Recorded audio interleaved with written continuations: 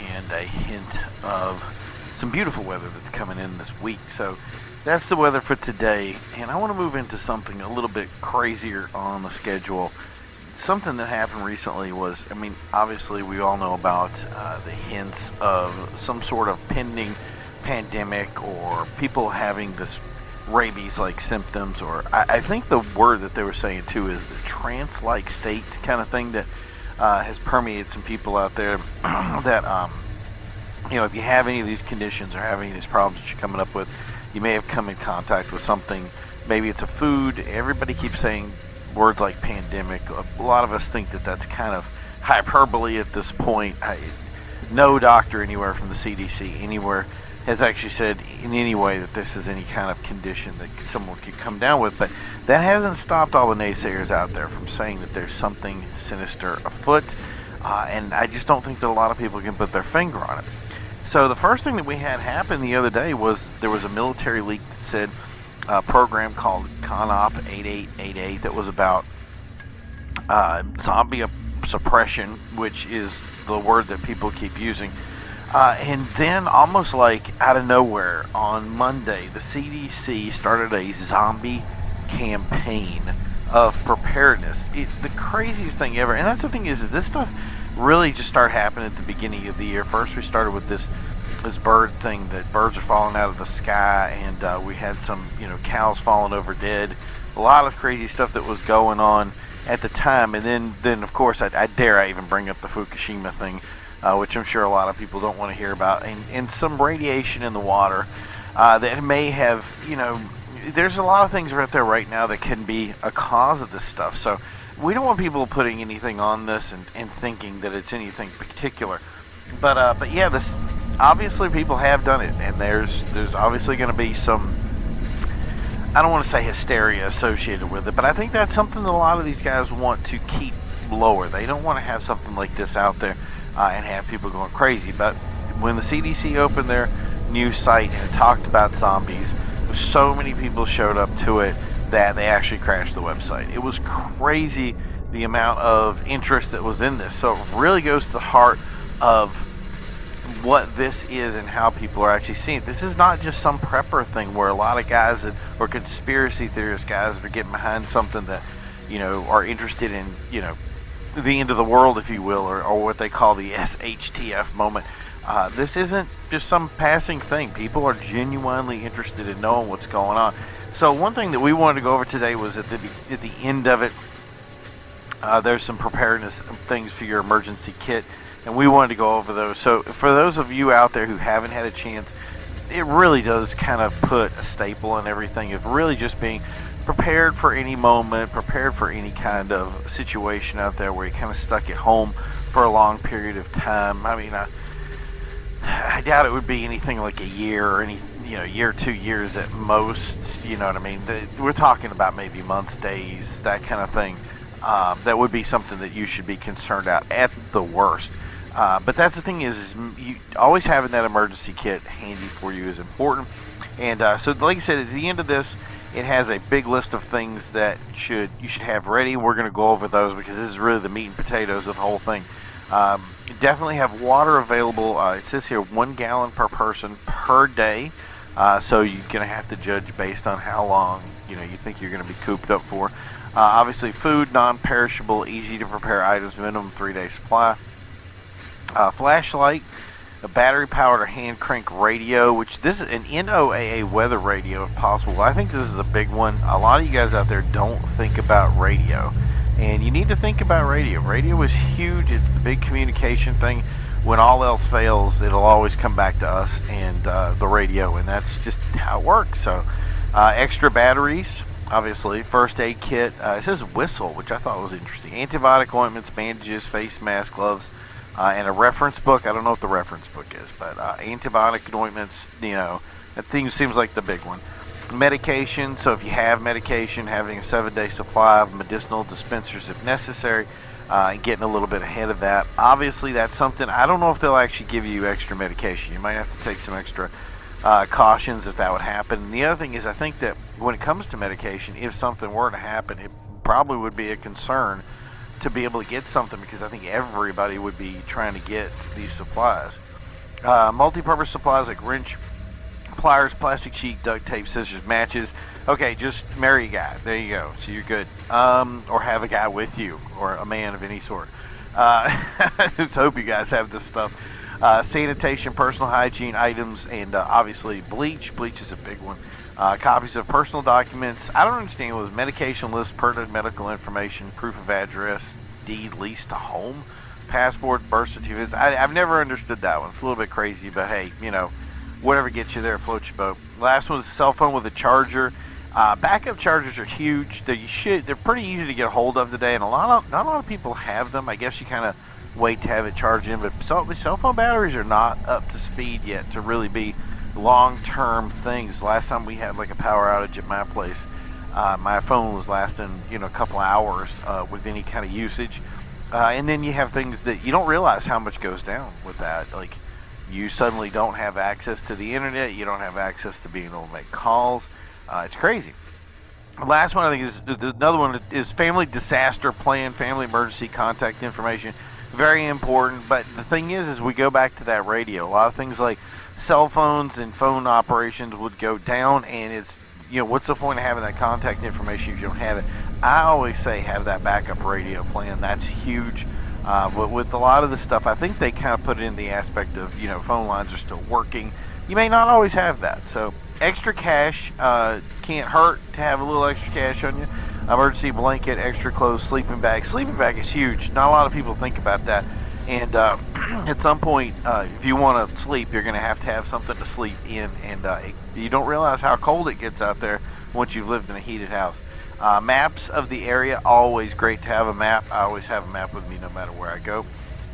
And then it says consider the needs of the family and that kind of thing. So specific medical supplies like hearing aids, extra batteries, baby supplies, bottles, formula, games, activities for children, pet supplies, two-way radios, and extra set of car keys and house keys. Now that's the thing, I'm going to go back to that again, is really just the radio thing has to be huge. A lot of these guys, you go out there and get these radios and you think that they they say they go 20 miles or something like that. In reality, they can usually only go 2 or 3. Now, that's not to say that the radio itself is bad. It's just to say that, once you get out in the woods, there's a lot of stuff that can block radio signals and keep you from communication from each other. So having the ability to have something that's a good radio, that's, go get your ham license. Go get your ability to be an amateur, radio guy. I don't know what the wording is today, but I know I just have it so that way I can pick up a radio and not be, totally bunk with it, other than, obviously doing the radio show. But regardless, it's a lot of fun to do radio stuff, even if you don't have an apocalypse on hand. But that's the thing is that's something I would suggest to everyone. A lot of this other stuff, it should be kind of a no-brainer for you. Well, I hope it is. But yeah. So, do I think that we're going to need any of this stuff? No. I don't think we're going to need anything big. Like I said, at most, when you get some sort of pandemic that happens, you get a couple of months. A lot of these guys are talking, being ready for years on end. I think that's just a little bit crazy. But, hey, you know what? Nothing wrong with being a little bit prepared. I just don't know how we're going to supply water for 1 gallon per person per day for, 700 and some plus days. So yeah, and then so we're going to go over to the sports today. It's going to be a great show. You guys are going to love it.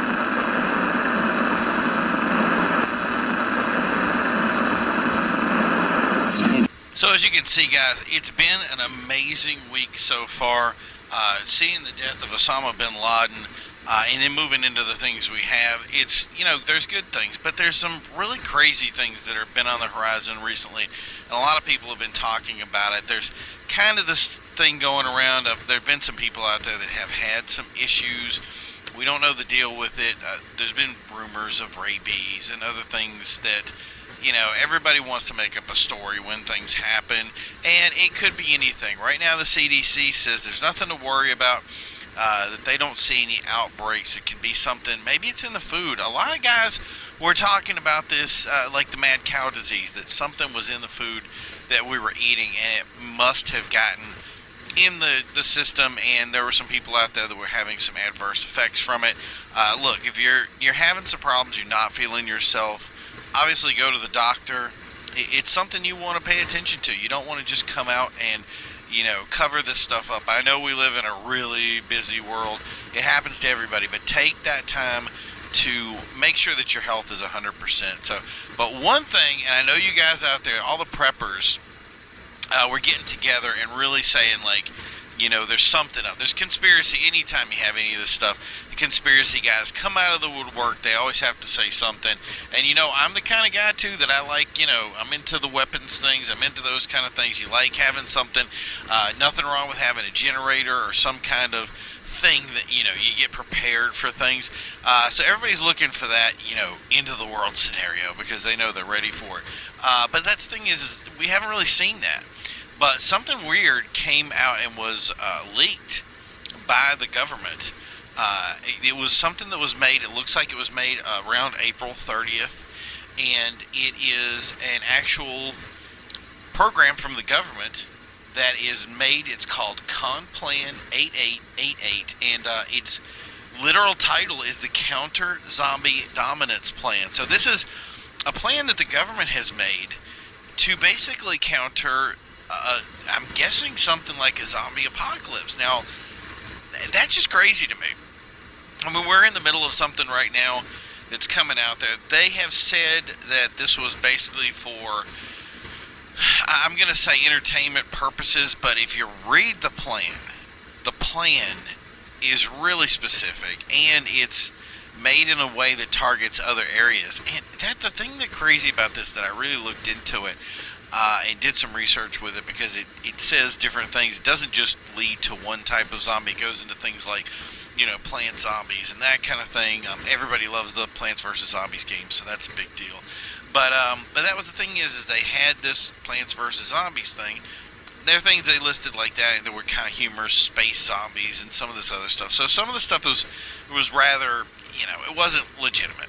But the things that I read about this really looked into some of the things that we're going through now, and they're really, really, the word spooky came to mind. It was the first time I've ever really wanted to listen to a conspiracy theorist and say, I'm thinking maybe we're on to something, but that's the thing is it's just impossible at this time. Like I said, nobody out there has any information that is accurate that would direct us to believe that there's any sort of universal event, or something that happened that could cause any big problems. But the thing that I really didn't like about it, which I think that is important to anybody out there that would read this, like I said, look it up, Conplan 8888. It's an amazing little read there if you want to be, look into something that's really, how things would be prepared. One thing that I worried about with it is that it made a clear and concise thing that martial law would be the intentions if a big event like that were to happen.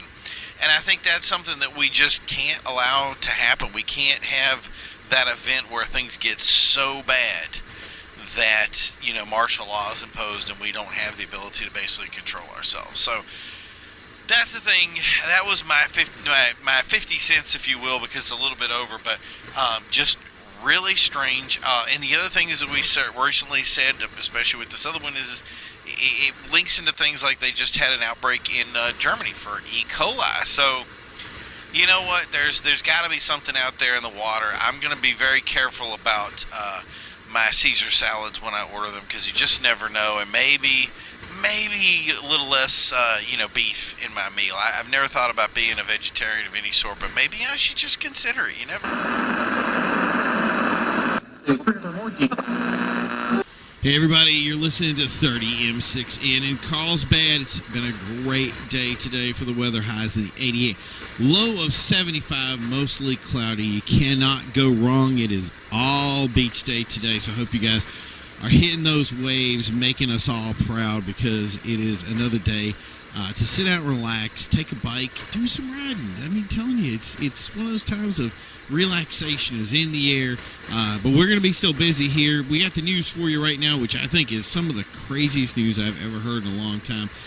We have a news of a naked man that attacked a 65-year-old homeless guy up on the freeway. It was one of those old cul-de-sacs or overhangs on the highway. They caught this guy eating this guy's face off.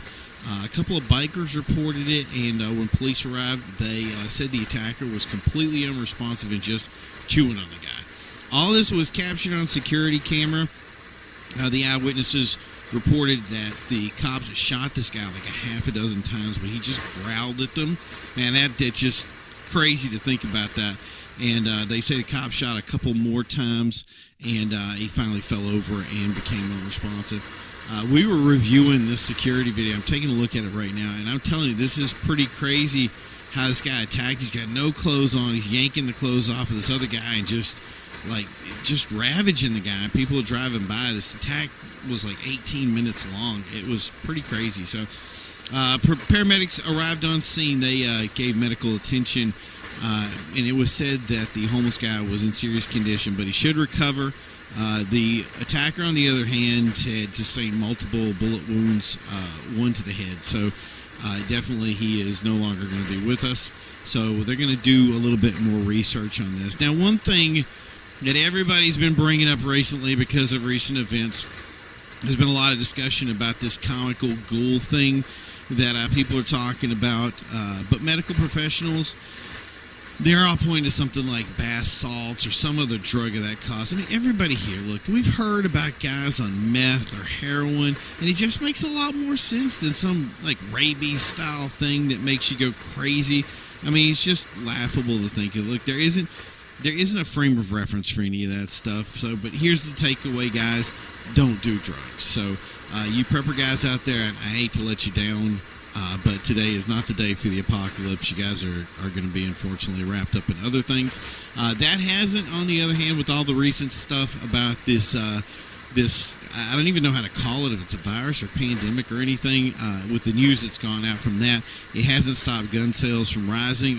In our area alone, we've received like 95% increase. Look, there's nothing wrong with being ready for any kind of situation, especially in our area. Stuff like floods, heck, tsunamis, hurricanes, tornadoes, all that stuff. You just never know when these situations are going to rise. And being ready for it is a big deal. You have a generator, be ready, you know what I mean? Nothing wrong with that. So, but unfortunately, none of that stuff's going to be today because we're having a great day.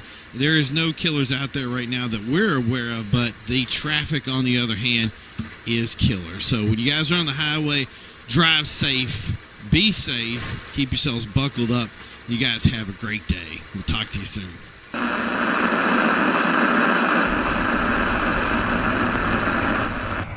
So yeah, it's been crazy with the traffic lately. It's going to be hard to find your way anywhere without some sort of 2-hour commute. I mean, we're all highways around here, and that's just how it works. So one of the things that we've been looking at recently has been this description of people who are getting sick. People are reporting some odd behaviors, and it's something that everybody out there has, said, pay attention to this stuff. It's not something that the CDC has really brought up. They've been mostly silent on this, and it's kind of odd that they would be that way because you'd expect a lot more noise with all these reports that have been coming out. Mostly on the East Coast, not hearing much as a whole from across the country, so it's something that's definitely been evident in our area. So whether we're going to hear something in the future is totally separate. We don't know.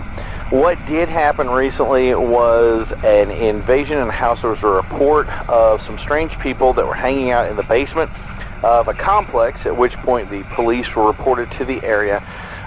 They came down to the basement. They described it, people basically in trance-like states staring at corners, but the second that the police officers made their way into the area, there was multiple bodies there. They came after the police. Didn't really describe it as like, I want to say those Cujo rabies moments. It seemed more like a passive attack, like they just kind of came at the officers. And they had to basically shoot all these guys. They continued to try to assault officers. They were shot and killed. So that was something that happened over the weekend on Sunday. So it was really something that was weird. We haven't gotten the full details on this, and they've been lax to basically put any information out. The people that we've talked to have been mostly witnesses to the event that have leaked information out or leaked out some sort of videos. Even those are really scarce and tough to get a hold of. So we're going to try to get you something in the future. But until then, we're hoping that everybody is going to remain vigilant about this and really pay attention to the kind of people that you're dealing with. If you see somebody that isn't acting right, don't approach them. Don't go up and try to figure things out. These guys can become violent. They can attack people. It's one of those things of, like rabies, it's very difficult to deal with them. So I don't know how we're going to deal with this. I don't know how you cuff somebody like this or do it, but I guess with the situation that happened in this incident, there were so many of these people that were, I'm going to just call it infected, that they couldn't overcome it. But that brings me to the most point. As we were saying that, the most part, CDC and other areas haven't been in play. A lot of people have been dropping the word zombie, using variations of the word, saying, I've even heard different words back and forth. But zombie has been the prominent thing, and obviously people do want to get involved with this hyperbole. I know that some of you guys out there who are fans of certain things and genres, that you guys wanted to get on the boat for this. But the response was, and the thing is we've actually said it now, so there's a chance that, even that part will be blurred out. But starting this weekend, coming up, so this weekend, Monday, the word zombie has basically been banned from lexicon to be used in any sort of radio speech. So if you put movies on any sort of social media and you use that word, expect those videos to either be taken down or to have the word bleeped out or not used. So that's the other thing I'm going to suggest from here on in, because of the hyperbole that's been associated with this, and many people are using that word analogously with associated with these events. They've been very quick to shoot it down and say, look, that word is no longer a word we can use. So if you make, I guess, YouTube, Facebook, and all the different areas out there that has some sort of social media content out there, you're going to have to stop using it. And that's the thing is if you don't stop using it, I know that there's a lot of these sharing sites out there that different FCC and FCC has gone out and kind of skimmed them and taken this content out. So this is something big. This is something that it's become a problem now, and we don't really know how to deal with it other than that. But this is going to be the last time you probably hear the Z word from me. From here on in, we're probably just going to have to go back to doing regular content with describing things different ways. But that's the thing is we don't really think, it's crazy to think to the idea that these are real live zombies, and that there's some sort of, system like that coming into play. So that's the thing is I don't think we have anything to worry about. But so that's been our news for today. We're going to be moving over to back to the song channel this afternoon. So I hope you guys love everything that's on here. Remember to tune in.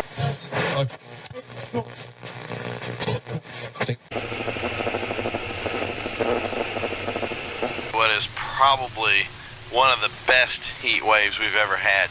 The idea that the weather could actually be dialed in to be just perfect for anything you want to do. So if you're looking for something at the beach, go for it. If you're looking to just hang out, go get something to eat, go out. This is the time, especially before any of the humidity starts kicking in, and I'm sure it's going to happen sooner or later, so just be ahead of it. So something else we saw in the news today, which was an incredible story that we got out of leaked information, that the government has been well aware of the pandemic that's been happening. And some of the wording in this is a little bit weird. Reports of people who are basically, they use the word rabid and some other things, but the way they word it does not sound like a rabid person. Usually when you think of somebody who's rabid, you think of them as crazy, foaming at the mouth, flopping around, a lot of that stuff. And that was the thing that we kind of worried about before, was that some of the stuff that we're seeing could be some sort of odd new drug that's on the street. And that's what's been kind of alluded to, was that there's something going around. I don't want to bring up any of the drugs out there because I don't want anybody who is actually thinking about going to do something to look some of the stuff up to try it out.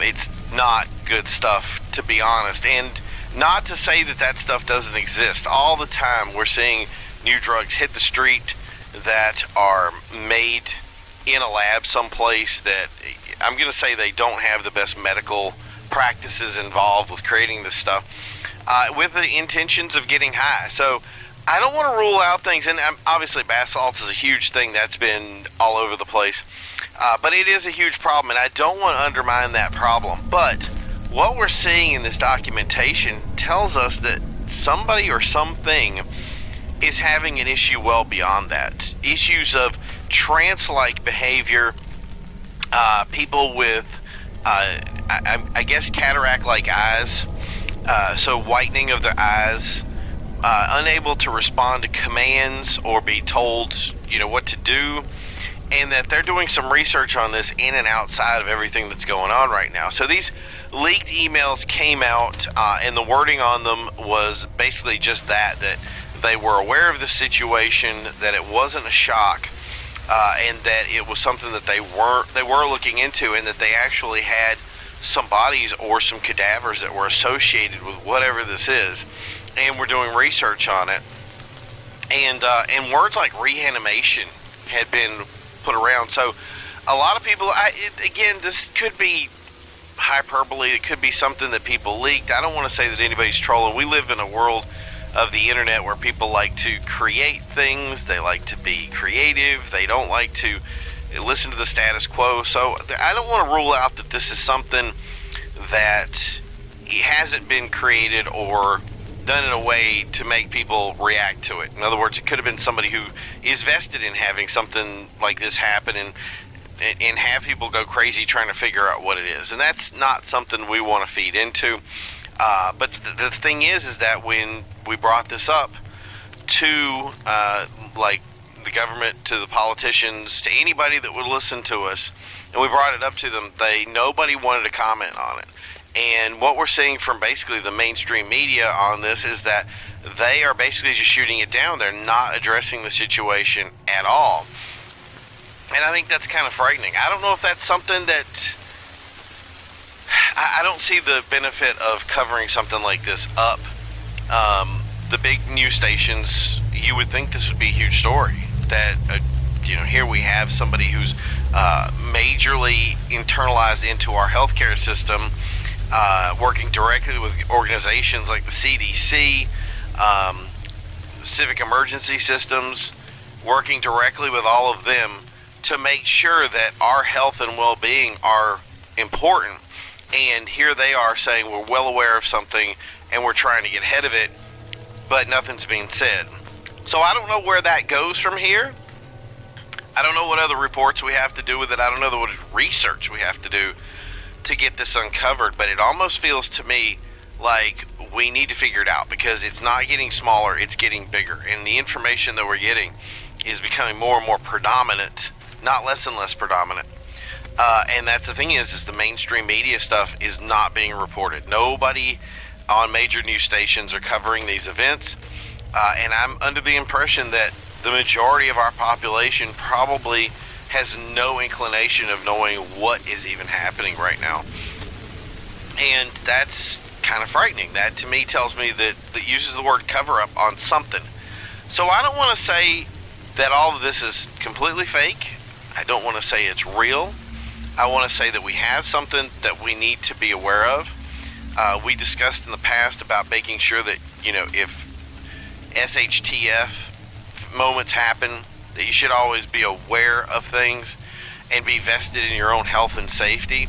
Those are huge things, and anybody should be a part of that. So if you're having questions about, basically, I'm going to use the word prepping and putting things together. In other words, having a go bag, putting things together like food, water, shelter, buying a tent, maybe considering a generator, all this other stuff. This is something that people are going to start buying, and we are already seeing those increased sales right now because of some of the people that are seeing this information. Do I think that people are going to follow that advice? No. I think that for the most part, we are animals of habit, and I think that we go about our business every day, and we don't really have time in our 40 to 80 hour work weeks, which obviously aren't getting any shorter, that we have these long work weeks, and the more we work, the more we're getting to the point of just focusing on what we have to do to please our bosses, to please our spouses, to please even, I want to say, our politicians, and driving down the road, the police, or any of that. We're doing a lot of extra effort in other places, and we can't really focus on our own personal safety. We're expecting somebody else to do that, and now the people that are supposed to be looking after that safety are not being a part of that safety, and I'm guessing that the media that normally protects us is not even vested in looking into it. So these are the cover-ups that you have to deal with in your life. These are the things that really just start happening that never get addressed, or they don't seem as something big. And I'm sure that for some people, this kind of is one of those things that'll just pass. Like a lot of people have actually said the information that they're hearing is not real. They're just saying it doesn't exist, that it's something like rabies, or it's some kind of systematic thing that just is going to go away after a certain amount of time. And maybe they're true. If that happens, good on them. I hope that all happens, and I hope it goes exactly the way they're thinking. But from what we're seeing from here, it's just something that we're going to have to keep an eye on, and we're going to have to keep you abreast of. So thank you guys for dialing in right now. We're going to be moving on to the big story today in sports. M6N Radio. We have some breaking news today that is considered important for residents of western Pennsylvania. In Murraysville, Pennsylvania, a group of youths were attacked by multiple people on Route 22 near the Franklin Estate Park. The youths, who will not be identified due to their age, described their attackers as empty, like they weren't there. The attackers did not say any demands and did not speak throughout the encounter. The youths, defending themselves, pushed one of the male attackers down, injuring him, and one of the youths said he was bleeding, but didn't seem to recognize his wounds and just kept moving forward. The youths ran and made it to a convenience store nearby, where they contacted authorities. One of the youths was bitten in the altercation and was transported to Forbes Regional Hospital for care, where they were treated and then released. Police are continuing to look for at least 3 individuals, 2 males and a female, who appeared homeless with torn clothing, described as appearing unkept and potentially injured, possibly signs of blood on their clothing. It is believed they escaped into the local forest area and potentially into Hillside Park, and advised residents to be on the lookout for anyone acting suspicious or unresponsive. They are to be considered extremely dangerous and warned citizens not to approach these individuals. Chief of Police Edward Strong thoroughly stated anyone encountering these individuals should contact law enforcement immediately. The chief continued to say it is possible these individuals could be suffering from some type of tainted drug overdose, and took that opportunity to reinforce that drug use is harmful, while warning anyone involved in recreational drug use to dispose of anything they currently had that could possibly do permanent harm. No specific drug was mentioned in his address. This has been a trend in attacks by individuals in the last few days that have been or gone mostly unexplained, and had residents in many southern eastern parts of the nation fearing for their safety. Is it a potential tainted form of methamphetamine or bath salts, as was described in Central Florida? Still, in many autopsies, there are no drugs found in their system, but health officials warn that many forms of these types of drug interactions metabolize quickly in the bloodstream and may become undetectable.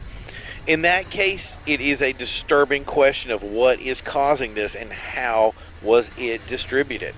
Local officials in many states have gone to further screening local water supplies and foodstuff, considering things such as mad cow disease, but as yet nothing has been determined. The FDA and CDC have clarified that no such outbreak has been tracked in recent months and believe it can therefore be ruled out. But that has not stopped the push from local citizens to continue testing until something can be found. Prior to this event, no such attack had been described as coming from as far north as Pennsylvania. So it appears that whatever is happening is progressively expanding throughout the East, and residents should be aware and vigilant to anyone they may interact with. Today in the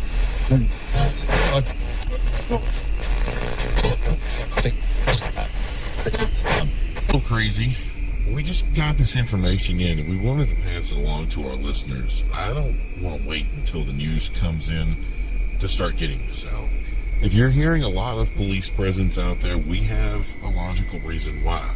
We're hearing about attacks from what is being described as rabid individuals, and we're getting a warning to keep an eye out for people. Well, what time is it, Stan? It's 10:13 p.m., so I'm hoping some of this news gets out. There's no reasoning why this is happening. I'm thinking we're going to just stay on the air right now and figure this out. Yeah, is he good with us staying on? Alright, I know you guys like music, but this is very important. And I like the idea of breaking stories, but I just hope I'm not the only one passing this on. So if you're hearing this, please get in touch with friends or family and let them know. The reason I'm saying this is because our phones have not stopped ringing for the last 10 minutes. We're getting continuous calls about what is going on.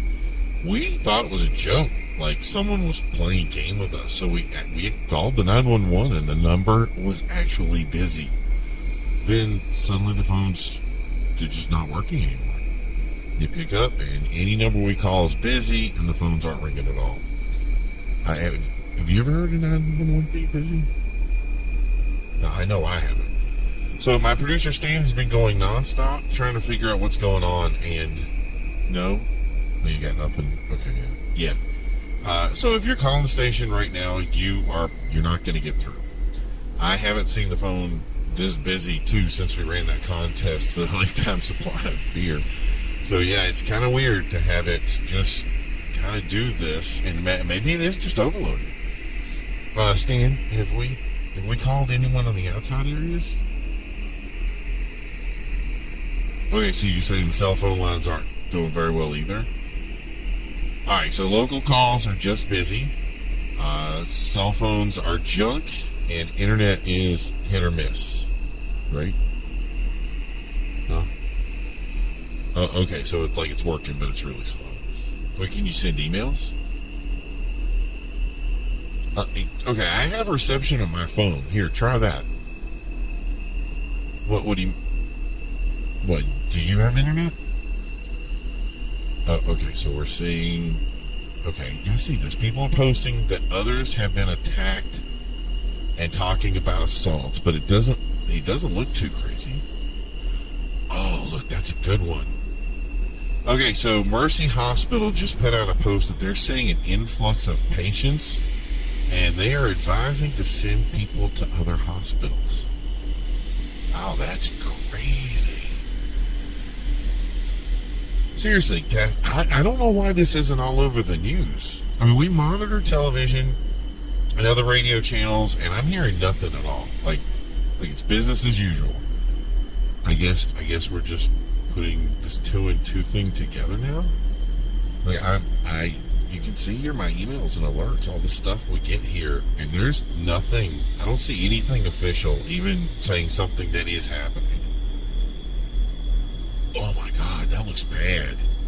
Okay, so I just got this picture on Twitter, and this guy posted that it looks like he was attacked. Man, that looks bad. Like he has a chunk missing from his leg. That's not his bone, is it?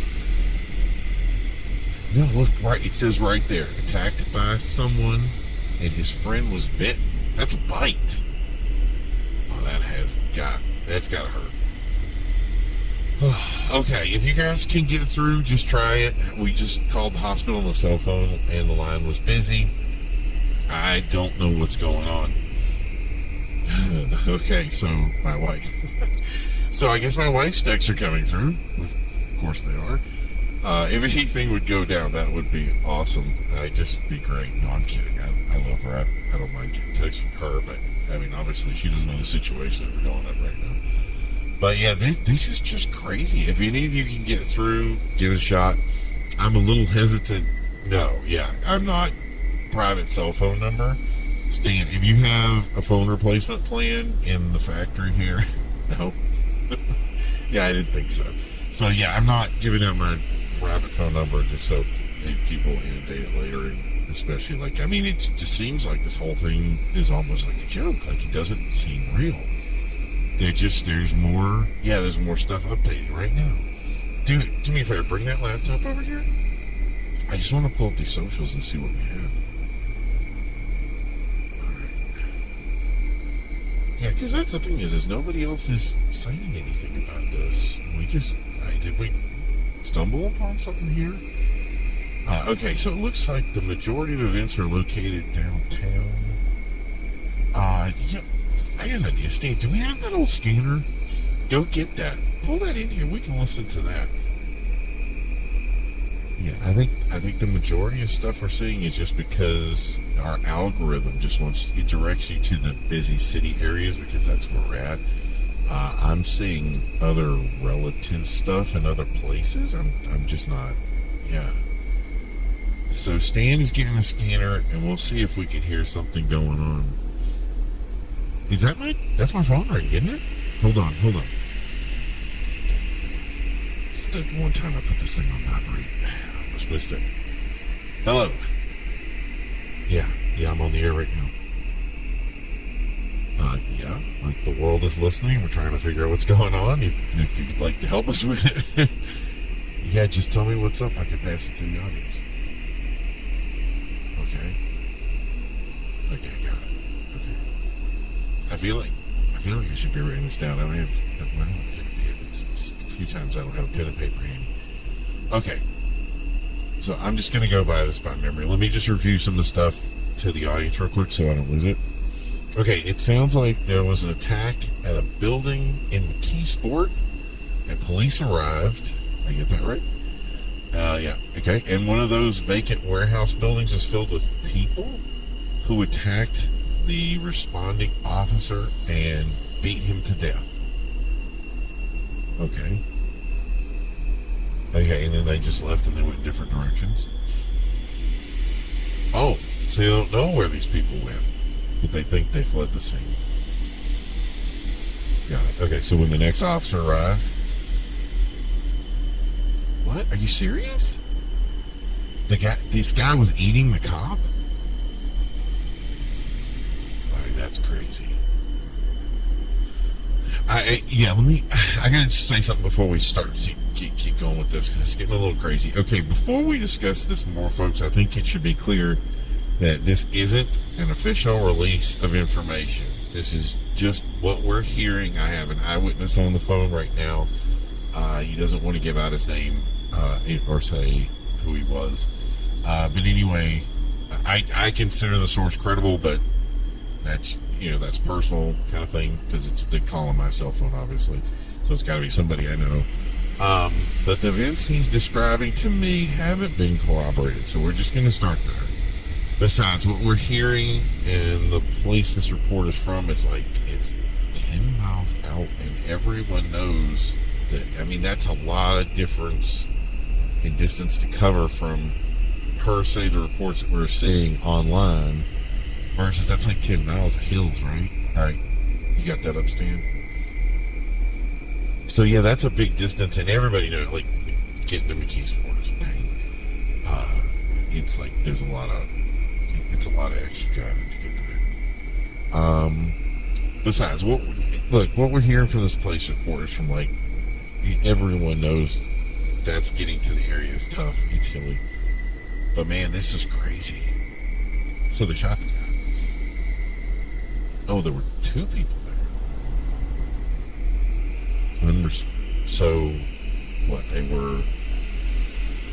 Okay, so he was, like, unresponsive, so they tell him to stop doing what's doing, and they had to shoot them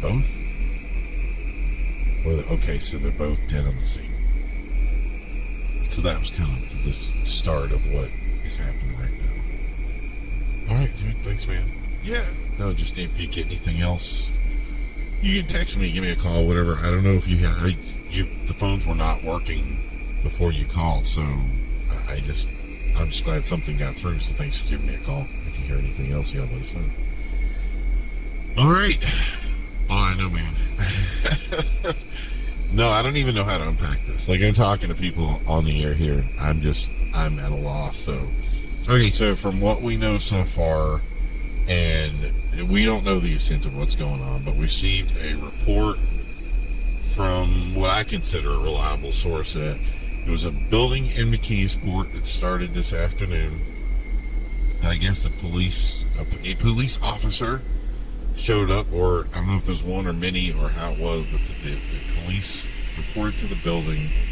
They uncovered this building, and during the time of opening or entering the building, the police officer was attacked, at which point he was either injured or hurt in some way and was down, to which point more police showed up. There was multiple people, I guess, that is what they heard on the scanner.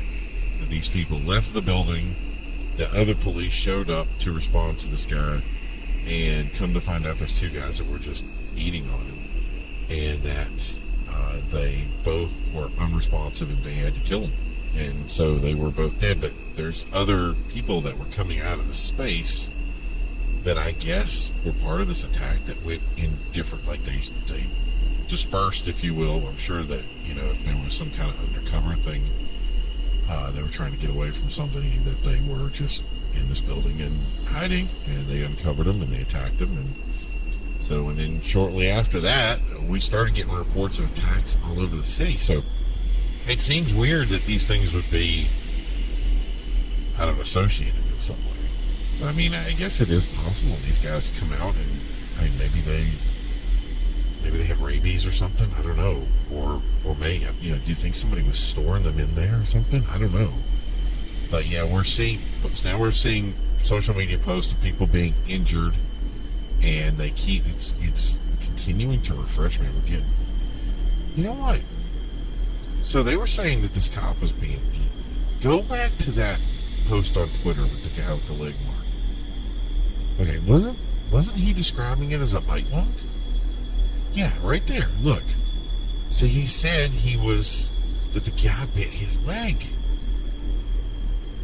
That can't be. These can't be associated. Let's see. Dude, go back up. Let's see what these are, because it's refreshing. There's more stuff coming in.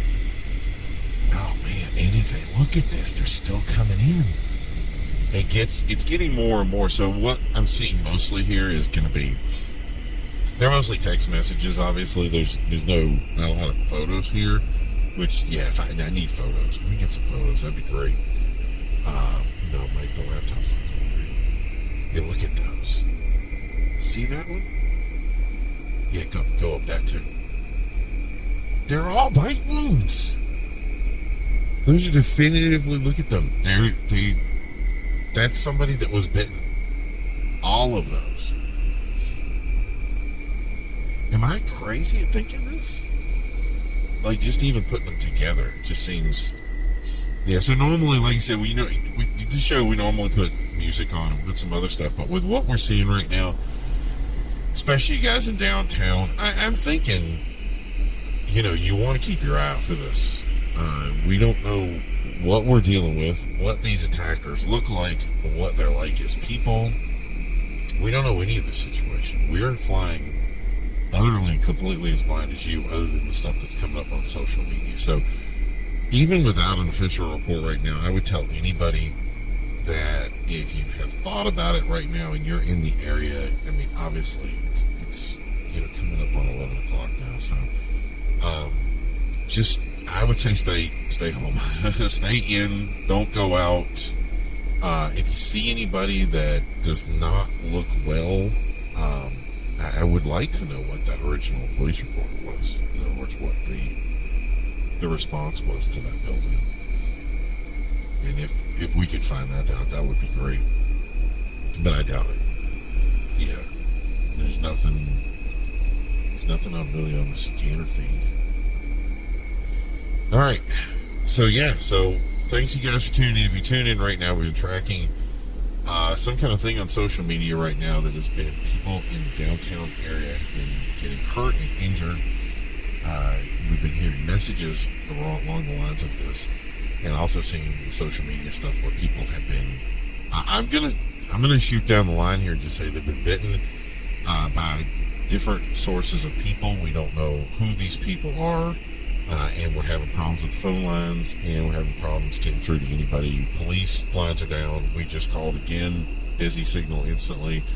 And if you call it, we called hospitals. We had a couple of hospitals that have posted. Yeah, you did that one. We called. Yeah. So all of them that they've called right now have been completely busy. No responses to them. So I don't know if that's a general phone lines are down kind of thing, or if it's just in general. You know, maybe there's some kind of communication problem. Maybe a tower went down or something. Hey, this could be something bigger. And I'm a little bit, to be honest, I'm a little bit concerned. Like, I haven't seen anything like a meteor strike or anything like that. It's just been this one thing of people getting attacked and getting bitten. I'm going to say bitten. Like, that's really what it is. And yeah. So, and we haven't, the craziest thing for me, and I think this is the part that really worries everybody the most. So if you're listening in right now, I would say you're probably having the same problem we're having getting out to anybody to ask what's going on. Obviously, if you're not part of the situation, I would just say, a lot of people say just shelter in place. And I think that's, for this situation, is probably evident.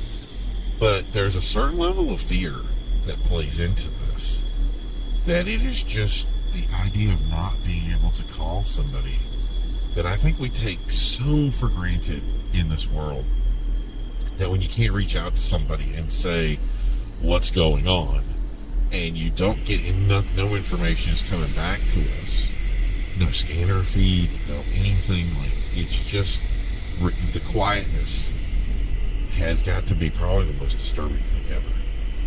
Like, and we have the TVs running right now. There's some news reports that have come over that we've seen, obviously just regular TV service at this, but there's no, like, you would think that there would be some sort of, emergency situation or something, or some kind of warning, and there's like nothing happening at all. So it's, yeah, this Stan was saying that we had infrastructure issues. Yeah, that definitely rings a bell there. So I mean, communication is always just that. I mean, especially emergency situations, communication. Like, I think it's easier when you have a flood or fire or something like that. You kind of have these passive viewers that really put the information out there. But I think it also has to do with time. Like, there's only a certain amount of people that can put information out. I'm sure by the time we wake up tomorrow morning, though, we're going to start seeing some stuff. And it's going to be, I think it's going to be evolving. So, yeah, but for now, that's pretty much it, what we have. And I would like to hear a call back, but again, there's no call, no nothing. It's, yeah, we're still seeing, it's the other thing I wanted to bring up too. So we see a lot of first responder activity. So it's not like we're calling these things and they're getting the number mixed up or something. Like, I think, I'm going to put it out on a limb and just say that the reason that we can't get through on the number is because the number is got too many calls, and maybe they crashed. Because we were hearing before this, like I said, before this went down, what time was it? It was probably like 10, 12, 10, 15, something like that. We were getting, the phone line just blew up. Like, all of a sudden, the phones start ringing, and these people were calling us, and they were saying, like, okay, there's this thing, we see cop cars everywhere, like, just running from one place to the next. So there's constant sirens that they were hearing throughout the city. And it was ambulances, fire trucks, ambulances. There was a ton of different stuff that was going out. We were trying to get a hold of somebody and to try to figure out what was going on. We need to have that scanner set up next time or something. I don't know. But I mean, it's not working now. So it's probably just all. But, that was the thing, is they were so busy, thing was flowing, people were asking us what was wrong, because they were saying, and the wording was towards the end there, correct me if I'm wrong here, but they started saying the reason they were doing it is because they were trying to call and get information, and they could not get through then. And then all of a sudden it went down. So you're having, so you can get a dial tone on the phone, you just pick it up and start ringing, and nothing. Like, it's just busy. And we did get the cell phone came through a couple of minutes ago, saying that something had come through and that people were that the situation was still ongoing. It kind of gave us a review. I had a friend call and give us a review of what was going on, and well, at least what they know, because that information is little or nothing. Because it was, but yeah. So if definitely people are biting. You didn't see any knife wounds or anything like that, right? Yeah. So no guns, no knives. Just, I'm gonna guess, crazed people, right? Just people that are just nuts. I wonder if they're just running from person to person, just attacking people, or I wonder if it is in a group, or how it comes together. But yeah, so if we put that together, it makes sense. So the two things that we've heard so far is obviously bite attacks and people who are unresponsive. So I think that's kind of the two things that people should be aware of, is people who are tell somebody to stop something or do something if they don't respond to you. I think that's pretty much factual, right? Or at least from the information that we've gleaned so far. Okay, so yeah. So he's reading the social media things again right now. We're trying to pull some stuff. I'm trying to give you guys at least some way of, like, countering something here. Yeah. Okay, so, yeah, they said the wording was, and this is one of the other ones that I thought was, the guy did a really good post, didn't he? Yeah, so he says, oh yeah, it's right here. All right. So he says that when there was somebody that came up to them, that the guy wasn't okay. They had said something to him, and the guy didn't say anything back, and he looked hurt, right? Oh my God, is that a picture? Is his friend hurt? That's the attacker. He got a picture of the attacker. Look at that guy.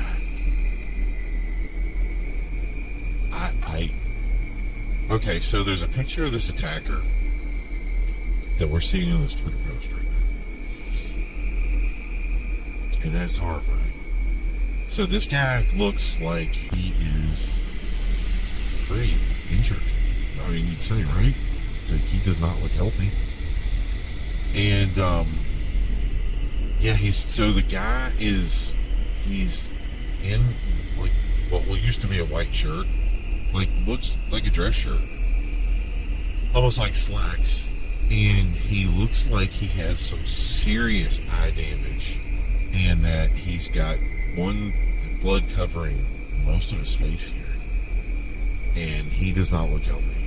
And they're saying that this is the guy that attacked him, that he grabbed his friend, pulled him down, and bent his arm pretty badly. So that looks that is a super deep bite. Like, that looks vindictive to me. That doesn't look like somebody that just came by passively and said something's up, right? So yeah, that looks like something's going. So okay, so we're starting to get reports now. Okay, look at that special report. Okay, so we're starting to see some stuff come in right now. And it looks like the same kind of reporting. They do have some people that's on scene. This is on the news that came up just now, that they're having a special report that there are people out there that are attacking other people. And that took a while, didn't it? I want to say it took longer than it should have to get some information up. But that's it. They just said, be careful, people out there. Watch out. And then okay, so that was it. It was quick. It's just basically a warning right now. I didn't hear the emergency hotline, did you? Okay. Alright, so we're getting word right now. There's an emergency system that's pulling in that we have. Alright, so I would like to have stayed with you for a while, and we probably will. But for now, it looks like there's an emergency hotline system that's coming through, and they're going to take over right now from where we're at. So I guess the news thing is going to go down a little bit here. But yeah, so until that happens, I want you guys to just be vigilant out there. Make sure that you're paying attention to people. Just know who you're running into, who you walk into. I don't know how widespread this is. I don't know if it's what the deal is with it. It could just be local. It could be statewide. It could be all over the place. We don't know. But yeah, the information is starting to flow now a little bit better. But they're saying they don't want us to talk about it. Okay. So yeah, so I guess what's happened is they want to make sure that the information that they're giving to people is accurate, which I can appreciate that. But yeah, for now, like I said, from any information I've seen, just keep your eye out there and see what's up in social media or whatever. Just put it out there. Just everybody be careful. Like, we love you guys. And yeah, we'll talk to you soon. You guys have a great night.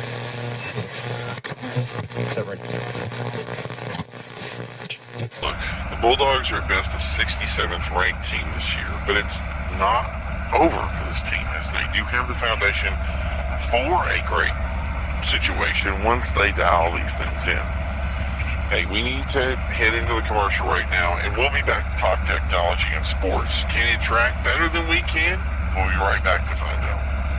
It's good to know someone you can trust when your home gives you a headache. Featuring 24-hour emergency service. From plumbing, heating, drain repair, and cleaning, accurate... Welcome back. We interrupt your regular programming for the special report. We have breaking news tonight of multiple attacks in the countryside which have spilled over into the metro area. These attackers are unresponsive to verbal commands, and police have indicated the attacks are physical in nature, from using fists, hands, and even biting those they attack. Assailants are described as slow-moving, uncoordinated, and displaying a sickly appearance. There's an expectation that they may be under the effects of some sort of drug or illness. The root cause has not been determined. Police warn not to underestimate these attackers and not to engage them directly. Police are setting up a hotline for information regarding what to do should you encounter someone you believe is under the effects of what we can only presume as an illness or drug interaction. This was exacerbated earlier tonight when phone lines became so clogged with callers that service failed and citizens went to social media to request information and assistance. Much of this information was conjecture and incorrect, but still phone lines have since been restored, but conversations have continued online. Media has spread throughout the country.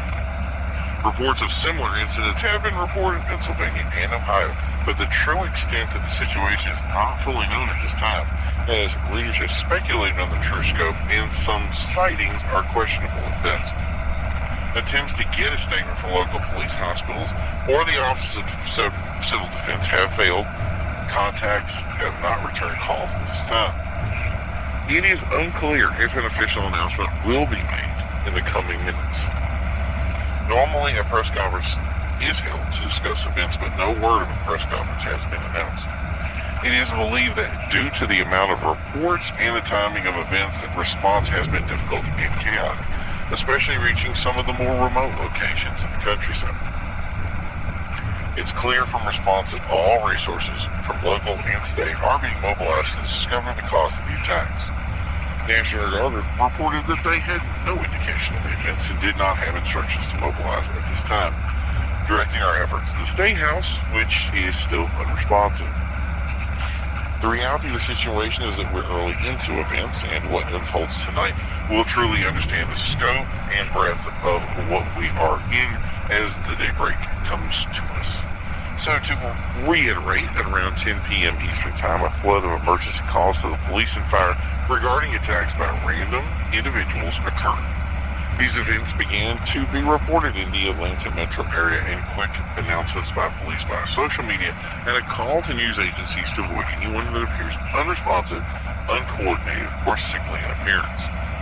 Due to the incoming call log, a hotline would be set up to send callers. At this time, we have not received that hotline number. If you do have questions, it is important to stay with this news station until further reports come in, as calls into emergency services may remain unanswered as they deal with the situation. We will continue to monitor any online banter regarding the events that are transpiring, but we ask that people remain to information that they truly know, not information that assists of a second-hand nature. The true problem is we don't have an idea of the true scope of what we're facing, and that has truly fueled the panic of citizens throughout the city and possibly the nation. May have made the situation feel much worse than it actually is. Reports of gunfire, sirens, and hospitals being inundated could be highly exaggerated, so it's important that everyone remain calm as we continue to gather this information. Stay tuned to this channel to make sure you are receiving this current information. Remain vigilant of your surroundings and limit the people you come in contact with, but reserve speculation until we can report on the true scope of events. Again, only 2 states have officially reported that these localized attacks are occurring. If you are in a region that has seen increased activity in the last few hours, then remain vigilant and as alert as we continue to gather the information.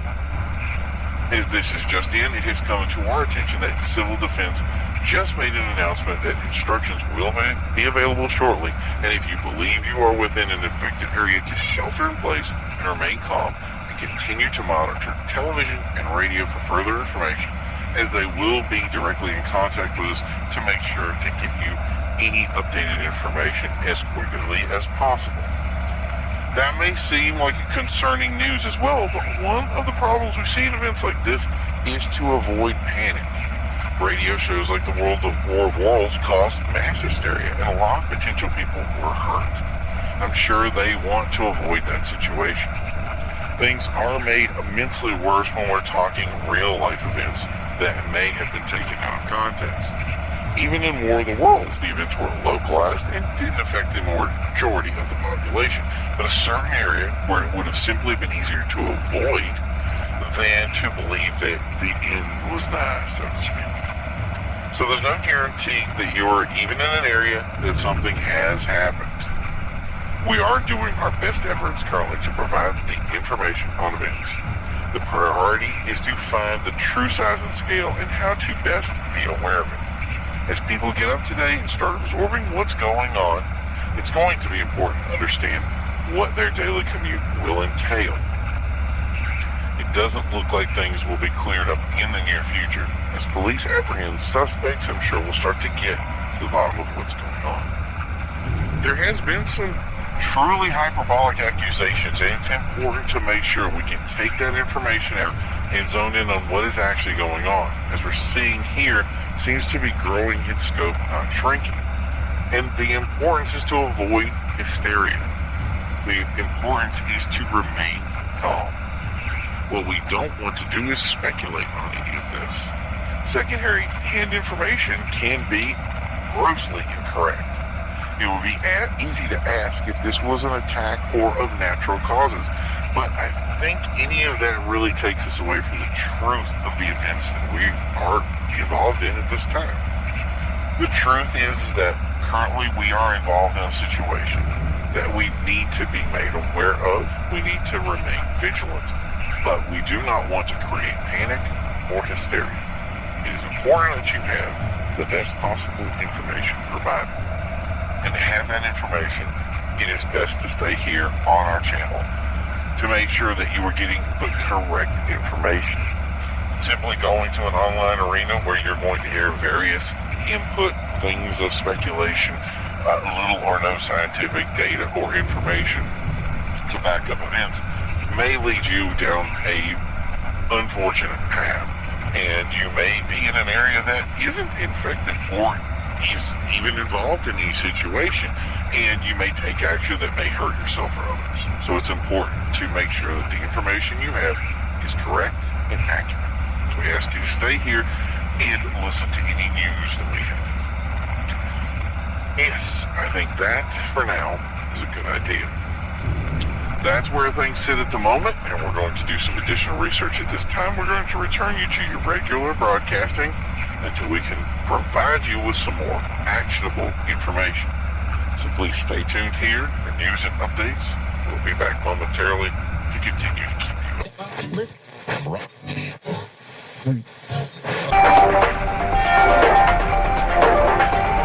This is an emergency special bulletin report. Attacks by random civilians has increased on the eastern seaboard, affecting primarily Pennsylvania, Georgia, West Virginia, Maryland, and parts of Virginia, New York, and Florida. An ongoing situation that we will be covering from beginning to end, as this situation has escalated to dire proportions. These attackers are described as mindless, unable to communicate or respond to commands of any kind, and will attack anyone they come in contact with. Individuals are slow-moving that have been reported to have short bursts of speed and exceptional strength. Many times they are in groups, but lone attackers can be found. Some have been described as having grave injuries and capable of continuing their assaults after being shot or even maimed.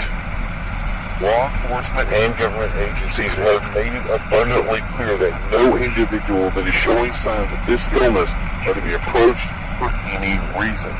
Do not engage anyone that you believe may be affected. Civil Defense is instructing a clear stay-at-home order for the affected areas. If you are within these areas, do not leave your home for any reason unless instructed by the National Guard, police, or emergency personnel. A special hotline has been set up for people in those areas to call if they have an emergency. As health officials explain, they will come to you. The reason being that hospitals are being inundated with people who have been attacked or injured, and going to one of these hospitals may be ineffective, and Civil Defense has already requested that makeshift shelters be put up to assist with the injured. National Guard forces were put on immediate emergency response in affected areas. After a joint staff meeting with governors, the President has sought Senate approval in an unprecedented move to call an emergency action response team led by the Army to assist in these areas, stating the situation has become too dynamic for local authorities. That would be an unprecedented action for the first time in the history of the United States outside of our own revolution. The military action has been authorized on domestic soil. Some Republicans say they would block such an overreach and ensure that those in the hall, that local police and National Guard, are well equipped to handle the situation. Democrats, on the other hand, said they would support such an action, but warned that it may already be too late. In some remote areas, local militias have been called in to assist with combating attackers. Some eyewitnesses have described them as attempting to round up those infected and put them in trucks, to shooting people who do not respond to commands. This will put us in a dire position and make it ever clearer why venturing out is wholly unsafe, continuing to add another layer of danger to an already vicarious situation. There is still no explanation of the cause of this ailment. Doctors at a New York hospital have stated it's like nothing they've ever seen. Attackers are capable of inflicting life-threatening injury on those they assault, describing it as potentially the worst forms of drug overdoses, completely losing all reason, but they did not want to comment further until, quote, all the data is in, end quote. They added that if you are injured by one of these attackers, to seek medical attention immediately, as wounds become infected quickly and can spread, meaning to us that this may not be a pharmaceutical in nature, as many first believe, but a pathogen of some sort. It's simple from the actions we've seen that if you are infected by this, whatever it is, it's an immediate death sentence. So we will state again, check with the Civil Defense Hotline to determine if you are within an infected area. Just because you do not see anything outside does not mean you are not within an infected area, and the zones have greatly increased. If you are within one of these zones, you are to shelter in place immediately. Lock your doors and do not venture out for any reason. Local towns and cities are seeing the worst of this, meaning it's already too late to pick up emergency supplies. Keep off their phones. Do not tie up emergency response lines of communication. Stay tuned to this broadcast as we continue to follow this breaking. In the course of events, things got very interesting, and it was a turn last night that I don't think that we really realized what happened as people got up today. I think a lot of people did go out to their jobs and do some things they needed to do. and started their day, and there wasn't a lot of information, and then suddenly we got basically a bigger influx of things that were coming in where people were letting us know what happened or were questions about it. And I do think there was a lot of places where people were not allowed to go, and they were turned away. And some of those actually involved their work habits or their work areas, or imagine going into work getting an announcement that says, we're going to change the way we do business. And that is very compelling. We obviously, in our situation, being the group that we are in media, I didn't get anything specially announced to me when I came in, and they certainly nobody wanted to close our doors. But as we did come in, we started hearing some of the warnings that were coming over that were telling people what to do and how to do things. So that's been very interesting to let you know exactly what happened last night. This is a public service announcement provided by Civil Defense Initiative. If you live within the affected zone, the following emergency information has been provided for your safety. At this time, you are asked to shelter in place. Only leave your premises unless absolutely necessary. Only report to work if you are an essential worker. Emergency response and medical services have been limited to critical care only. Do not contact emergency services or medical facilities unless your condition presents an immediate threat to life. If you are required to leave your premises, it is important to avoid anyone you feel may be sick or does not respond to verbal instructions. Do not engage anyone you're unsure may be sick. Leave the scene immediately. Keep hands washed at all times. Thank you for your attention. Stay tuned to this and emergency channels for further information as it becomes available. This has been an announcement from Civil Defense Initiative.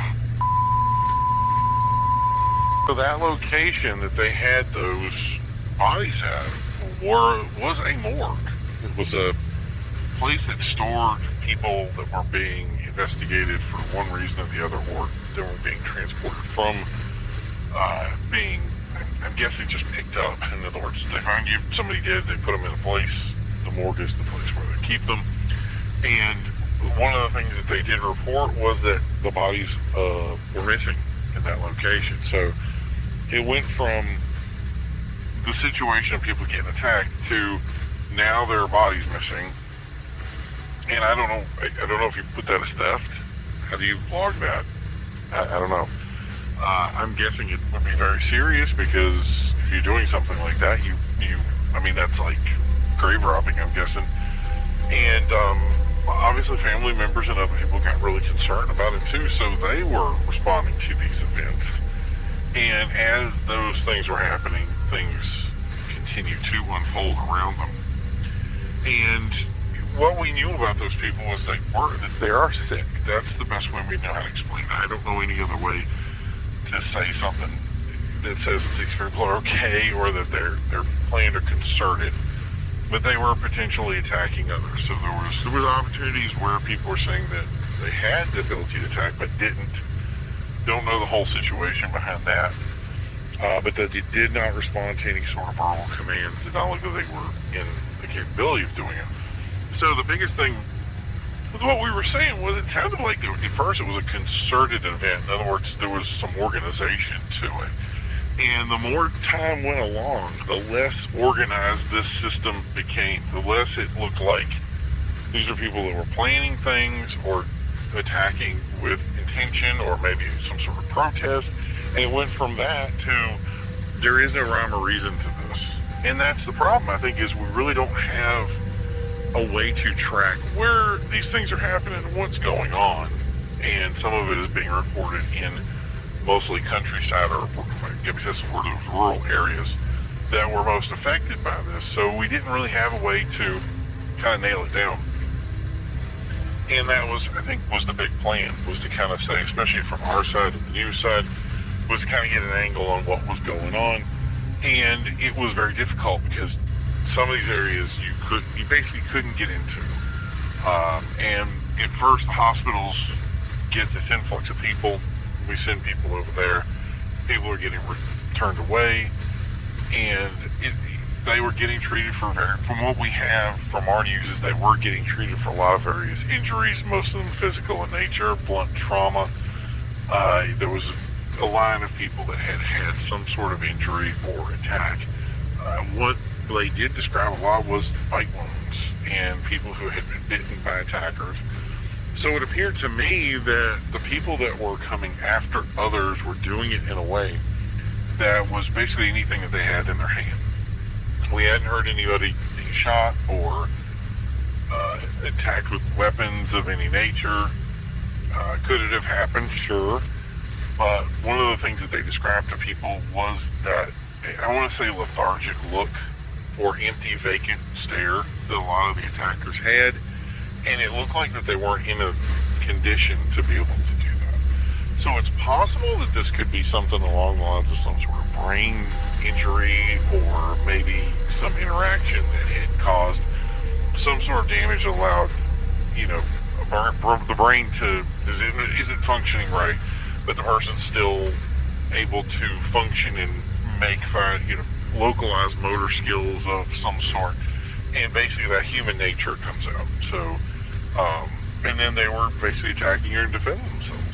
That's what made a lot of sense to me, the way I read it. But yeah, that was the thing is some people were bitten. They were getting taken into, they were bitten or beaten. They were taken into the hospital and kept for care. And a lot of the guys they were saying that those people that went in, that some of them were actually showing signs of illness themselves. So maybe the thing that keeps coming back to me, if you have an illness, high fever, etc., then this could be some sort of illness. And I've heard of these brain fever incidences happening where people have these, high fevers that basically, and I'm going to say it just melts your brain, that it puts them into a situation where they really could have substantial damage to certain areas of the brain that is higher learning, if you will, or higher functioning, that allows them to continue to make decisions or make logical decisions. And if those things are gone, it would be very difficult for a person to basically ask for help. So maybe they're coming over, they're asking for help, or they're doing something, and it's where it's failing. The problem was, is as people were coming in and going to these sites and getting the best news report possible, we continued to try to get some sort of official announcement, some sort of information of what was going on. And at this time, nobody would elaborate. Nobody would even touch the information. So, and a lot of people who were in the know basically said, they're waiting for an official announcement. So that's kind of what we're waiting for right now. And there hasn't been one that is kind of being coordinated. What we hear is that Civil Defense has gotten ahead of it. They formed some sort of initiative to be able to take care of this. They've linked a lot of the media channels together to make sure that we're in the know. So if something happens, we're available for it, and we're going to know if there is a plan to do something. And obviously, as a media source right now, I know our idea is to serve news to people, but the truth is I would rather be giving out information to people to help them in the situation make the best possible decisions, if that's the wording that I can go with there. To be able to say, if there's some place somebody needs help and there's a place they can go, let's do that. If there's, some sort of actions that we need to take, let's be aware of that. And I think that's where a lot of the concern for people are right now, is because they don't have any answers. And I think it's very difficult to drive to work when you see people being attacked. Like this morning we heard of somebody that was driving to work and see somebody attacked on the side of the road. What do they do? And the instructions that they were going to get, which I think is pretty much what they took, is just leave the area. If somebody's being attacked, there's not really much that they can do for them other than put themselves in a more dangerous situation. And I don't know if that's always the route that I would take. I think each individual is going to make decisions on what they want to do depending on their personality, their training, etc., etc. So, but liability-wise, I can't ever tell somebody to help defend somebody else. The best I can say is, you call somebody to come help you. I just hope that number is available and working, as it wasn't working when we first tried to use it. So that's the thing is I wish I had more stuff for people at this time, but it just correlates with what we're getting from civil defense right now, which is people are being directly asked to stay in their homes. They're asked not to leave unless absolutely necessary. I understand that the situation is dynamic and that there are people who are going out there and trying to find things. They're trying to pick up different items and getting ahead of the problem. So I understand that people are taking that action. For now, unless you work in a field like power, food, water, communication, those guys are still reporting for work, and I'm sure healthcare workers are included in that list as well. But other than that, they're telling you to stay home or not to engage in especially if you're in an affected area. And that's the thing that really we need clarity on, is where are these areas of most risk? And again, what we are supposed to be looking for. I'm also being told that if you're out and considering to hinder, if you in some way hinder the efforts of first responders, that those things could end up with some sort of arrest. And they did not say fine, they did not say warnings, they didn't say anything of that nature. They said that people would be arrested. And we are hearing that arrests have taken place. So if you don't have to go out, it's going to be the best opportunity to stay home and probably make less of a problem with the situation. And I think that is the big concern, is somebody goes out, they try to get ahead of things, they cause a bigger problem for themselves or others. Now, instead of rescuing one person, everybody's rescuing two people. And that goes into the part of, you see somebody on the side of the road that's getting attacked, what should you do? Definitely don't be a part of the problem. And I think that's just as important, because like I said, if you have to rescue two people versus rescuing one people, you've made it very difficult for everybody, including yourself, and that just doesn't help. So civil defense did contact some companies and basically threatened to fine people. This is what we're hearing from them too, from some of the people who have contacted us, that they would fine them if people were asked to come into work, which I find that's very interesting, that they would take the additional statement to be able to do something like that. It just seems very overreachy for me that things like that could happen, that people could say, look, if you bring people in and their lives are at risk just coming into work, that you could face some sort of fine or some sort of, I guess, litigation. I didn't really get the whole details of it, but it's there. It's, as we get more information into it, I'm sure we'll look into it.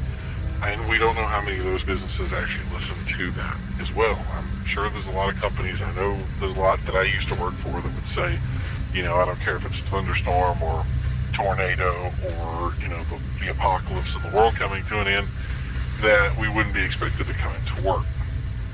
And that's where jobs like mechanic come into play, where, these are pretty much required. If you're going to have any sort of vehicle that you need to use in a situation like this, I would feel that the vehicle would be an important part of this equation, even though you're being told to stay at home, that having a mechanic or an individual that can actually work on vehicles or, HVAC systems, heating, plumbing, that kind of thing, those kind of people would be required or necessary workers. And we didn't hear a lot of that in the instructions that they were allowed to go out.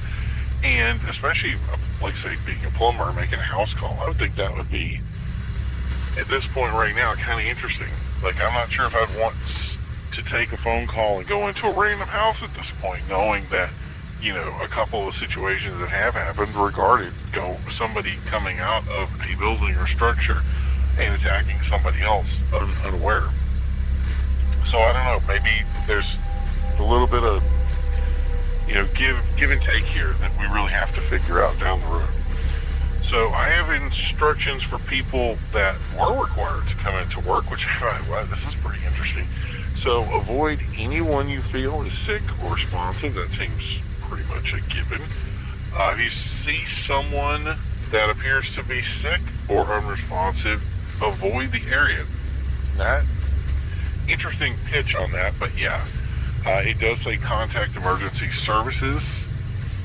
Now, the thing that I need to clarify here is that also comes with the walkie-talkie channel that they're going to be using. I don't know if that's like a standard channel that people use or if there's something specific for them, but there is a numerology system here, so there is ways for people to contact for them their emergency services, and I'm guessing that those do pick up. This one also says that police are authorized to use force if attacked. So I'm guessing they can't outright attack, or I'm wondering if that means if they can defend themselves or if they can defend others if they're attacked. But these words are, and the things that we're getting here for instructions seems very direct, discreet, and not very, leaves a lot for interpretation.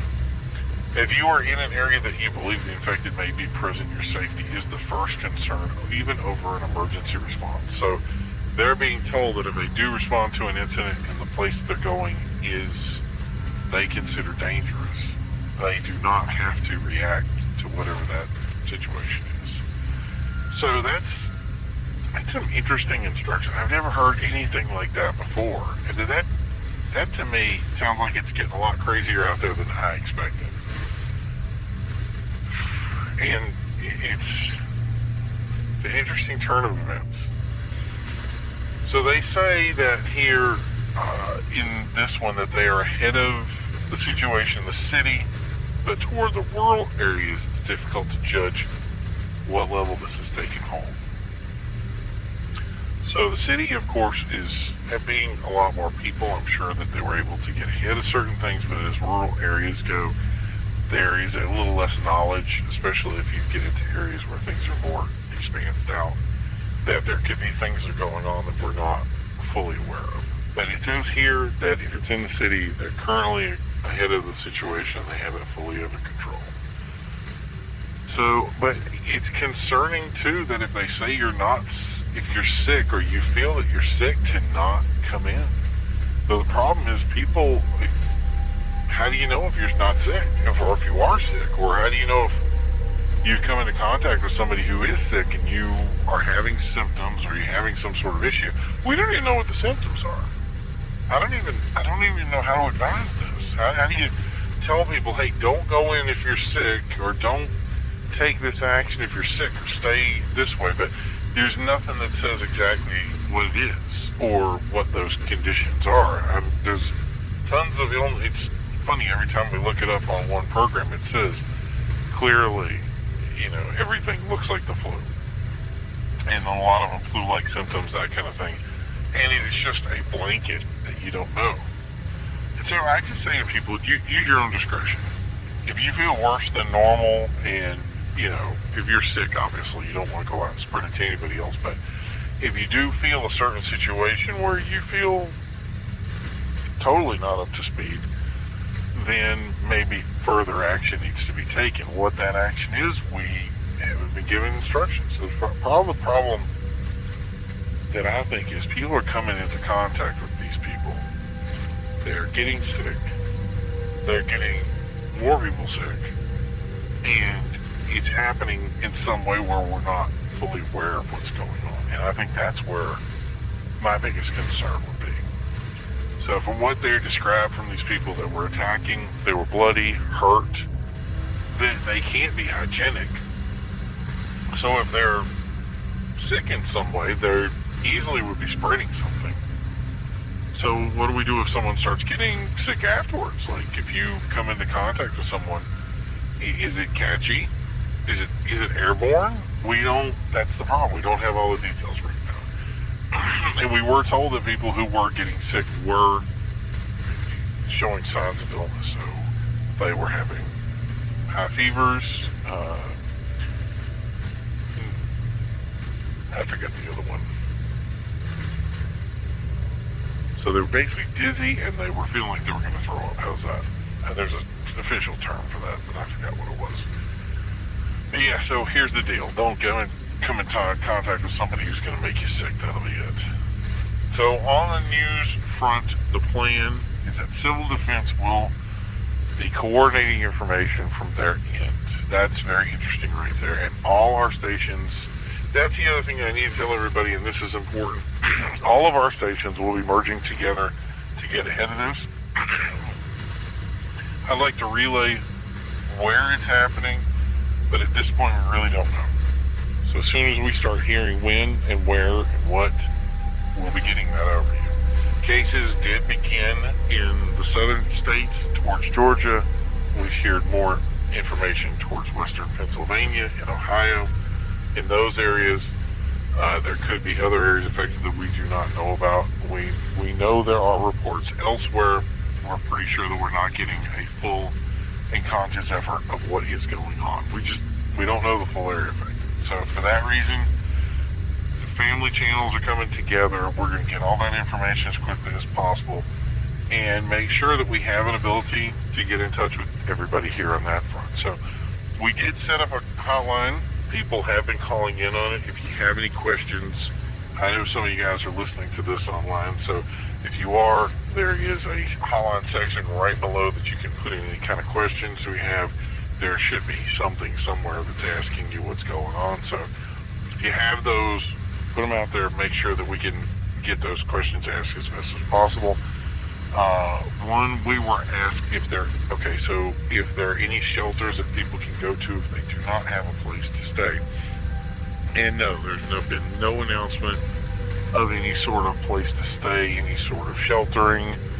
We are not even aware if anything's being set up.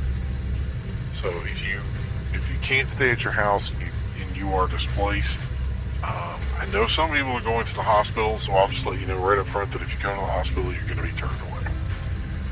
That's just the reality. So I wish I had a better option for you right there. I don't at this time. So what I think we can take from this is whether you're in an affected area or not, you should be aware of your surroundings. Even going out to do anything, make sure that you're aware before you go out to see the area that you're running into. And I think, especially if you go into a store, you go in for last minute things right now, personal space is huge. We don't know if the person standing next to you is sick or has any issues, so 6 feet of personal space is, I think, the rule. And if you're going to do that, that's the direction that you should take, is take that space, separate people, make sure that they're not, and if you're not ready for the long haul of living in your house right now, it might be time to think about it. We don't know exactly how long this is going to be going over, and I would just prefer that people take the time that they need to start collecting the things that they need for their house and make the one trip and just call it a day. And I'm having a feeling that this starts to land out there, that people are hearing this, that there's going to be a lot of empty shelves of paper towels and canned food. And toilet paper is going to be in big supply. So yeah, if you're going to take those actions, do what you got to do to get it, and then just get back into a position where you're safe and prepared for whatever's going to be coming next. And obviously, don't make it a short term. There's a lot of people out there, I know, that they told me before that they were ready for things. Now's going to be the time to really test to see if that's true. So if those are 48-hour, a lot of people would say go bags, those 48-hour step things, that's a big deal. Civil Defense used to show us exactly how to put those together. That was a really cool program. And a lot of people just basically discarded the information and never got anything ready. So if you don't have something ready, I think that now's the time. Maybe the 11th hour here, but at least you're taking some sort of action. So, and that's the thing is don't forget fuel sources, propane, alternative fuels, wood. Wood can cook food or boil water. Dare even go down that road, but if we do lose power, if we do have issues that have happened, phone lines can go down, power lines can go down. You'd be amazed at how hyperbolic people can get.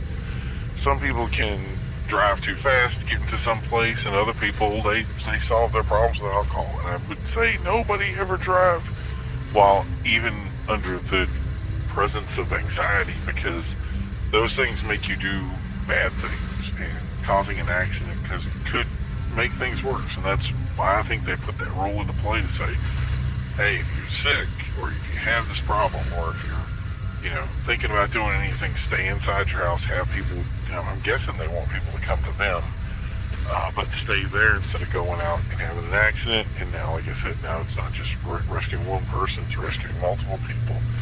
And I don't think that they're going to be very kind about that action. So it's worse that we say, don't go out unless it's absolutely necessary. But, if you do have to go out and you do go out, don't make multiple trips. Get everything in one trip and you're good.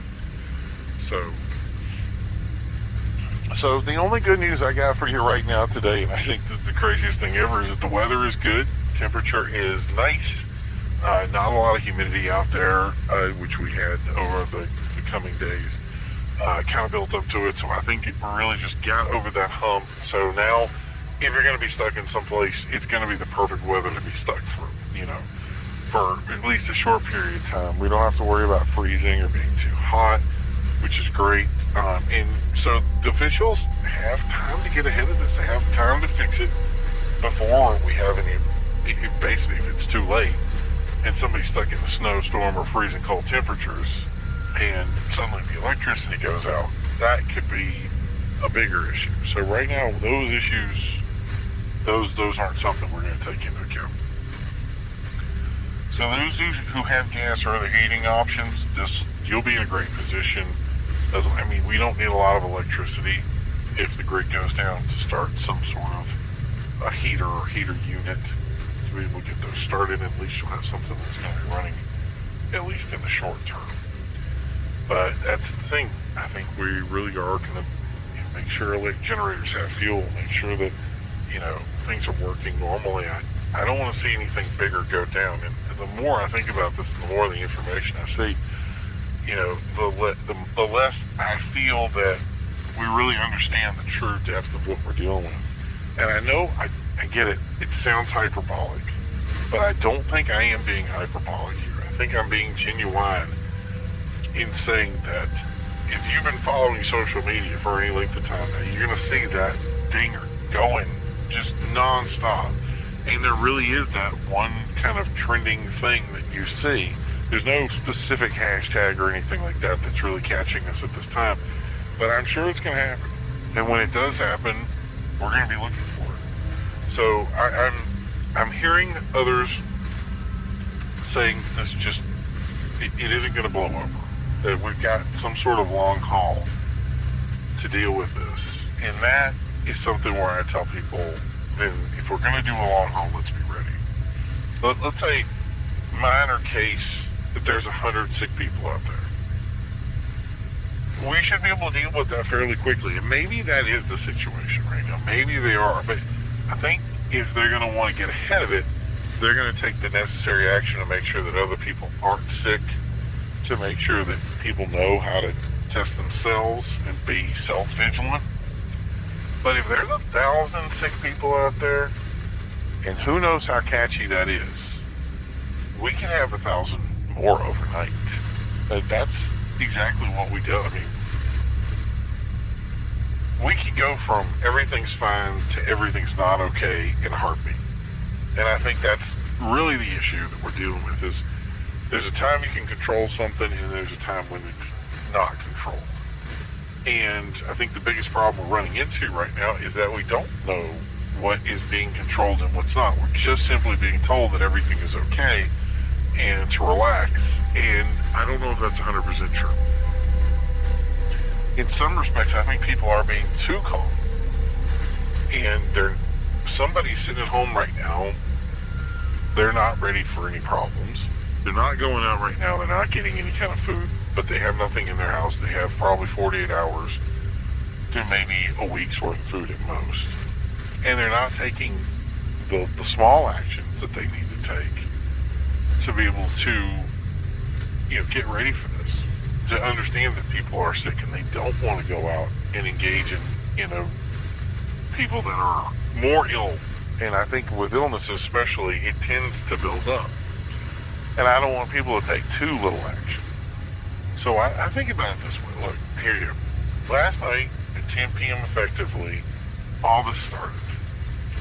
It went from 0 to full speed. So we had maybe 10 or 15 people that reported at the most that were potentially a threat. Now we wake up in the morning. So it's probably been about, it's a little under 12 hours now. We wake up in the morning and now we're hearing 100 people. So if I do the math on that, best case scenario, we have what? 7 days to get ahead of this, and then it's too late. So at most we have what? So carry the 2, so 28 days, and this would be a worldwide problem with those numbers.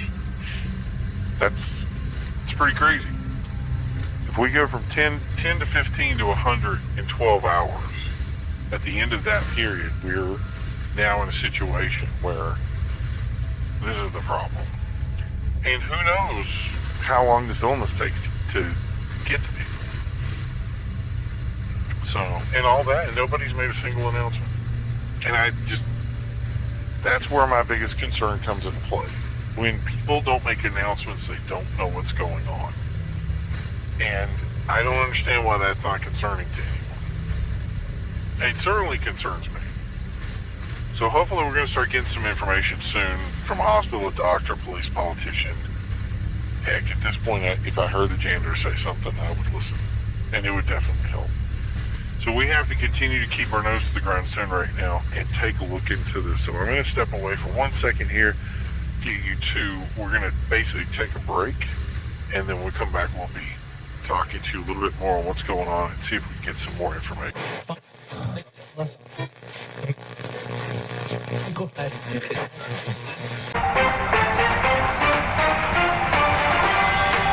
This is Holden Cole with a special report.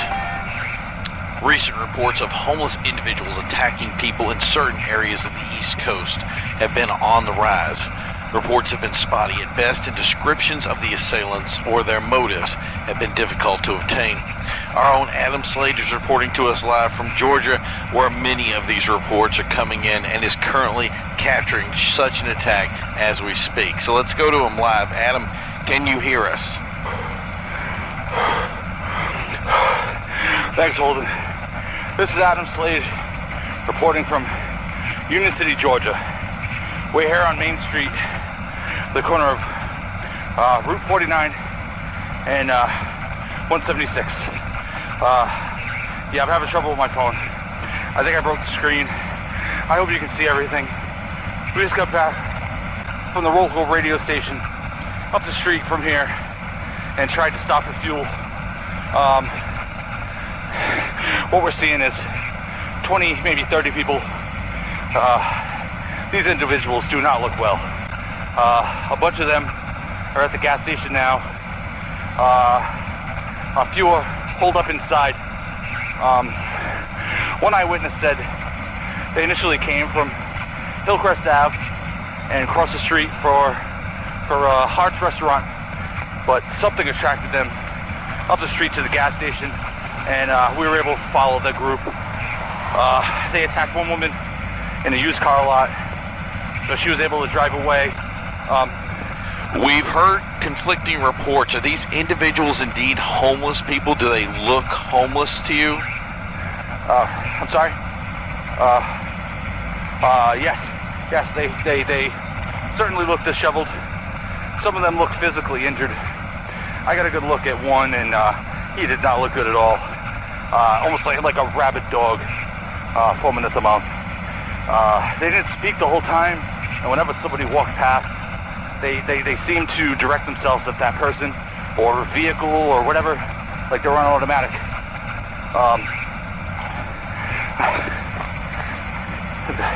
I don't want to call out to any of them. There's just so many of them. There is something that really concerned me.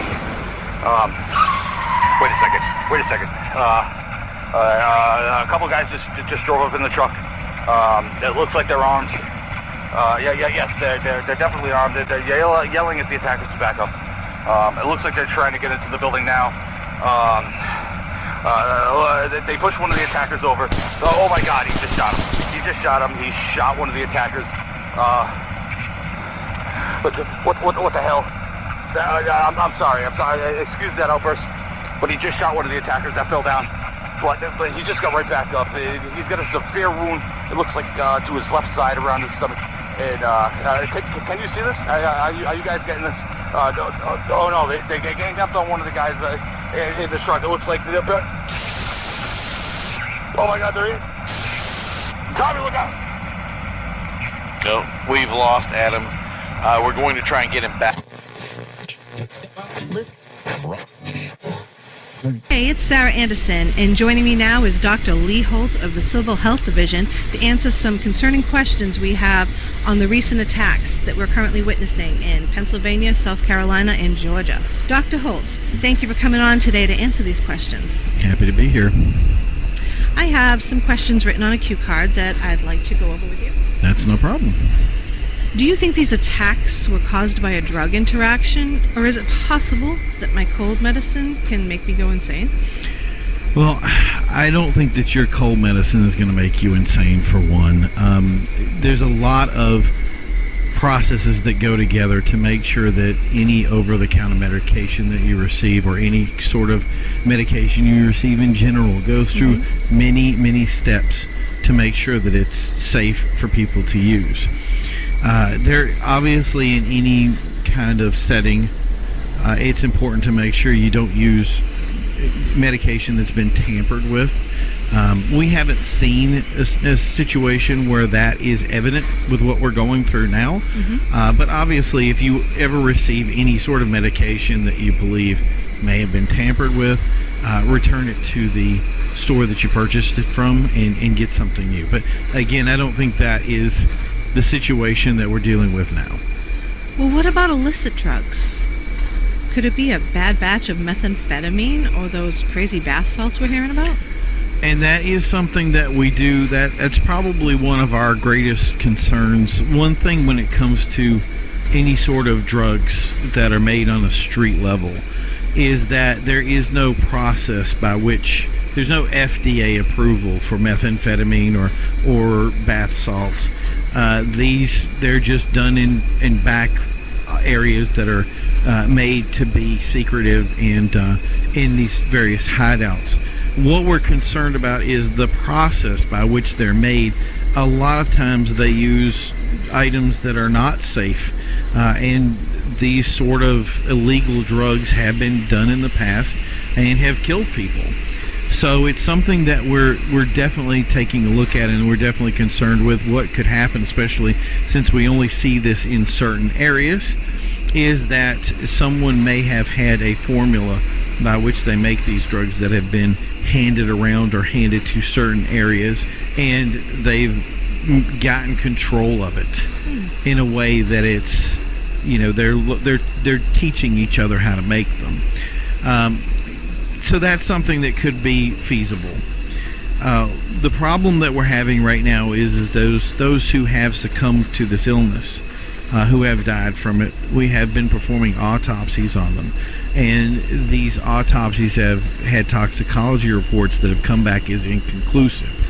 Now, that could be simply because we're not looking into all the things that we need to look into. Toxicology reports are sometimes different based on where you're located, so they may not be trying to hit on the things that we need to look out for when it comes to these sort of drugs. So it's definitely something we don't want to close the door on. We want to make sure that we make sure that our panels are more intense, that they cover different areas. But one of the things that we want to do, if we're going to do that, is we need to find out exactly by what process these drugs are made, and find some way of figuring out exactly what process is causing the problem. Interesting. Well, what about our homeless right now? They seem to be most affected by this. Is there something that our homeless population should be concerned about, or is there steps that they can take to remain safe? And that's definitely true. Currently, a lot of the problems that we're seeing are the people that we're seeing infected look like they're homeless of nature. So one thing that I would say to homeless people, obviously we can't change their situation where they are. So it's something where we're going to have to, I guess, get ahead of it. One thing I would say to any homeless person is that you avoid things that are new or different in your settings. So if you have someone that comes by and a different person that's trying to sell you drugs, or somebody who has some sort of food, or anything that like I said is out of the ordinary, and this would transpire over in how you're feeling too. If you feel sick, if you feel unhealthy, or you have someone that is with you that is also not feeling well or sick, make sure you take the precautions that you need to get you or them to some sort of help, and contact some sort of first responder to help you with that. Good. Dr. Holt, do you think this could be a terrorist attack? Currently, that's something that originally we are working with the Federal Bureau of Investigation and the CIA regarding this, and we've done a lot of research from that aspect. The biggest problem that we're running into is that when it comes to terrorist attack, terrorists tend to select large cities, areas that they can most impact, where they can have groups of people that they're affecting, and that's not something we've seen here. A lot of the attacks that are taking place are happening in rural areas. So what could happen is more that we could see people that it would be a waste for a terrorist to use these in the areas that we're seeing them in. So although we don't want to rule that out completely, they're going to continue their research. It's not something that my agency has taken any real interest in. Oh, okay. Well, do we expect this to be long-term? And that is an excellent question. One of the concerns we have with this is obviously time frame. The problem is we don't want to get ahead of ourselves with this. We want to make sure that we're going through all the necessary steps. And one of the first things is we need to find exactly what's causing the problem. And then we need to make sure that we take the necessary steps to either remove the problem or whatever we need to create to deter from that problem. And that's kind of where we're at right now, is taking those steps to make sure that everything is accurate on that end. So what signs should we be looking for? And that's important. One of the things that we had addressed before was obviously the I want to say use the word hyperbole of the event. Mm-hmm. A lot of people are taking things out of context, and they're one thing we don't want to have happen is people overreacting to every situation. And anybody that has a cold or a sinus drip is going to be somebody who can potentially kill people. Mm-hmm. I don't think that's the case at all. One of the concerns that we have is obviously making sure that you're aware of things. So the first thing I would look at is lethargy. You want, if anybody is having a tiredness, or if you don't feel up to speed, that's something that you want to keep an eye on. The other thing is there's potential swelling in the throat. A lot of people that have been affected by this have been unable to speak. So if they cannot speak to you, there's a good opportunity that they may be affected by this. We hear a lot of people who are mostly trying to communicate in some sort of grunt or moan. And that could be a result too that we believe this may affect the brain. Mm-hmm. So it could be something that's pain oriented. Mm-hmm. So if it's affecting the brain, it could generate a great deal of pain. The biggest thing is obviously high temperatures. A lot of times you can see people and see if they're sick. If you've ever had somebody come in and they look gaunt, mm-hmm. cheeks shriveled, pallid skin, look like they're sweating or having some sort of high fever, that's something where you want to take a look at them and kind of make an address. If they don't respond to you when you try to make contact with them, that's a person that's definitely having a problem and you need to contact some sort of services. But like I said, those things are very evident. So if you're running a fever, you're having trouble with your throat, feeling dizzy. Lastly, also we've seen a lot of people with cataracts on their eyes. So blurry vision might actually be something that you may first come down with. So these are all signs. And again, if you have these signs or you see somebody that has them, remember that there's places out there that you can go, people that are ready to help you, and contact health services. Do not get in contact with them and try to do any fix or repairs. And you've had first aid or CPR, do not take any actions towards helping someone. If it's yourself, make sure you get yourself to a hospital as soon as possible. If someone has any of these things that you describe, what should they do? That's, again, we'd be going right to the hospital. Contact a first responder. Do not get in touch with them. Don't come in contact with them. Definitely, right now, one of the things that we had concerns with, especially with the homeless population, was that they were saying that they weren't insured or that they had no way of getting in touch with anybody. Just get to a hospital. Right now, hospitals have been made aware to help people. They've been made sure that they don't ask questions. They're just going to help you and do what they need to do to make sure that you are safe and with the people that you need. So, like I said, anything first responders, contact emergency services. Like I said, they're ready to help you at any time. Thank you, Dr. Holt, for coming on to answer our concerning questions. Yeah, it was my pleasure. As always, we will keep everyone up to date on the information as it comes in.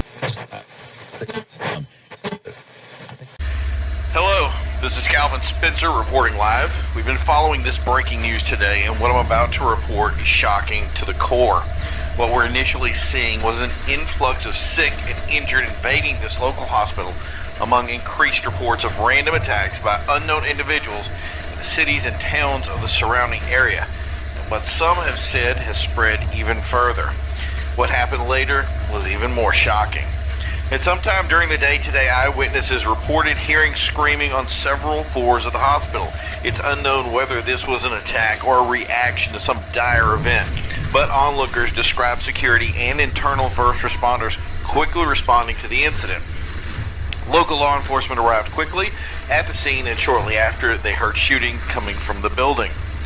On-site officers then began blocking entrances. Some individuals in the building were brought outside and cordoned off in emergency sections of the building. We see a few now on what could be described as a loading dock near the emergency entrance.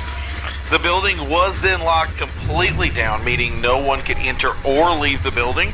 We aren't allowed anywhere near this location at this time, and we are kept 100 yards from the entrance by police barricades that are strictly enforced. We were told that a spokesperson would be available to have a press conference on the happening as loved ones began to arrive at the hospital and were turned away, citing a possible exposure of some sort to an unknown pathogen. We can just say that information that has leaked to us has been sparse at best. Some visitors tried to rush the location and were quickly taken into custody. We have no idea what charges or crimes they are being listed as committing. The truth is, the scene here is, from what we've seen, calm and orderly in spite of what is being described to us and other witnesses. We also don't know if this pathogen was brought into the hospital, whether it was released, or if one of the injured brought it with them. But putting two and two together, it can be abundantly clear that the screaming and reaction by law enforcement were connected in some way. It's possible the barricade is meant to keep us from becoming infected as well. But it doesn't end there. This situation became more dire shortly after 10 p.m. Eastern Time, with what can only be described as National Guardsmen reporting to the location in full military gear, openly wielding military weapons and marching towards the hospital. Some of them entered the building wearing gas masks and other protective gear. They're beginning to set up some sort of command center in an adjacent lot. None of them will comment on the situation, and the lectern that was at one time set to relay information and take questions now remains empty of any staff. Even the lights have been removed. It's clear that whatever situation that spurned is still ongoing. What's that? Yes, at first we believed it was possibly a hostage situation of some type, yet no hostage negotiator has arrived, and police have not set up any kind of perimeter to the building or their own command center as we would normally expect in such a situation. Indeed, it appears that the blockade is made more to keep us out, not so much to keep people in. It's becoming, whatever this is, revolves more and more around some sort of illness, and we dare to ponder that it may have some association with events we've seen affecting our state, possibly multiple states. Hold on, there's activity outside what looks like that loading dock on the side of the hospital. There's several groups of people are having what looks like a heated discussion with one of the guards. We witnessed shortly before we went live some stretchers come out to that area with what can only assume are injured or sick, even some that appeared to have people completely covered in sheets, the sign of some sort of, maybe they were deceased, but it's very difficult to see from our vantage point. This could be some sort of transport for the infected, but I don't seem to see any sort of waiting vehicle, and none of the large covered trucks in the area that usually would carry wounded individuals, they haven't moved to receive them. There's also well too many people to have them waiting for a helicopter. Wait, there's some sort of commotion happening? It appears this dispute has escalated. The guard... Gary, is that a scuffle? Can you zoom in? Oh my God, they're shooting people. Gary, my God, they're shooting those people. This is crazy. I've never seen anything like this. I'm not sure if you guys can see this, but something just happened, an argument or something, and one of the victims, from what it appeared, grabbed the guardsman and was shoved back. That's when multiple guardsmen opened fire on the individuals and moved to the crowd. We can't tell how many were hurt or injured. We're too far away, and they're slightly higher than us, so it's difficult to see who is on the ground. Some people in the group are running. Oh my God, the National Guard, they're headed this way. What? They're pointing their guns at us. Why are they pointing their guns at us? Gary, get away, run! Mr. Pop. Eat. It's a great food, so if you haven't considered cheesecake, cheesecake is one of those great foods, and I'm sure with the new recipes that we have out here, this is going to be something that you're going to be considering down the road. So we're going to get into the news right now. One thing that's really been considering people is it has been a lot of hyperbole recently and hysteria. It's something they were really concerned about in the news, but something weird that happened that went along with that was recently a police officer, actually this weekend, was put up on charges that he had killed someone that he has said was already deceased at the time of the shooting. So the incident happened something like this, and we're just getting the reports into it now because it seems like such a weird case to even be put on in a docket to even read it. But what happened is the officer showed up to an investigation in which one man had been attacked by another man. The person there was considered deceased. They did some testing on him. Whatever they did, they checked his blood pressure. They did the test, and then come to find out that the person was, he says that the person has passed on, that he said that the problem occurred. They called in paramedics. The paramedics showed up, arrived, came in, and tested the individual, getting ready to test the individual, at which point the gentleman that was supposedly dead had actually jumped up and attacked paramedics. Very strange incident there, and I mean, there's a good possibility maybe he didn't test the guy right, or I mean, maybe he's been affected by one of this pandemic thing that keeps going around, or everybody keeps talking about. But yeah, so he was sitting there and he tried to attack the paramedic, at which point the officer got involved with the scuffle, and at one point, I guess this guy tried to come after the paramedic, and he felt that he needed to pull his service revolver and shot this guy in the head, so it killed him outright. At which point, some of the relatives were nearby and believed that he made a lot of bad judgment calls when it came to how he dealt with the situation, so they put him up on charges. And that was the thing is it started getting released as the information. He put out a statement today saying that according to him, and he believes other witnesses, the person that he was shooting was actually deceased. Now, it became a public outcry of what happened.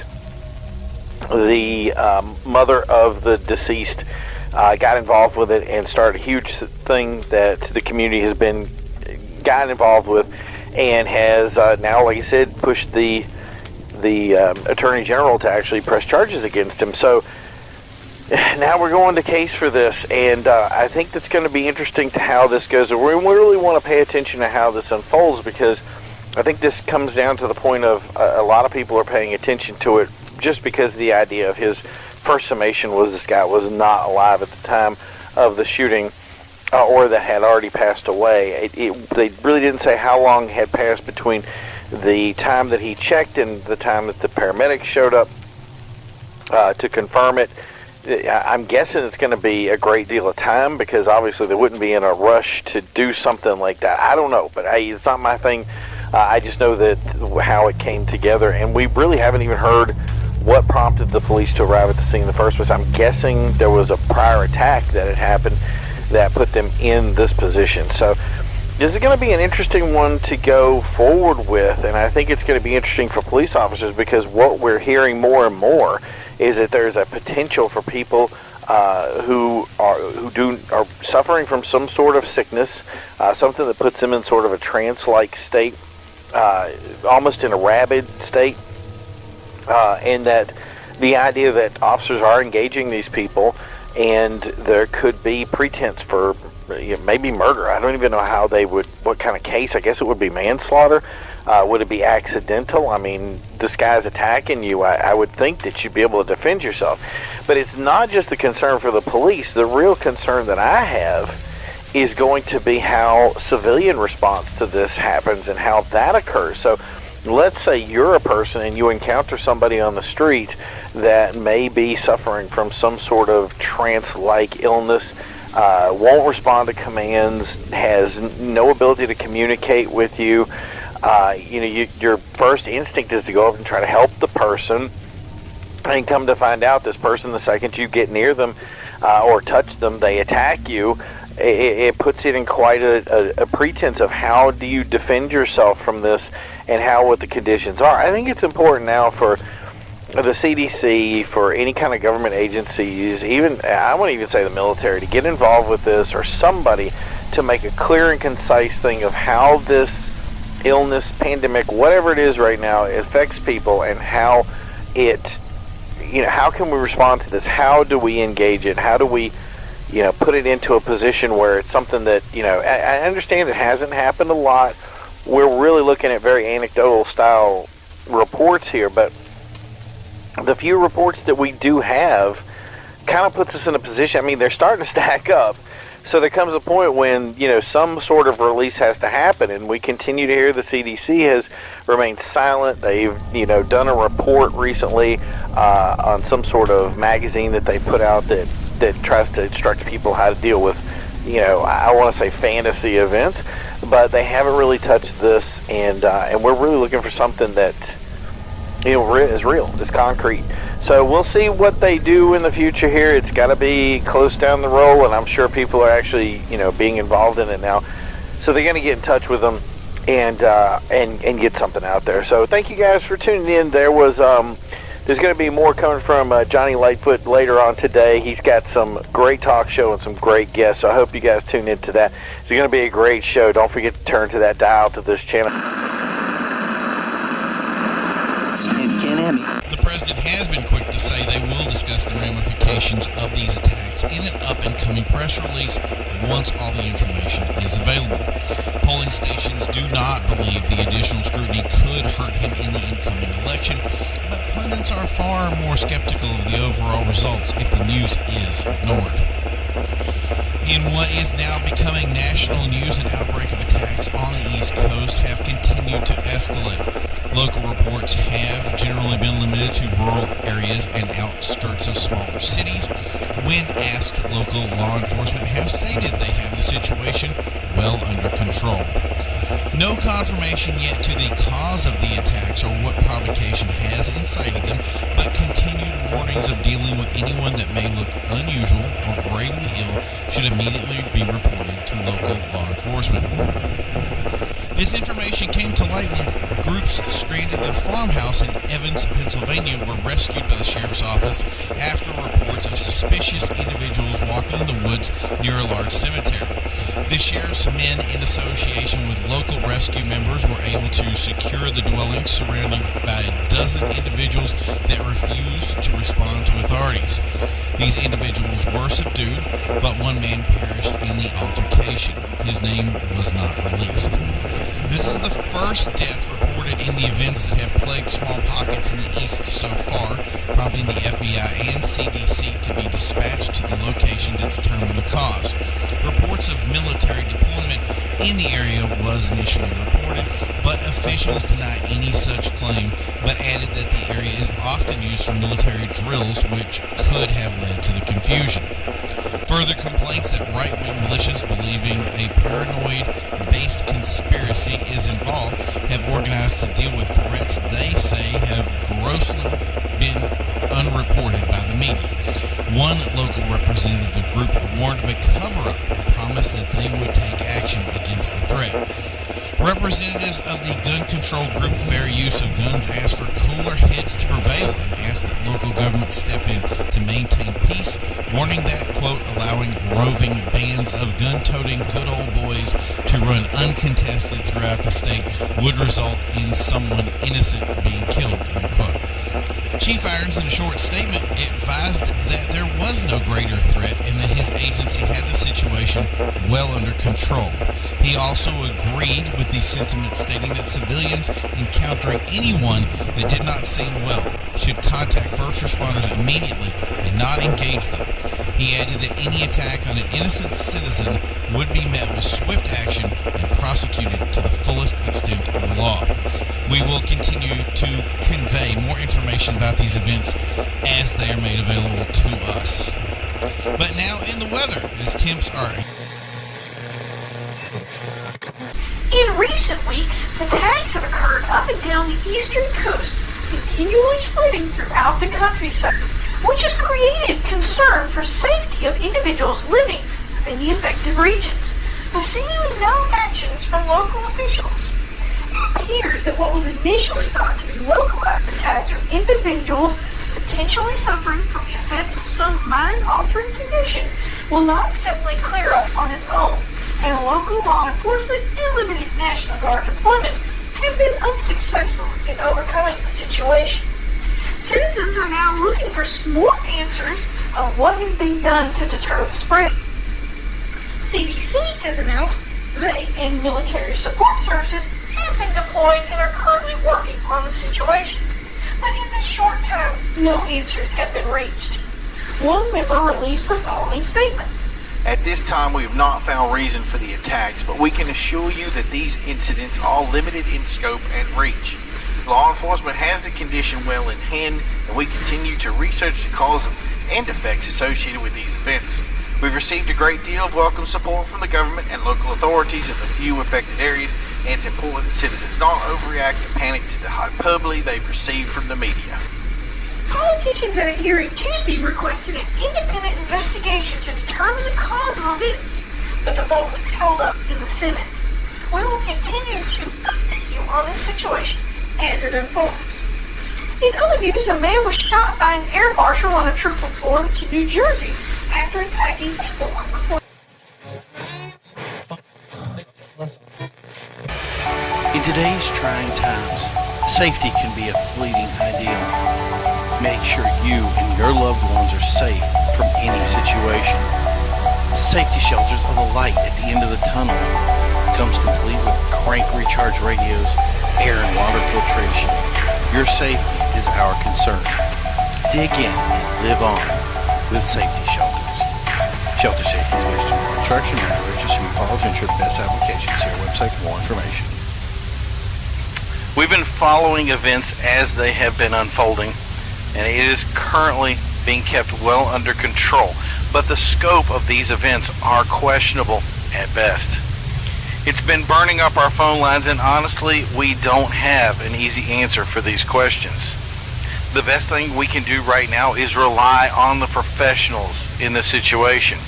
The Center for Disease Controls and local doctors and groups are what I have to fall back to, even if they aren't always the best sources or if they easily convey information.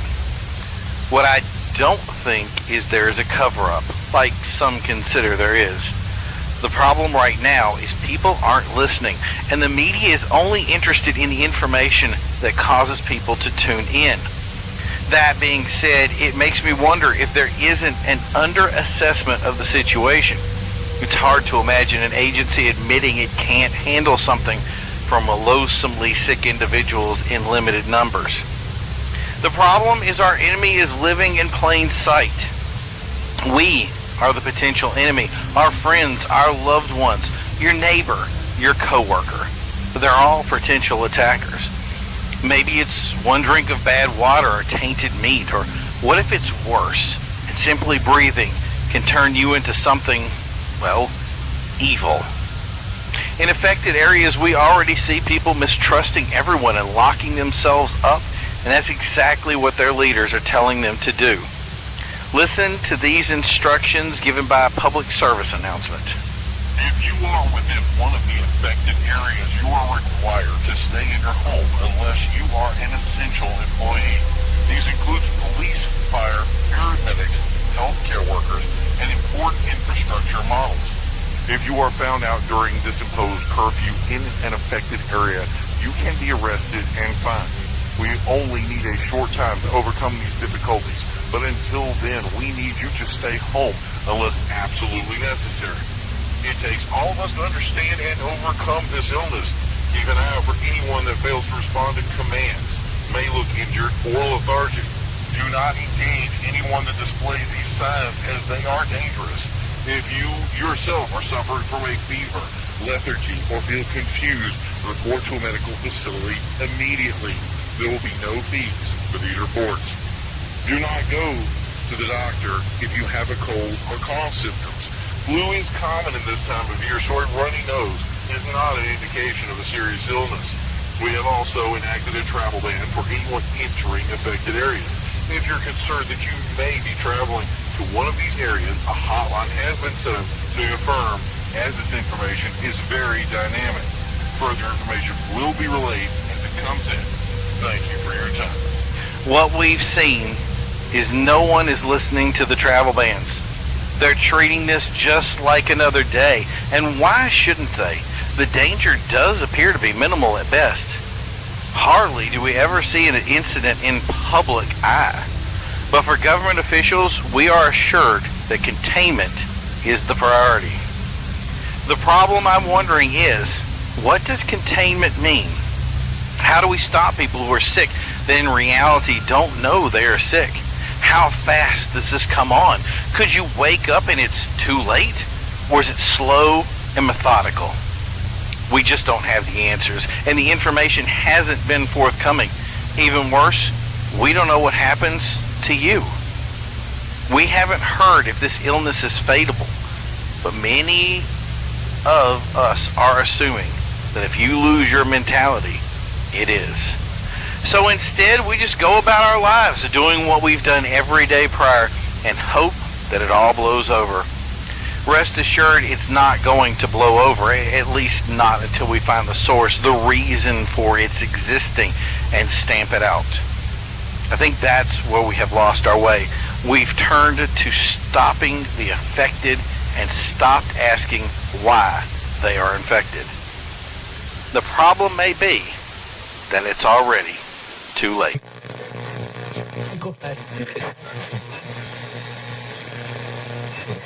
This press conference now. Hello, my name is Marlon Hayes. I am the Director of Civil Defense of the Northeast Sector. I will be giving a report and then a short question and answer section about the current events going on much of the eastern seaboard. We are joined today by military leaders and heads of state, and due to safety concerns, we could not have the press on hand to answer questions, but they are remote and able to forward questions to us as we can answer at the end of this meeting through the lectern. We are reporting attacks from infected individuals in much of the northern and southern states of the East Coast. This includes New York, Pennsylvania, West Virginia, Virginia, Tennessee, as well as Georgia, South Carolina, and Florida. Each state has a breakdown of areas that have been infected and can advise for those living in those areas. If you plan to stay in those areas, it is advised that you shelter in place for the duration of the infection. Currently, we have state and local police, sheriff, and National Guard deployed to certain areas to contain and prevent infections and are sweeping the areas to prevent any further spread. aware that some citizens are taking actions into their own hands, and it's advised that any action be directed through the local police offices to mitigate potential hazardous encounters. Your cooperation with any government officials is both necessary and required within affected areas. We are not fully aware of the full extent of the infection at this time, nor do we have a pathogen report on how it is transmitted, but we believe it is most prevalent form of transmission is close or immediate contact and can infect individuals through breaks in the skin or transfer of blood. At this time, we have no evidence that the infection is being transmitted by water, food, or other consumables that have been reported in the past, such as medication or illicit drugs.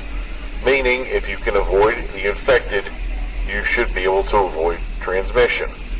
If you are outside of an infected area, that does not specifically mean you will not come into contact with an infected individual.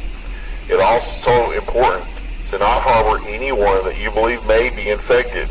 We understand that your goal may be to help family or friends, those who are been afflicted with this illness, but any actions you take are futile. Again, there is no medication that can stop or slow the spread of the infection, and if they are allowed to devolve, they could attack and infect you or others. They are capable of killing anyone they come in contact with. Remember, if you believe you or someone you know is infected, contact emergency services immediately. They will come to you. Now, we'll have a moment here to answer some of these questions. So the first question we have is, how are infected attacking? The usual attack is physical in nature. We have not seen the use of weapons or other items, usually through bites or attacks with hands and mouth are the prevalent forms of attack. All right, the next one here is, are shelters being set up to house homeless or those displaced by fires? Yes, we are currently in the process of setting up shelters and transportation for those who have been displaced. At the moment, they should go to hospitals and police stations for shelter. Okay, the next question, are any supplies needed? We have determined that in the future supplies may be necessary, but it must be handled from a government level, as citizens should not be entering the areas that are infected prior to them being cleared. So if you have something that you would like to provide, give it to a local representative who could somehow forward it over to an area that has been affected. What should you do if you come in contact with an infected individual? The simple response to that is flee and contact emergency services immediately. Part of the situation that we're going through now does help greatly if we are informed of someone who has been infected. So make sure that you contact them immediately upon any sort of interaction. Do not engage anyone for any reason that you believe to be infected. Okay, can citizens volunteer to be involved in the operation? Yes, in some areas volunteers are being sought to assist in capturing the infected. Do not report to areas unless told to report, and contact a sheriff or police department to be advised of any operations that volunteers are needed. So again, do not report to an area that you're not aware of or not supposed to be in. These areas should be clear. Is the infection spreading? Currently, we believe we have contained the infection within the aforementioned areas. Due to more thorough research, we were able to see a fuller extent of the infection, and therefore the original infected area was expanded, and we deployed forces subjectively to those areas to make sure that those new infection areas or discovered areas were contained, and we believe at this time that they are contained. Is the infection deadly? Although not at first, the infection will always result in the death of the host at its termination. If you are infected, there is no inoculation that can save you. And that's why it's so important to seek medical attention as early as possible, or to inform anyone if you know of anyone that is infected. The results are usually high fever,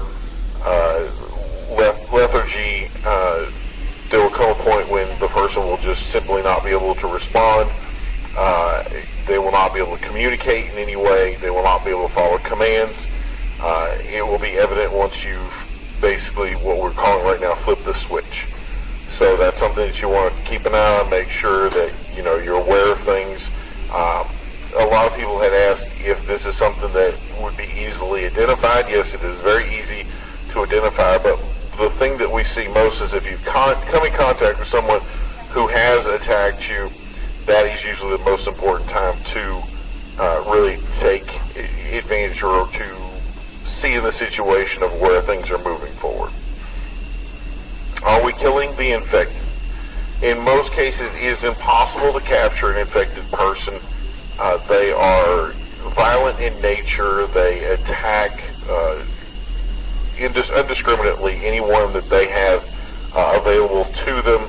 And remember, at this time, any form of bite or scratch or any sort of attack of any kind that causes damage to a person may require that the person themselves are going to become infected from that. So at this time, we are being required to put down anyone that has been shown or proven to display full signs. Remember that this is not something we expect citizens to take into account. It is, again, if you see anyone, do not attempt to engage them. Simply call in an official who will be able to follow suit and take the appropriate action. Is there any validity to the statement that the infection has killed the person prior to them attacking?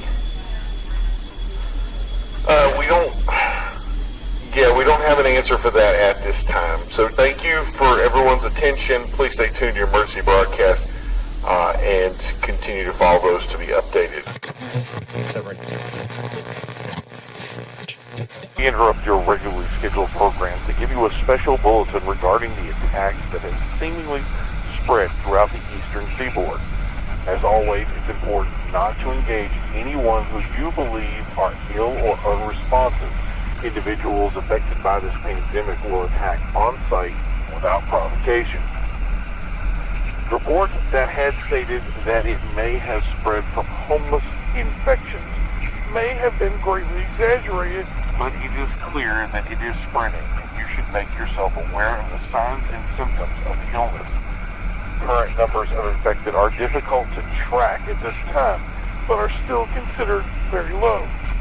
Philadelphia has reported multiple sightings of unresponsive individuals in a trance-like state that seems to frequent these reports. Also, reports from other cities such as New York and Chicago have begun to surface, although in very limited numbers. It's still not clear how the transmission is passed. Aged and infirm seem to be the most susceptible. Assisted living structures have been recommended to lock their doors and screen anyone entering.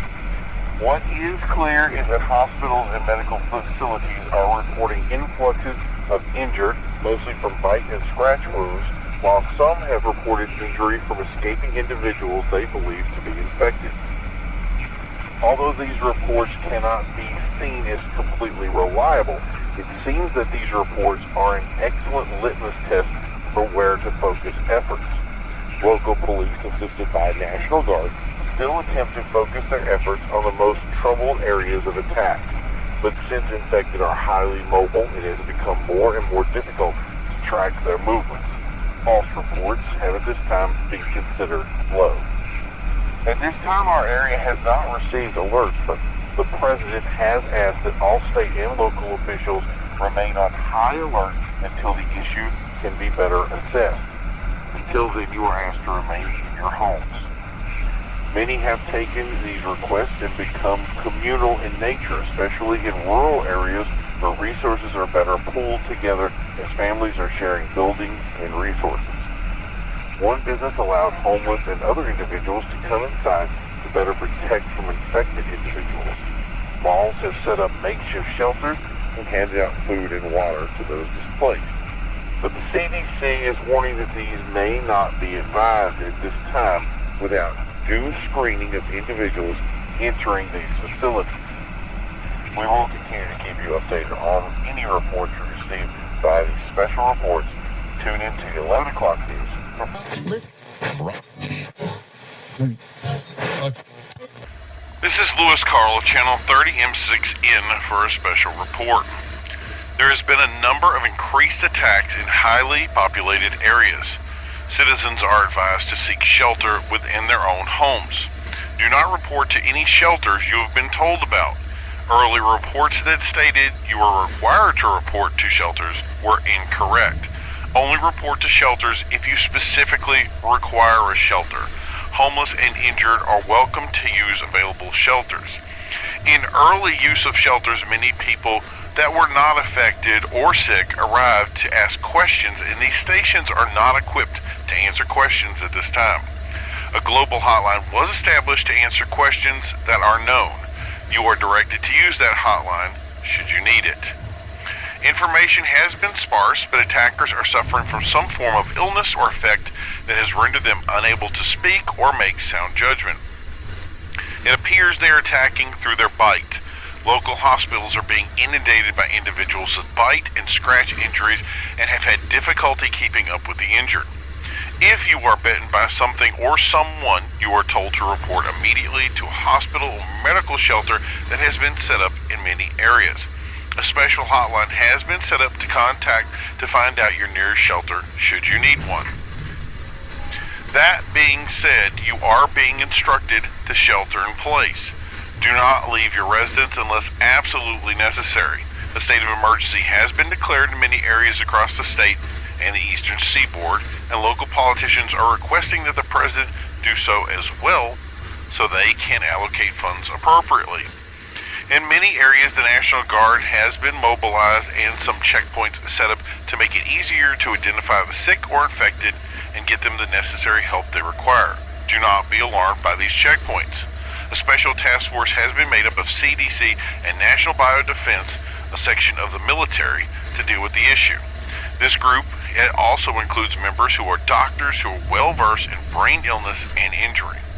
We've been told that a member of a tactical unit has also been deployed to train local officers in how to deter attacks. Until you receive further instructions, if you encounter someone that is injured or unresponsive, do not interact with them. Keep your distance and contact officials. Do not let them in your home or residence. We are not completely sure how this infection is spread, so it's important to not contact anyone you believe infected at this time. Keep your distance. It's been reported that those infected make a moaning noise, and this has attracted people to check on them, which is when they are attacked. At this time, this is the most updated information we have. To repeat for those who did not join us for the beginning of the broadcast, if you are not sick or injured, do not visit an emergency shelter. Do not leave your home unless absolutely necessary. Staff that are required to report will be contacted directly. Local active shelters will be displayed at the bottom of any broadcast and updated via commercials in any radio station every 10 minutes. Thank you for watching this broadcast, and we'll be returning to our regular broadcasting, but soon we'll be focusing entirely our news reports on the incidents that have continued to affect those in the eastern part of the U.S. and advising those around the United States, as well as the globe, on how to move forward.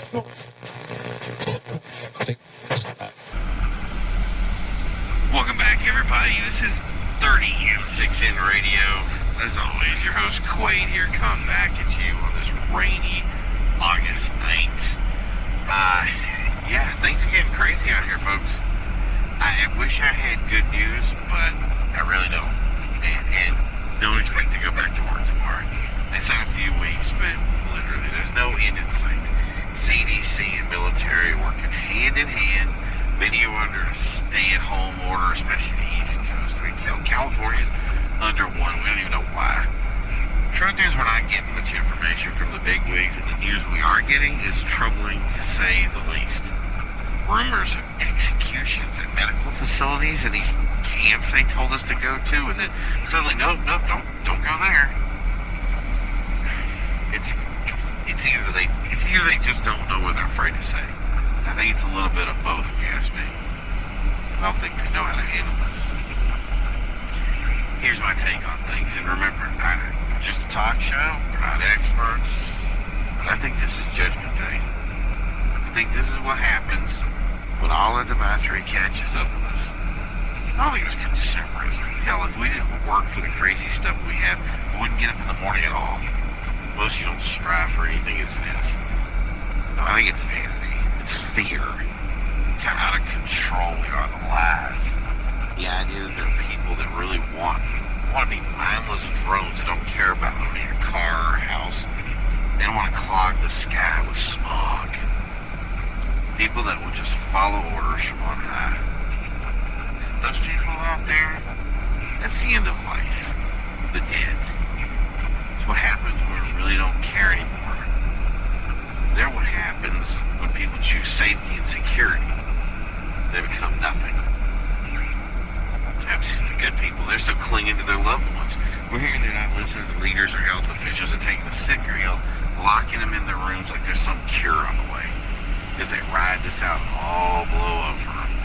Well, I hate to break it to you, but there's no cure on the way. There's no solution. This is how they want you. You, the person that cares, the person who wants better for them, you know what they want. Those things out there, those things are our future when we stop thinking on our own. They're us after we've been indoctrinated. It would all be easier if we just gave up life and handed it over to someone else. Safety and security, they always say. Mark my words. We're going to find out that this was created in a lab somewhere, that some zealous scientists thought they could make a world of peace. No guns, no fighting. People whose only concern was to feed. And that's all those things want, it's food. They have no brain left. And all that's left, no desire to succeed or excel, just to fall in line and follow orders. Just like they want. The only real question left is who's pulling the strings.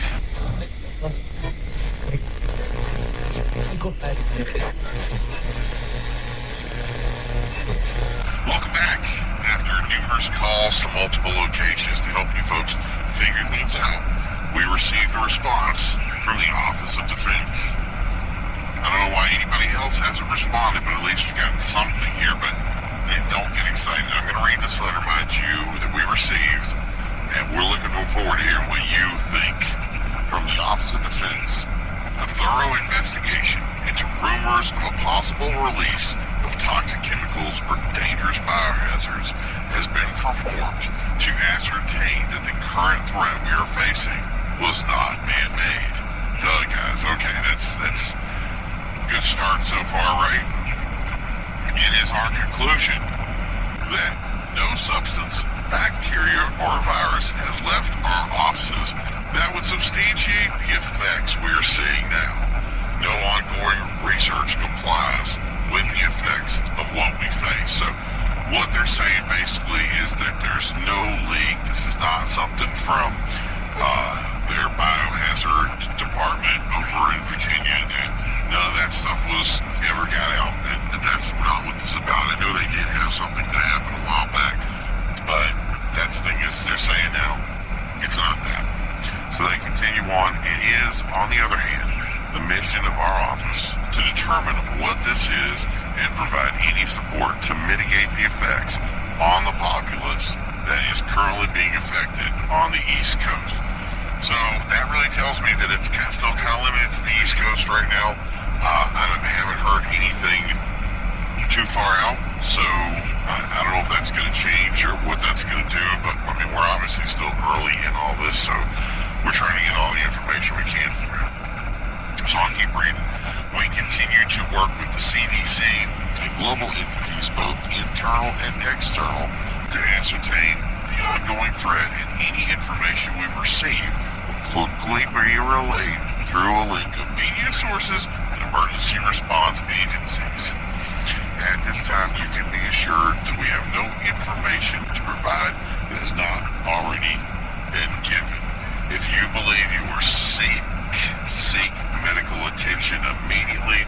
Only respond to shelters if you have no other place to go, and shelter in place unless you're absolutely essential, so that we can mitigate the spread of this cause, whether it be pathogen or substance associated. Now that that took the wind out of my sails right there. I mean, what we're seeing here is that we have a complete lack of understanding of what is going on. At least some of the other areas said it was probably viral or pandemic, potentially something in the water. Now we're hitting nothing. So they still don't have any idea. This could be animal, vegetable, or mineral. Yeah, it would be better to grab your nearest 8-ball to figure out what to do next. During this time, there has been severe impact to business and infrastructure on the East Coast. We're getting reports that checkpoints are being set up, and in many areas, a state of emergency has been called into effect to allow for proper resources to be funneled. That's the wording we're getting. And simply put, everything is being shut down whether you like it or not. The question is, where are these funds going to be funneled? The shelters aren't doing any good. Most of them are empty, and I don't know why they're empty. They're just empty. Some hospitals are just failing to respond to calls. Lines are jammed for emergency services, and if you had a cat in a tree, it's going to just stay in that tree. That cat's stuck, and maybe that's a good thing. There's literally nobody to get out. So we've also been told that in some areas, medical first responders have simply just up and quit. They just stopped showing up to work. Even though this is being listed as not that bad, they don't want to show up for work. Worse off, we're seeing media sources that question the incidents. They're being silenced or shut down. So if you don't adhere to this narrative of obscurity, then forget. And that's the thing is we're concerned that we're going to get shut down for this. The only good news is it appears that the lights are still on and the gas is still flowing in most areas. So that's pretty much it. You can turn on your lights, cook your food, get to work, and if you can, get to work. And that's the only positive news we got. The truth is, when you're driving to and from work, you need to be careful and vigilant. The homeless population, they were most affected. In much of mid-America and southern states, people are just simply arming themselves and organizing into militias. That's how serious this has got. While most of the Northeast, you can't even display a weapon anymore. It's almost completely banned. We're seeing people arrested simply for protecting themselves from people who are infected. But the jails don't have space for these people, so in many cases, the rules don't matter because nobody's arrested. It's really setting up precedents for lawlessness. You can't arrest somebody who's potentially sick and attacking somebody else and put them in the jail. It means they're a separate area. What are they doing? Nobody's telling us this. And this is a double-edged sword in actual response. Like you can't do one thing without the other, and you're told to do both where you can't do either. Soon in these big cities, we're going to see some issues. Organized crime, protection rackets.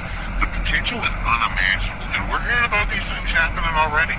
Someone doesn't like someone else. Maybe they mistook them for being infected. Who knows? We certainly aren't hearing much from the OD on the matter. I mean, we just read the letter. You heard it. We're just told to hurry up and wait is basically what this is. Simply put, this is a powder keg. What do we hear from the government? Legislation that says if you're found harboring a sick person or killing someone that is infected, you get put in jail. Well, which is it? Do we get to defend ourselves, or do we just call someone that isn't going to respond to the phone call or generally just won't come in general? Like that's it. I'm pretty sure if I'm being attacked, I'm not going to care, honestly. I'm just going to do what I have to do, whether that be get away, which I'm hearing these attackers are really slow, and if somebody's just if I have somebody near me and that means I have to use a fountain pen, I'm using a fountain pen. It is what it is. What's really crazy about this, and this is something we looked into, these insurance claims have obviously they've skyrocketed, but the insurance companies are asking for proof of death. What does that mean? I'm going to put it like this. I mean, I'm going to say it, and we're all thinking it. These people are already dead. Yeah, we've heard the whispers. We've heard the rumors. Nobody wants to face it. But that's what that means. Proof of death. If you're dead and still walking around, insurance won't pay. That's why you can't harbor the sick. It's just really frightening to have even said that or even thought it. But if that's what it is, we gotta say it. We gotta get this out. That's what I'm hearing. And I don't know, man, something official has to come out and let us know what's going on. The media organizations started to move to a 24-hour news coverage. Our group is actually batting around now instead of doing some of the stuff that we're doing, taking the music off and just going straight for just 100% coverage. And I think it's a good idea. I'm ready to do it. Let's get some people in that can discuss what's going on and just be honest with us, man. Seeing these people driving into work is haunting me. But if I have to do it to make sure you guys get the right information, I'm ready. What we need to do first is get you up to date on the situation arising on the east coast of the U.S. A few months ago, what started as random attacks on the eastern seaboard in mostly Florida and Georgia has escalated into something significantly more serious. We began to receive reports in Pennsylvania and a few other northern states as well, although much of the information could have been confused with other events. We'll sort through this information as we receive it and then distribute it once we confirm its authenticity. Until then, it's important we relay exactly what we know. What was first reported as single, individual, homeless, or potentially drug-affected individuals attacking others. Later, it began to be assessed as groups of homeless individuals, still with potential drug association, attacking random individuals or groups without motivation or provocation. So completely random attacks. These individuals were described as disheveled, unkempt, and in some reports described these individuals as injured or bleeding. Local authorities and other government officials were clear that the government was not mobilizing any effort to either counter or assess the situation, but various news reporters were seeing National Guard activity in some areas, usually hospitals. In one instance, the National Guard had fired on civilians we believe who had rushed the hospital they were set to guard. None of the details on that as yet have been fully released. We only have eyewitness reports. Further reports came from other areas outside the original affected zones as citizens began to demand answers from local officials. CDC and Office of Defense were dispatched to these zones in hopes to assess the ongoing situation there. A shelter-in-place order was given to these affected zones, mostly limited in scope and size, but those were in were told that if they weren't essential to stay home, promising that the issue would be mitigated as quickly as possible. But that was not to be. Instead, a false report was given that people in the area affected were to report to shelters. This had a secondary effect, determining that the overall scope of the problem was much bigger than expected, reaching into New York, Boston, Philadelphia, Atlanta, and only a few areas within North and South Carolina and Pennsylvania which were not within the coverage zones. Meaning a vaster swath of the eastern seaboard had fallen victim to this illness, and have to use that term loosely.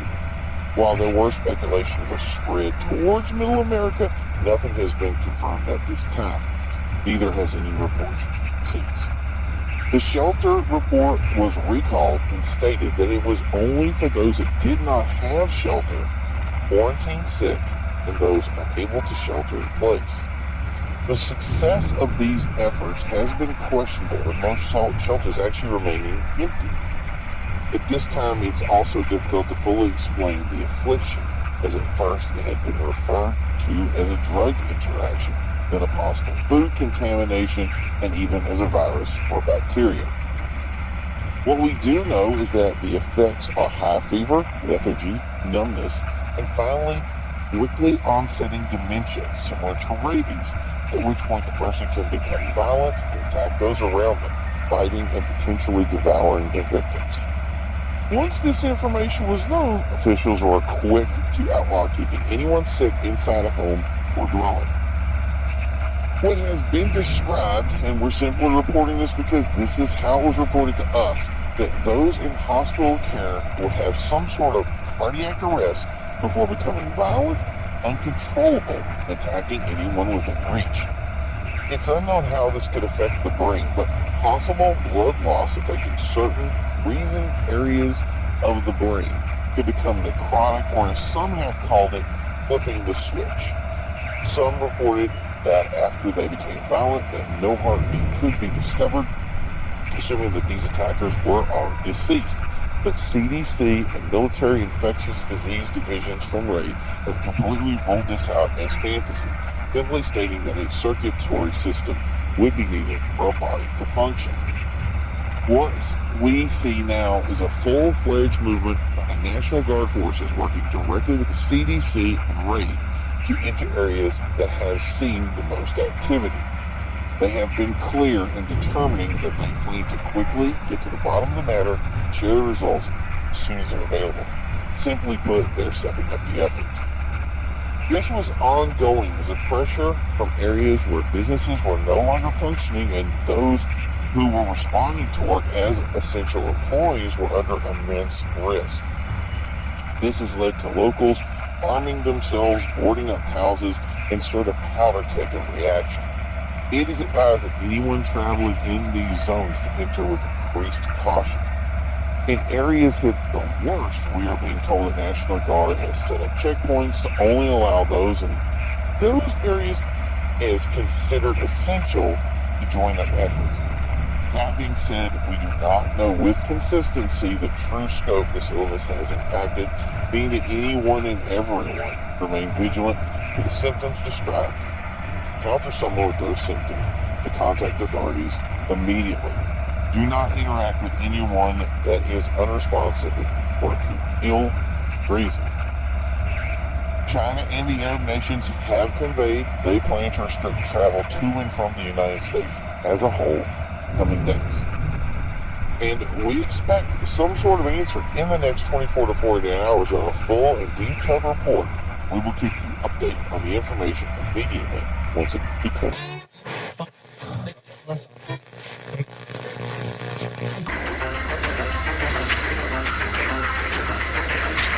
Top stories from around the globe. 30 M6. Is it possible to kill without ramifications? Well, that's exactly what happened to Eddie Spinks, a Virginia resident who was acquitted of murder during an altercation between he and fellow bar attendee Colin Ames that ended in Spinks firing 2 shots to the head of Ames, who was reported dead at the scene. Many witnessed the event transpire, but the state was still unable to prove their case without a reasonable doubt, all due to the current pandemic that is spreading throughout the Commonwealth. During the case, Spinks took to the stand and claimed that Ames was showing signs of sickness the moment he entered the John Nick bar on 5th Street. Others corroborated his accusation, saying that Ames looked sweaty and lethargic. At some point, Ames collapsed and became unresponsive. Many in attendance simply thought he was suffering from intoxication. Ames stirred and slowly rose to his feet, while others dismissed this as an act of recovery. Spinks, on the other hand, felt something was different. He was not himself when he stood back up, Spinks testified. Ames began to walk toward a female patron, Sarah Cole, in an aggressive manner and attempted to grab her. She was able to slip Ames's grasp, but Ames continued the assault. Spinks attempted to intervene in the assault, breaking the two up, at which point he relayed that Ames attempted to bite him. Spinks quickly pushed him back, warning Ames to stand down and that he was armed, but Ames continued to approach. Spinks retrieved a .22 pistol he was carrying illegally and discharged 2 shots that struck Ames in the head. The patrons immediately subdued Spinks, who surrendered willingly and waited for the authorities to arrive. Paramedics on scene declared Ames dead, and Spinks was taken into custody. During trial, although many witnessed the attack, Only Cole testified that she believed that she was being attacked and that it was possible that Ames was sick. Doctors versed in the new illness testified at length to the effects, such as lethargy, unresponsiveness, and using physical weapons such as hands and teeth. The jury deliberated for only 6 hours and returned a not guilty verdict on all charges. Politicians were quick to decry the results, stating that wanton and unpunished killing would result in lawlessness, while the governor began announcing legislation to combat what he considered vigilant acts and called for further gun control, stating that those whose intention it was to join the ever-growing ranks of homegrown militias intent on slaying what they have described as misshapen monsters would not be tolerated further. Simply being sick has never been an actionable reason for lethal defense in the history of our country, Governor Lurie stated. These are nothing more than separatists looking to overthrow the law of the land, and we plan to take action to protect the rights of the sick, he concluded. Still, Sphinx's acquittal will stand, and the Attorney General has stated clearly that they do not plan to prosecute the associated gun crimes at this time. Even with further changes in rulings regarding the sick, the judge made it clear that double jeopardy would stand fast in this case, and Sphinx could not be tried from loss past in the wake of the death of Mr. Ames. This resulted in bailiffs having to clear the courtroom as those in attendance sounded their dissent for the ruling. Prosecuting attorney Mobley stated this was an affront to justice, that he, referring to Sphinx, should be allowed to go free after killing someone in cold blood. And continued, are we going to be allowed to kill anyone that has signs of impairment in the future? Where does it end? He concluded. We are also expecting announcements regarding executive orders from the president. A spokeswoman for the president said that these orders will be regarding protecting impaired against attack in the future. Still, the disease at the heart of the matter remains largely unexplained. Lawyers in the case agreed there is no definitive legal means of defining the illness or prove that Ames was suffering from its results at the time of the attack. Reports are that it is also spreading throughout the western part of the state and becoming more frequent in populous centers, opening up the potential for more cases like this to occur. With discussion of limiting the scope of defense, this has led many to question their ability to protect themselves from attack, while militia marauder groups begin to further organize in its wake to combat those completely overcome by the illness. And if legislation is enacted, it may rule that citizens are unable to use the illness as a defense. Lurie made clear his position that defense of law is the domain of law enforcement and the National Guard, and not the untrained citizen, clarifying that no one, not even a qualified doctor, is able to fully discern the sick person's disposition in a short encounter, and that any further slaying will be met with the full force of the law. He refused to further comment. Opponents of the law state that this illness does not result in death, but that it does change the person into the shell of their former self, and that their death could be considered merciful. But many countered that at this time, even assisted suicide would be considered illegal. It is the position of this station that no one, under any circumstances, should attack or kill any person for any reason. If you believe you are encountering a sick person that is a threat, the Office of Civil Defense has made it clear that you are not to engage, but to call authorities to deal with the situation and to shelter in your home in affected areas. If you are unable to shelter in place, you may report to one of many shelters available to the public. We expect new legislation by the end of the day, Politicians stated they plan to fast-track any law rulings that cross their desks. The game was canceled due to an attack in the arena that left 2 injured and 1 dead. Details remain spotty at this time, but management has assured that a new date for the follow-up game will be provided soon.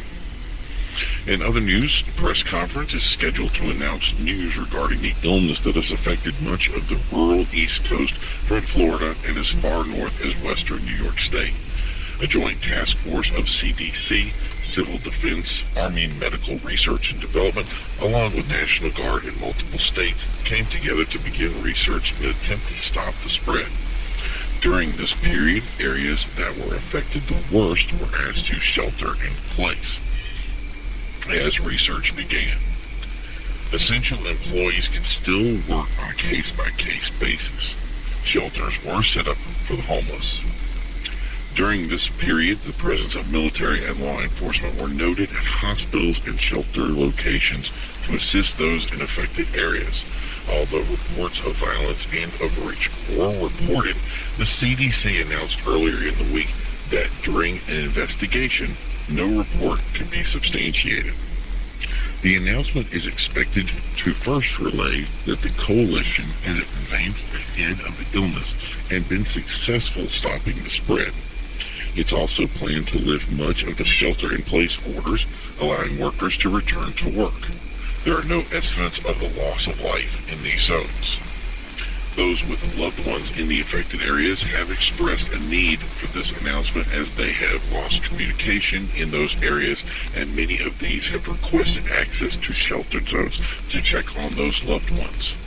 There is no word when reliable communication will be restored.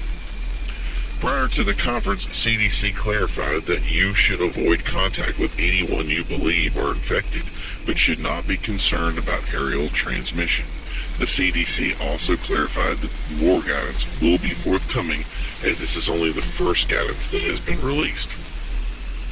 The coalition of agencies has faced criticism for slow reaction to the illness and lacking clarification regarding the origins and conditions. At the onset of the announcement, it was directed that they are aware of these concerns and assured that they would be addressed immediately. Concerns regarding local militia involvement was clarified by representatives that stated that no members outside of the official response or beyond trained individuals of the public would be allowed to engage in the research. Experts in the field of medicine and science have been enlisted as a resource to expedite answers, but no agency has secured private or armed civilian military support. We will be sharing the conference the moment it is available. In his statement with wishing everyone a safe and fruitful New Year.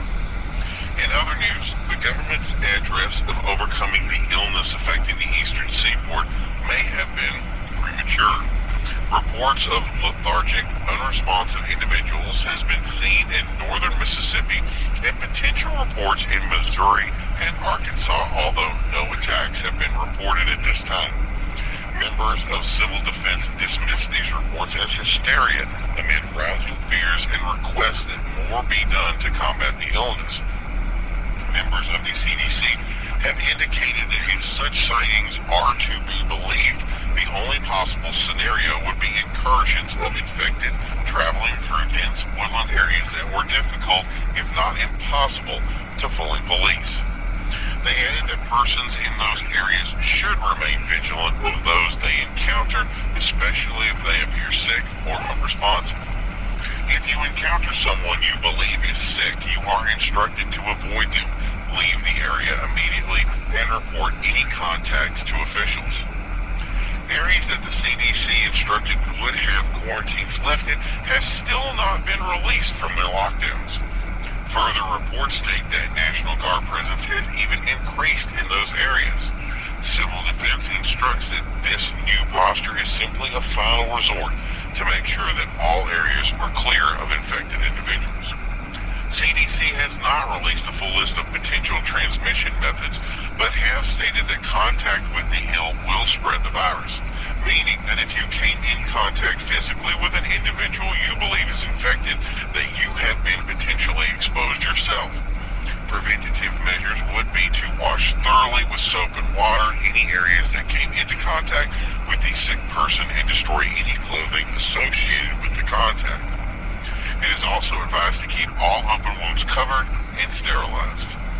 Army General Charles Elsher has made his objections known about the way the president has handled the incident, saying, quote, military should be allowed to operate in these areas to better support and assist local law enforcement and government agencies, end quote.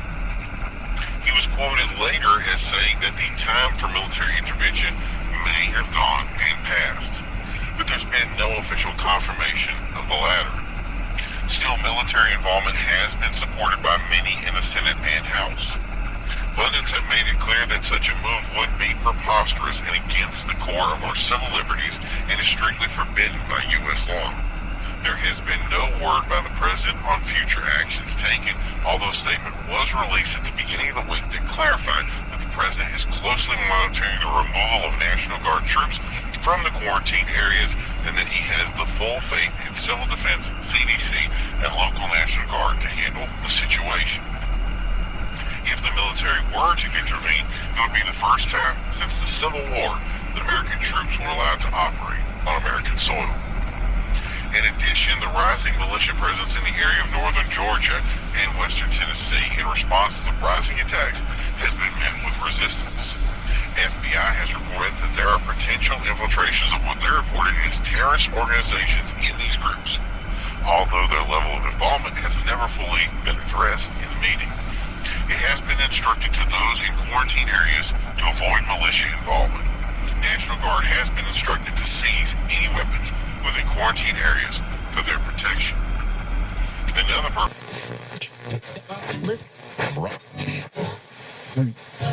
I'd like to thank everyone for attending this important meeting today.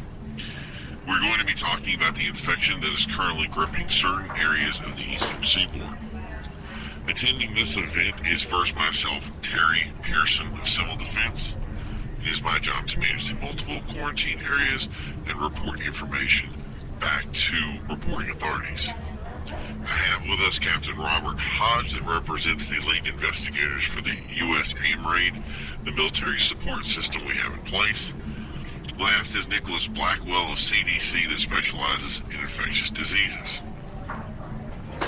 During this press conference, I will be making a short statement and then answering pre-submitted questions by members of the press. The reason we do not have press on site is because we want to make sure that the area is completely sterile in our ongoing research, and we do not want to subject press to potential risk. Thank you for your cooperation in this matter. If a question has been answered during our briefing, we will not be considering it. We became aware of an illness that was spreading throughout the rural areas of the United States a short time ago. Originally, we believed that this would die off, and we began researching sources such as water, food, and sources of potential chemical or biological spills that may be affecting people within those areas. At that time, the reporting was that it was winding down. Illnesses of this nature oftentimes burn out rapidly, and research can be difficult, if not impossible. Still, in isolated areas, the illness remained and increased. Action was taken to limit the spread, but we're afraid that hyperbolic reports and rash actions by those in infected areas caused a sort of hysteria that exacerbated the situation. So it was necessary for our coalition to take action. 2 months ago, we began to set up quarantine environments within certain areas on the eastern seaboard. We have restricted knowledge at these locations because our first locations were being bombarded by curious people and news media in an attempt to acquire more information about the effects of the illness or to get an inside scoop.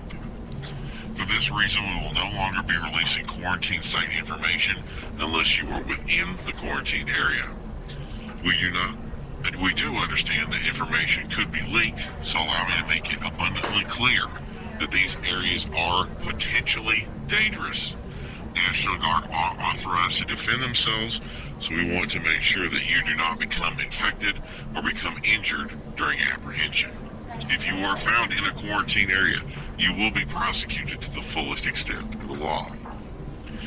During our research, we are considering the disease to be bacterial in nature, therefore it can't be called an infection.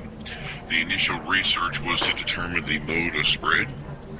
The nature of its transmission is via contact through a breach in the epidermal layer of the skin from infected cells of the host. This would require a breach of the skin to be transmitted from host to a healthy individual. This cannot be transmitted by inhalation through mouth/swallowing of foreign cells or any other method. You can't get it in your eye and get infected from it. It infects in a two-part process, first locally and then by entering the bloodstream, where it changes the chemical nature of the cerebrospinal fluid surrounding the brain. At this time, the brain begins to swell. Victims will begin to become disoriented, develop a rapid onset high fever, and become lethargic. At this point, we reach a cycle called flipping the switch, in which the victim loses all cognitive ability and begins attacking those around them, although the secondary symptoms will cease.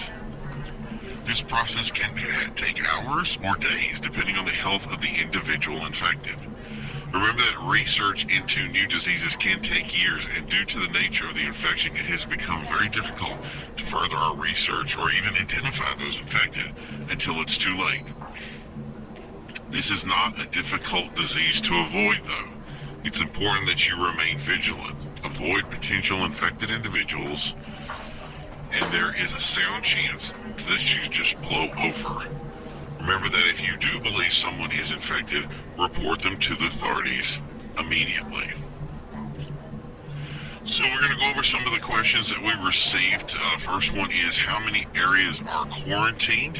At this time, we have 5 areas that are quarantined, but as per our original announcement, I will not be sharing those locations.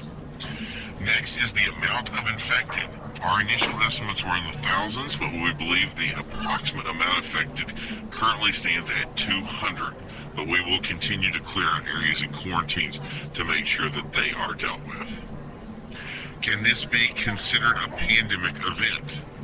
At this time, it cannot, and we don't believe it could possibly reach that level. Any reports to the contrary should be considered false at this time. Have you found a treatment or vaccine? We're currently working on a treatment at this time. As was said before, we not fully understand the underlying agents associated with the infections, as there are multiple processes going on within the body of an infected individual. We will need further research to begin synthesizing of a vaccine, but we hope that the infection will be disseminated by the time that such a vaccine would be needed. So we hope that this will be over prior to needing a vaccine. So continue help from the community and from the populace at large would be optimal. How are infected people treated? At this time, infected individuals are euthanized to limit the spread, and their bodies are cremated. Can a person survive this infection? By all respects, the individual does survive the process, but they have no quality of life. It is comparable to brain death, so we're considering it fatal. But death does not occur as their lower brain functions are still operable. A person infected may still drink water, eat food, continue to go about their daily routine, but it's not something that is considered life by the way we define it now. Has the World Health Organization or UN reported any cases outside of the U.S.? No. At this time, the infection seems to be relegated to isolated areas in the United States. The World Health Organization nor the UN have been involved in any research or investigation during the time that we've had this in the U.S. It has been limited to the CDC, U.S. AMRA, and Civil Defense to deal with the situation. The president has said that the quarantine areas will be taken down soon. What is the timeline for that? We should be done by the end of the week and be completely divested from quarantine areas by the weekend if we are not further interrupted by people trying to get involved with quarantine areas. And we think that currently that has been mitigated and the situation should be effectively closed at the end of that time. So that concludes our press conference for today. I want to thank the news media for spreading awareness of this event, and I want to thank you all for your time. Thank you. You're watching Real Talk Radio, Real News with Lyndon Purcell, 30M6N Radio. Hey everybody, welcome back to the show today. I want to thank everybody for tuning in. This is going to be a great show today. If you guys know, this coalition thing came out yesterday with a big announcement. And I don't like the announcement. The announcement's a little crazy. And we're going to talk about it right now. So this is Real Talk, Real News. And today we have as our guest today, Dr. Maria Vieira. How you doing today, Doctor? I'm doing fine, London. I appreciate you having me in. Well, it's good to have you on today. I hope you understand a lot of stuff got taken apart yesterday at the announcement at the press conference, and I just got to say, not a lot of it makes sense. You know what I mean? I understand perfectly. It's a lot of things happening and people don't know the answers. Right, so I want to make sure that we get all the stuff kind of separated out, because I'm sure if I have questions, then my listeners are going to have questions, okay? Absolutely. So, the first thing that I really thought about when I was sitting here yesterday was originally, we thought this was a huge thing, but now they're saying that there's only 200 people that are affected by this. Well, what's the deal with that? What's going on? Well, my understanding is now our numbers is down to about 100. It's a lot less.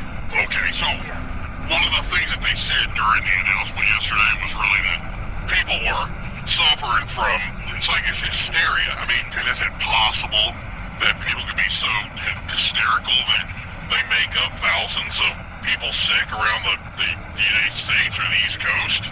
Well, you've got to realize, too, there's a lot of people out there that just heard about this and responded to it and took it into their own hands to, kill people because they thought they were sick. And so the numbers may not even be right because we had people killing people. There was nothing wrong with them. Wow. Yeah. And this was all up and down the East Coast only, or did it spread anyplace else? We had some over in Appalachia, through Tennessee and Virginia, some of that area. Okay, so there were sick people in Tennessee. Yeah, absolutely. And these were quarantined people, or did they come out of the quarantine? Where were they? Well, we just got reports from some of the doctors that, somebody was sick, they were acting erratic and that kind of thing. And I think some of the, kind of vigilante types from down south got it in their head, that they could go out and take up arms and they would know what they were doing, but they don't know what they're doing. They're harming people that aren't even sick. So that's the reason our numbers are all skewed. It's just crazy to me to think about that. So here's the thing. How do we stop, I guess the word is, how do we stop the hysteria that's going on here? And how do we show people that, there's a difference between, a sick person and not a sick person? Because that's new. This is new news to me, and it's huge. It worries me that if that's the kind of thing that's happening, it kind of makes sense now exactly why it became such a big deal. Well, exactly. And some of these people, like I said, they get hysterical. The thing of it is, just like the announcement said, if you see somebody, they don't look right, they look odd or something, call an authority, call the police. Don't try to take matters into your own hands. Stay away from the person, but don't try to take something into your own hands, or go home and tell your husband, or if it's a child, go home and tell your father, that he pulls out a rifle and goes down the street and shoots somebody, that there's nothing even wrong with them. I mean, if you think about it, though, this disease it's awful. Yeah. We're white saying that we're actually killing people. They're being euthanized. The way they're trying to spin it in a way that's nice, but we all know that just means that people are getting sick. They aren't dying, and they're being put down. There are definitely some people that were sick. They were infected in some way. We haven't completely cleared that up yet. But those are authorities. There are particular people that know what they're doing and know when somebody needs to be euthanized, not your average person on the street. Right, so none of this is actually happening outside of these quarantine zones then, right? Absolutely not. Okay. Nothing to worry about. So I guess... Well, like we said, we've expected things to be cleared up in about a week. Yeah, well, the first thing I want to know was, too, before it was said that it was spreading the water that was in the system, and people were probably eating some food or something that went bad. And whatever happened to that? What was wrong with that? Where did that go? Well, as soon as something like this happens, people try to figure out, where were all these people that got sick? Where were they? Did they eat at a certain restaurant? Did they drink water at a certain place?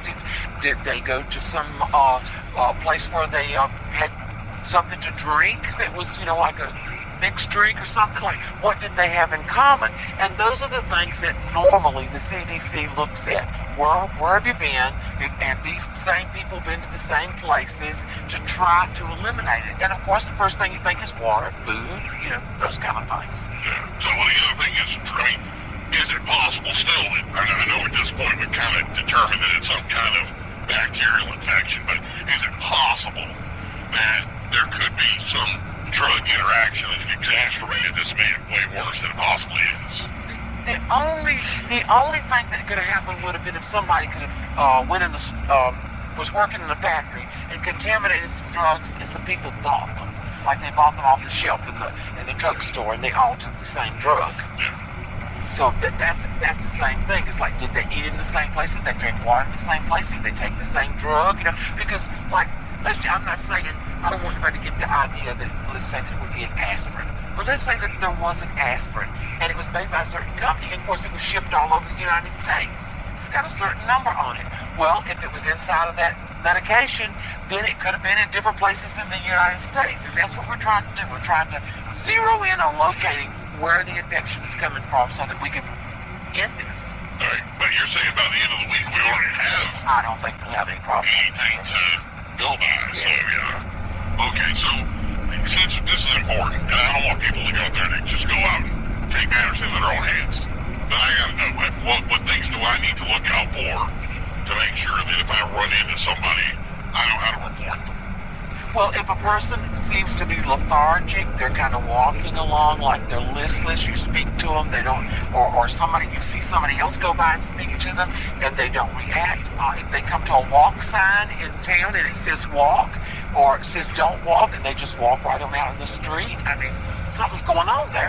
Go tell somebody. Don't take it into your own hands. Go tell a police officer, cop. Pick up your cell phone. Just tell 911. There's a guy here walking around in the street that looks like he knows where he's going. He could be an alcoholic. He could be on drugs, or he could have this virus. Yeah. Okay. So you're saying people could be on drugs and have similar conditions. Exactly. You wouldn't even be able to know. You wouldn't know. It's incredible to think that this is the way it is. So one thing that all my listeners have been going through, and I've got 100 emails on this, 100 calls. There's a lot of people out there that are in areas that some of their information is getting out, and these news reporters want to be part of it. So they're coming into the areas, and they're invading places, trying to get the story, the big scoop or everything. So I want to make sure it's good. So I have a question. I know it's going to sound a little far-fetched, but I got to ask. Are these people dead? Their heart stopped working? So this flip the switch thing, is that what happens? Do we have people that walk around that just aren't alive anymore? Well, when they get to the point, if they have the disease, and you get to the point of the flip the switch, this is the point of no return. So I guess the next question is, once they get infected, are we just killing them? No, we're not, if they really get really, really sick, then, just like somebody with cancer, you give them a pill and it knocks them out enough that they go to sleep and then they pass away.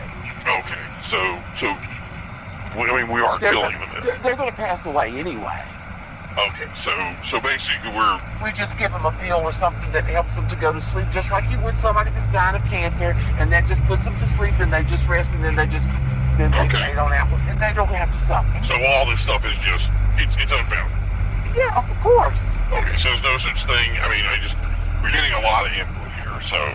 I told you there are a lot of people that are panicking and they're making up things. Okay, you're hearing a lot of stuff. Okay, so it's more people are probably getting into these encounters and just confusing everything. Yeah, they're panicking. They're just normal people that's got a virus of some kind. We just need to figure out some kind of, get the vaccine that needs to be worked to help that person. All right, fair enough. So, is there a plan for a cure or vaccine here? Do we have anything on the books? Not at this moment, we don't, because it's not been around long enough for us to figure anything out. Okay, so really, how much time do we need to kind of work on something? Well, if something like this stayed around for a year or something, we'd be working on it, but we don't. It's going to be done. We feel like this is going to be over in another week. Okay, so there's a way to keep somebody alive and actually heal them later on? Yeah, that's what we're working forward to. So, We're at the end of our time today. It's been a great show today. I want to thank everybody that came in and checked this out. I want to thank Dr. Maria Vieira. Thank you so much for coming in and discussing some of this stuff with us. Obviously, we've gotten rid of some bad information today. You're in the wrong step. Yeah, and fix some of the errors out there. So I want to thank you for coming on. I want to thank everybody. We're going to see you next time on the Real Talk Radio. Real Talk, Real News. The CDC made an announcement under extreme scrutiny. The CDC has requested that quarantine areas still in use be extended. They cited their biggest concern as the possibility of ongoing sickness in the area, unknown sources of illness that should be more thoroughly studied with the goal of limiting exposure to the general populace. Their biggest concern was listed as possible mutations or potential evolutions of the illness, with a goal of increasing safety for the entirety of the United States. The zones in question were Sweetwater, Georgia, and Moline, Pennsylvania, south of the Conemaugh River. The question of mutation is nothing new among scientists and doctors that are constantly chasing the ever-evolving illnesses and viruses they understand all too well. Although this current sickness was listed originally as bacterial, doctors are not ruling out viral, fungal, or even environmental impact such as drug interactions. They cite concerns of unknown materials discovered during autopsies and a lack of expected information, such as drug tests coming back negative. It is a conundrum that left those proficient in epidemiology scratching their heads. These quarantine responses came after hysteria gripped much of the East Coast of the United States.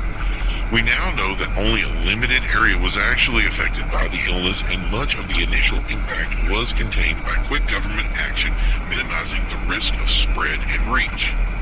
CDC also cited the overreaction by vigilante groups to engage with an intention to destroy the illness by dispatching anyone potentially sick. This limited their ability to both study the illness and also limited their ability to save lives of the infected by providing some sort of treatment, vaccine, or maybe even a cure. That these areas, albeit clean of infected individuals, are considered the first areas of infection, and the secret to unlocking this illness would be continual funding with National Guard support. The report included statements from individuals living within these zones that supported the quarantine continuation, stating that the quarantine was of a minimal effect to their daily lives within the zones and did not unduly inconvenience them. People outside the area, mostly militia organizations, pushed back, stating that these areas were unconstitutional and that reports were not describing the full truth of why quarantine needed to continue. That the solution was simply doing away with the zones, even though it is of their opinion that the effects are widespread. This response was not shocking, since many of these groups have expressed a distrust and a constant barrage of counter-arguments to any solution provided beyond violent eradication. Also, doing away with these zones would allow militia incursions to continue. At this time, it is not known how many innocent individuals lost their lives to these invasions. Government pushback from local governors has been that these areas have been operated nonstop by National Guard members and are now suffering from personnel shortages and undue overwork and stress, as well as increased cost to the taxpayer to keep running something that, if not needed, should not be supported. Mayors have expressed concern that a full accounting of funds used in these areas, due to their classified nature, will not be known for some time. Whether these areas remain in effect has yet to be determined, but it is assured that more research will be needed to fully understand the impact of these events. Initial rumors that a ban on travel to other countries was accurate, but at this time are not. Hey everybody, it's Angry Harry talking to you live this crazy morning. Those just waking up. We have had some interesting events overnight. What seems to have built up into Pennsylvania has kind of spread into the Ohio region, and no word of what's going on. But many of these hospitals in the Pittsburgh area are basically overrun with sick people who have been attacked, injured. No word on how many as yet, but it looks like a lot from what we're seeing here. If you are on social media, you should log in and check it out. I don't know how this wouldn't have national attention right now, but we're hearing little or nothing from anybody officially right now.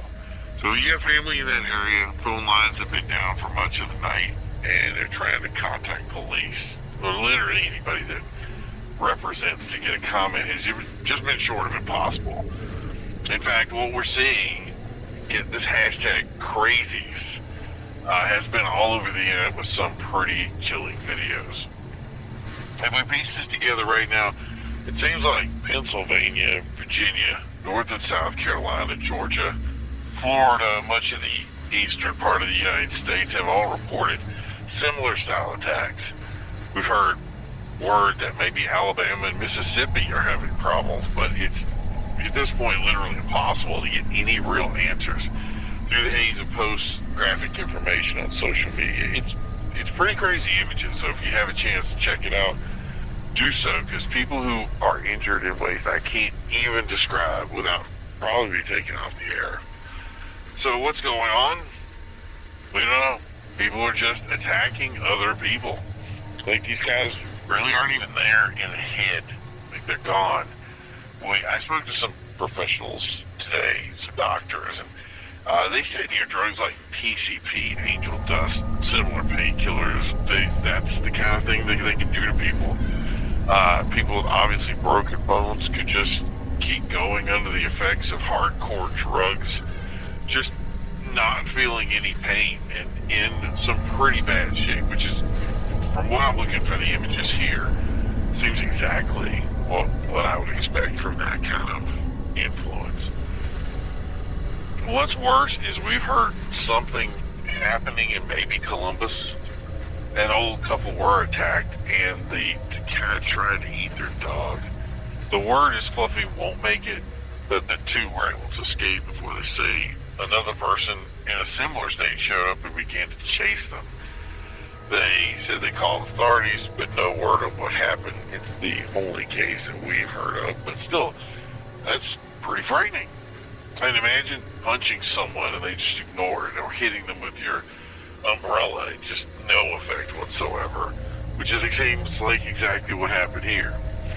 And the idea of just, somebody crazy enough to actually eat a dog, what kind of crazy medication you have to be on for that to happen? It appears whatever chaos is happening elsewhere is minimal here. That's the way we'd like to keep it. After we spoke to law enforcement this morning, they say it's just common knowledge that if someone is acting strange, that you just avoid them, which, after he said it, it kind of sounded stupid that we didn't figure that out. Yeah, that sounds about right. Some person comes up to you and acting like a total buffoon, like maybe just maybe avoiding the person in general would be the smart thing to do. I don't know, but you have these situations, I guess, under pressure, you don't know how to act. So, but what's really strange about this is that we've heard nothing from any government officials whatsoever. I mean, you'd think that someone high up would address this. Maybe a solemn, sorry for your loss, we're ahead of it, or that, the kind of feel-good statement we're used to. Just some warm fuzzies, a little pat on the back, get us in the ring.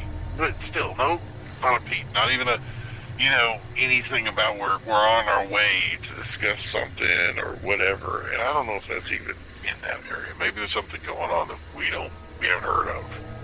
But that's what I'm seeing right now, and that's what I'm paying attention to. So, see, this is what I'm talking about with all the experimenting. People always are so excited about science. It's the next big thing. You know what? I realize it. Science stinks. Think of it this way. This was probably somebody in the lab, someplace, a la Walter White, cooking up their next big batch. Just imagine it for a second. Take yourself there. They're doing this next big thing, and they've got this new wonder drug. It's gonna make people just have the high of their life. They're gonna be happy. They're finally gonna find a way to sweep all those problems under the table. And instead, what this guy made is probably synthetic rabies. Like, you take it and it makes you go completely bonkers. Like, you're just out of your head. And For some people, that's kind of stuff that they're looking for. But imagine just you wipes your brain like some kind of eraser on a chalkboard, and suddenly there's no you anymore, you know? This guy's handing out to people at a club somewhere, and voila, the apocalypse, man. Just the instant drunk of like one afternoon in the club, and it's over. The rest of the world is just spread. You know what I mean? Like a third of the population. I forgot what it was from that other one. But yeah, what's that movie? I think it was. Oh yeah, I Am Legend. Yeah, people forget. In the first one, it was like vampires, like the first film. But was it some? Yeah, it was some drug they took. And then in this last movie with Will Smith, I remember it saying it was a cure for cancer. So yeah, so sure, you cured cancer, but it turned out everybody's now nuts, unable to walk in the sunlight. And next, they're hunting by scent, probably detecting people by their heat and can follow you anywhere you go, you know, just by scent. You can't hide once the sun goes down, and in a couple of days, there's hundreds of them. And like one of us makes it to the end without getting sick or is somehow immune to it. How crazy would that be, right? I mean, you can laugh, but think about it. That's how it happens. I mean, look. So I'm looking at this post here. This guy says he shot the other guy, and literally nothing happened. It looks like he probably shot the guy 5 times, and the guy just will not go down. You can't tell me that that's not the same thing. It's got to be drugs or some sort of super virus that cures cancer, right? It's got to be. It's got to be some guy who just thought he was smarter than everybody else, and here he comes. He's going to cure cancer. He's got this. And you know what? You guys don't have cancer anymore. But you're just psychos. You've lost it. Now you're nothing but some dude that gets shot 5 times and doesn't even feel it. Now imagine some of these old good old boys down there, they get together, they start doling out personal justice, and now you got a real problem on your hands. Vigilante justice is no joke. These guys do not take anything lying down, if you will. It's kind of horrifying if you think about it. I mean, that's how the fabric of society unravels in real time, right there. You first think you're curing cancer or you're making everybody happy, and suddenly society doesn't exist anymore. Civilization ends as you know it. Today we were driving nice cars and surfing the internet, and tomorrow we're eating on pots and pans, you know, out there hunting for our next meal because the world's falling apart. Thankfully, we haven't seen any of that as yet. Like, you never know if it's going to happen, right? I mean, think about it this way, okay? If it's going to happen, it's going to start in a city. That's where it's going to happen. Places where people are compacted together in ways that you just cannot understand, on top of each other. You really can't get away. It's where people come into contact with each other the most. I mean, think about the irony of that. A connected world that says we need to unplug and get back together, just to find out that getting back together is what's going to kill us. And the more separated we are, the better. How crazy would that be? And it's ironic. Just, we push ourselves so much to be, you know, organizations that stick together. And then we end up sitting around watching TV all day. And then we tell people, go out, hey, get with each other. And then we finally get with each other, and we're kind of punished for doing the right thing, if you will. It's just kind of crazy. Imagine you should have less picnics and stay home playing video games more. Wouldn't it? That would be a riot. I really would. It would be the best ironic statement anybody's ever made in the world. You just make it all worthwhile just to have that in our lives. But I did hear about some of these, what's called a ham operator. I don't know if you guys still use radios out there, like not radios like you're listening to me right now, but stuff like you know, these amateur guys, amateur radio operators. The guys have these networks of folks like truckers that have CB radios. They all start talking to each other, and I would love to monitor that, or just have someone monitor it and tell us what they were talking about, because these guys, they're ready to go. They have these go bags. They have these things that they are ready to go at a moment's notice. They have their generators. These guys, something bad happens. They pack up their bags, batten down their hatches, run away for like 6-7 miles from where they live, and they hide out in the woods for like 3 to 6 months. They get all their rations and all their stuff in their bags, and then when they make it out there, they're like, hey, we're good. We're just going to stay out here to let you guys kill each other, and then once we're done, we'll come back and then pick up the pieces and, go through everybody's house probably, and take all their cool stuff. But yeah, that's how it works, man. It's crazy, and I'd love to know where they're sitting right now, because I know this seems bad, and I don't want to say anything bad about them, but you really want to find out who the rats are in the world. In other words, when the ship is about to sink, you want to know who the rats are, because that's the people that you want to follow. Like, oh, those dudes are fleeing, we got to get with them, because they know what's going on. And in any of these situations, there's always that person that has like a perfect angle on things. They know how to and that's the trick, just avoiding the problem, if you know what I mean. Like, there's a lot of stuff out there that gobbles people up. But if you can just learn to avoid the problems, you're the guy. Like, everybody always tells me that. You should be the strongest guy in the room. Well, how do you be strong against some dude that just doesn't feel anything, right? It just doesn't work. But if you're the dude that knows how to avoid the strong guy and the problem dude all in one place, you're the guy that makes it out. Because you're not even part of the equation anymore. You're someplace else. You're not even in it. You're way off, 6 miles down the road, eating a bag of one of these government ration packets that's made with hot water, and basically eating goldfish, and you're good. Like, these other two guys are fighting it out. Neither of those guys make it, right?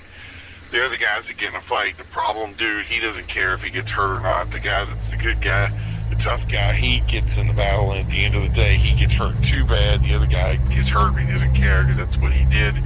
And those guys kill each other. They zero out. But the one dude sitting in the back of some log cabin someplace at the end of the world, that's the dude that lives, right? That's the dude that makes it. And I think that's crazy, but it's true. And that's the thing is that to put it better, that's the dude that's the rat on the ship, and that's the dude you need to follow. That's the guy that has this all figured out. So it looks like law enforcement in the area here is saying that everything is completely under control. But that does not look like control to me. That looks like a problem. They've mobilized their police. They said they're dealing with it. Oh yeah, you can sleep easy. Even if you're living on the Pennsylvania border right now, where all this stuff is going on, you rest up, because these dudes, doesn't matter. Even though they don't cross the border, they got it all under control. They're all working together, apparently, to do whatever they need to do. I don't know, but from what I'm seeing online, I don't see the control here. What I am seeing from the images, it looks like a lot of people, and it looks like a lot of people were bitten. And you know what? Let's say that. Let's say people are bitten. If they are bitten, how do we know that this isn't some kind of virus, or that's how it's spread? In other words, that's where it comes from. Nobody seems to be talking about that, but look at this. This is connective tissue here. This is one side over here that's kind of got it figured out, they think, and one side over here. And in reality, we came back to that thing, is everybody's kind of being reactionary. They're not getting ahead of the problem. They're just kind of waiting for the castle to fall. And there's some people like us that are sitting back in the back and looking at it going, hey, you know what? They're all saying the same thing. If it was a virus or bacteria, which I didn't even think about until now, there has to be some sort of communication. Like you get up, you get a cold, you start sneezing, you have a runny nose, there's stuff that's going on. You see that. That's why everything has a flu-like symptom, because that's how it's spread. And if this is something, I don't see where anybody has a way of spreading it. There's no sneezing going on or something like that. Maybe that's how the communication happens. Maybe that's how it's spread. And who's to say that's not how it happens, really? So, I mean, let's consider that for a moment. And it's one thing that's kind of bugged me about, people think about how easily viruses are spread. Like, think about that. You have something that happens and everybody goes, wow, it gets out of control really fast. And I'm like, yeah, it does. It gets really out of control really fast because we don't really think about it. So let's consider that. One person bites one person. So those two people bite another two people. I'm sure you heard this in like all the vampire stories and stuff. And then those 4 people bite another 4 people. If you do the math, and let's say that happens every day, how long have you got? So I think of it as the folding page thing. Remember they say that as a kid, your teacher would have you fold a newspaper. Like, how many times could you fold it before you couldn't fold it anymore? And I think, if I remember right, that's 7 times. You can't fold it more than 7 times before you run out of folds. And it's the same concept of why, like, pyramid schemes. You ever heard of that stuff? It doesn't work because 7 levels in, and there comes a point when you're selling to people who are actually selling the product now. You're selling to yourself. It's a system that can't survive. I mean, I think that's why Avon failed or something like that. So we think about it that way. We think about it right, I mean, that would be us being 3 or 4 days in, right? So suddenly it's happening so much that it's kind of hard to miss. So people are seeing it, and we're thinking about it. So if we think about per state, if we have 2 states being affected right now, so the next thing would be 4 states being affected, and the next would be 8 states being affected. How many days have we got, right? I mean, there comes a point when 7 is kind of the fold, right? Or is it just, I don't think it's going to work perfectly like that, because math doesn't really, especially when it comes to, I'm going to use the word organic math, I just made that up. But if you think about it from that level of, nothing happens perfect when it comes to math. Like, there's probably going to be one dude that shows out there and says, I can't find anybody to bite today, So that guy's out there hanging out, or, another guy tripped and, knocked his teeth out. So he's got nothing, he's gnawing on people, but he's not really doing anything big. So there's a couple of dudes in there, if you think about hundreds, that, are kind of dead dudes, But as a total, there's still a group of people that are going to start to just continue to mix it up over time. And that's just what happened. Now, I'm not saying that's what's happening. I tend to think that what's happening is really, Johnny goes over and sells stuff to Mary, and, Mary takes the stuff thinking, hey, it's the cure to make her happy, and, it's the next big epidemic. I think that's what's happening. I don't think it's a sickness per se, but a lot of people, they're saying sick. So, hey, what do I know, right? I'm just some dude on the radio who's talking whatever out my derriere, right? But it makes you wonder, doesn't it? I mean, if this happened out in the woods and a bunch of these guys got infected, you never know about it for days, right? They just show up in some swarm, and that'd be it. I mean, how do you stop that? You couldn't. No amount of cops could slow that down. You would just sink tons of bullets into these guys or hit them with whatever. They're just so messed up that they're not able to feel anything. And that, I think, is the craziest concept ever. Like, even if it's just a drug, there comes a point when you think, hey, there's a bunch of dudes out there that are taking this stuff, and you don't really realize how much of the population are affected by this. I mean, think about that. How many people are, I've never even looked that up before. Nobody's thought about that before. If you think about the current drug epidemics that we have, and I'm going to call it like that. I don't know if that's the logical thing to say, but it makes sense to me. What percentage of people out there right now have got into something that they don't realize what they've gotten into? And let's mix the two together. Let's say it's a drug on top of some kind of illness. Or let's say the drug has an illness in it. That's even crazier. Makes you like, we're getting all philosophical in here and all the stuff, like using my brain pan for something. But yeah, if you put those two things together, think about how many people out there are addicted in some way, shape, or form. And they always say that they're going from one step ladder drug, in other words, entry level. I forgot the wording for it, but like you start off with it's gateway. So if you have this gateway thing, so you start off smoking cigarettes, and then you started smoking cigarettes and drinking beer, and then you started smoking cigarettes and then drinking beer and then playing pool, because you know that's addictive. And then after that, you went from playing pool to saying, you know what, I'm going to try the worst drug I can possibly find. I know it doesn't happen. We skip some steps there. It's fine. Stick with me. But you go from playing pool to being a hardcore addict. And that's the thing is it all it takes, what was that? I think it was heroin. Yeah, that was the one that they talked about. So they were talking about the heroin thing. And they said, what is you could take this stuff once. You take it once, and that's it. It's over. Like, you could easily get addicted to it. Now, think about people that come back and say, I don't think anybody that's doing marijuana, I don't think that's happening to them. Maybe I'm crazy about that, but, I smoked cigarettes in the past.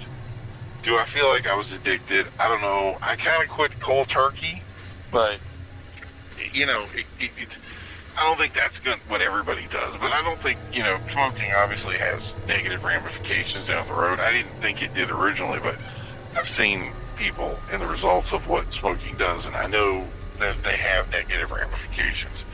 But I think most people do underestimate their addictions per se.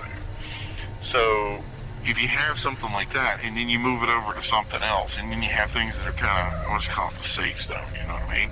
And then you get into like heavier stuff, and that's the stuff that kind of like pulls you in. Now you got something that makes you feel better, or you have something that, I don't know, makes the bad things go away. And that's where I was talking to somebody that I think that's kind of the trick to it, is people are, we live in a world of pain, right? People are finding a way to get away from that pain and find an escape. And the problem is sometimes those escapes are actually the problems. So they're going to make things more serious. So here we have somebody that picks something up, they get it, makes them happy, and then they've moved on to something else. And what if this is the something else? What if this is the next step that put them into a place where it wipes your mind clean? Now, that's really what it was, right? Heroin is just something that takes away the pain, right? Just imagine a drug. And how many people would actually take that? That's crazy. They would take it, and it would literally wipe away who they are completely. And there would be nothing left but this machine. And it's doing whatever it does or has done in the past. And it's just trying to get to that next level. Like trying to get to that next thing to keep itself alive. Like it's literally like a robot walking through space and time. Just existing. And that is pretty crazy, but it's pretty hyperbolic. I'm sure nothing like that's going to happen, man. So seriously, thank you guys for tuning in. Let's get back to some music, and we will talk to you guys right after the radio. This is a public service announcement provided by Civil Defense Initiative. If you live within the affected zone, the following emergency information has been provided for your safety. At this time, you are asked to shelter in place. If you are required to leave your premises, it is important to avoid anyone you feel may be sick or does not respond to verbal instructions. Thank you for your attention. Stay tuned to this and emergency channels for further information as it becomes Right now, civil services are trying to converge an active plan to combat any issues that may arise. So to repeat, at this time, Atlanta, Georgia is on complete lockdown, and we expect that to occur in other areas such as Pennsylvania and Ohio. Columbus has currently reported that they have had various attacks, but have not revealed the true nature of these attacks. There have been incidents in hospitals of infected individuals, for lack of a better description, going insane right in the hospital and attacking other patients. Hospital staff, already in short supply, have been injured in attacks and have left the hospital, which seems counter to logical thinking. This caused multiple hospitals to go into lockdown. Police have decided to stake points in area hospitals to corner unrest, and some injured have been completely turned away for no known reason. It's clear that the reasons are associated with this, and without clarification, we're calling this an illness or a virus. Police are also being asked to escort certain officials, but it's clear that they are short-staffed. Essential workers have already been told that they will have no escorts, and some places have gone completely unguarded. Places like nuclear facilities have their own guards on hand, but when we contacted one facility, we were told they had no thorough training and that there were people outside their gates that failed to respond to commands, and police calls went unresponsive. While in the city proper, the Atlanta mayor has requested the National Guard be called to guard the State House and to set up an emergency area to protect essential government employees so that their functions could continue. The reason for this was a few employees were attacked and a refuge was set up inside. The response seems to be that the request was considered preemptive and to allow local authorities to do their jobs first. Even though these events took off at first, they seem to have subsided. Many areas of the country have reported no activity at all, similarly to what is happening in these localized areas. And even in these areas, you'll find pockets that had no idea of what was taking place a few short miles away. This has led many media organizations and people who have taken to social media to call these events hyperbolic, saying it's much worse than it's being reported. That's the biggest concern at the moment, to truly understand what we are dealing with and measure its scale. So while hospitals have been researching everything from viruses and bacteria to fungal spores and drug interactions, and even get this radiation from space or some foreign body that is only native to the deepest oceans. Although these studies sound unrealistic, the scientific community doubled down and said they were researching every possibility, as this could represent a clear and present threat to any area these individuals were discovered. They didn't clarify the threat, where these areas were, or what their remarks meant in any way, and refused to comment further. That didn't stop the Mayo Clinic in Rochester, Minnesota from making the claim that these individuals may already be deceased. When asked to clarify, they simply stated that some force, such as a microbe or foreign body, could be somehow reanimating recently deceased individuals and allow them to attack living organisms in some way to sustain themselves. Others argued that require a change in the human physiology.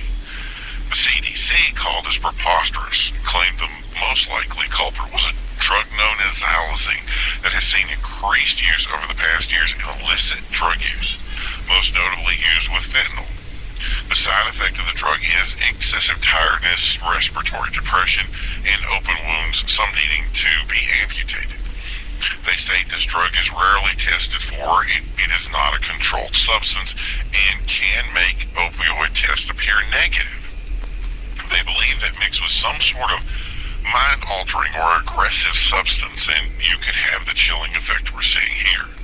This seems like the most plausible assumption, but we just won't know until further research can be done. The president's staff did make a brief comment today that they are keeping a close eye on events transpiring and wish the best for families and communities that have been impacted. That this is a chilling fact of drug use, of what can happen when the technology available to individuals today, and a clear reason why certain substances should be outlawed. that once the true scope is known, that they will take all the necessary action available to combat this deadly outbreak. That is the clear problem, though. And this is something we brought up before. At this time, we just don't know what we're dealing with. Could it be a bacterial infection, a mutated virus, a microbe, or a drug formula gone wrong? And it's clear why so many different groups are beginning to research and deduce what is happening, and more importantly, how it's spread, and will it spread further. We can't truly know what impact rural areas are having and how widespread it is. We can only rely on the reports from individuals and authorities in those areas. I also think this is why we're seeing what many are calling inaction on the part of government leaders. On the one hand, if you are in one of these areas, you may see a great deal of activity and wonder why you're not getting more support. Speak with anyone that knows, and you'll hear that military response is out of the question. What we are seeing is private sector businesses, pharmaceutical companies, and personal security firms that are being called into these areas by high-profile individuals. Events at major venues have been canceled indefinitely, and for many, this shows that they are expecting to hold out for much longer than is expected. The question is, are we talking days, weeks, months? How long before we see a resolution of these events? And if inactivity continues, if local law enforcement and healthcare officials are left to their own devices, we may see something more severe. But how severe? We don't know. So I have to say, this is one of the most confusing news cycles to ever be involved in. On the one hand, we have too much news to report, and on the other hand, we haven't received a lot of answers to that news. A great example is, how do you deal with someone who is sick? Better yet, how do we know if they are sick? The simple response has been to avoid and contact authorities, but that entire statement is clinically vague. It's like saying, to not get wet, stay away from liquid. Is there an expectation of a spill? We don't know. We don't even know if there's water. The biggest concern that some local officials have is that people may take actions into their own hands. Concerns about what actions can be taken to cure a loved one who has fallen to these effects. One mother said that even if her child was ill, that she wouldn't take them to the hospital, make sure to restrain them until some sort of treatment is available. Instead, we're hearing that police have killed numerous sick people, and the outcry has simply gone ignored. These kinds of contradictory reports and statements have made covering these events not just difficult, but impossible in any rational, and dare I say, sane way. I simply threw out the book this morning before the sun even came up, and I think I'm not the only one. It's like saying, go on the air, no script, no notes, just wing it. So I wish I had better information from our listeners and for the people that depend on us every day to get their news. I feel like we've been rambling for 12 hours now, and that we've had said little or nothing to assist people. I want to say I feel your ambivalence. It's a shared boat that I'm just eager to disembark from, as I hope you are. Could this all be nothing? Could we be overreacting?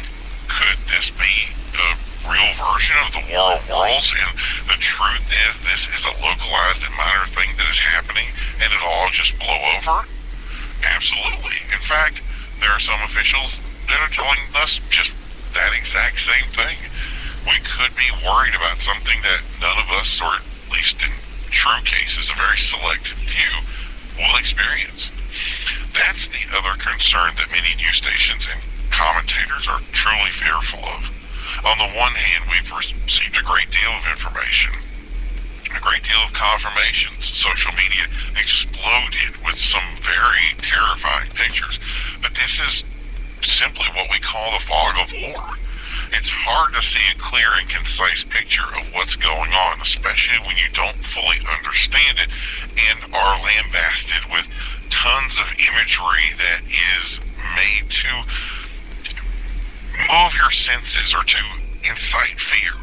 Imagine as a reporter handing off information to people that later results in loss of life to someone who was just having a cold that day.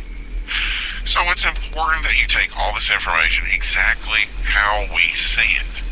I don't want to say with a grain of salt, but maybe with a grain of speculation. Some reports have said run out and start stockpiling, and the results have been empty store shelves in areas that have had nothing occur within them.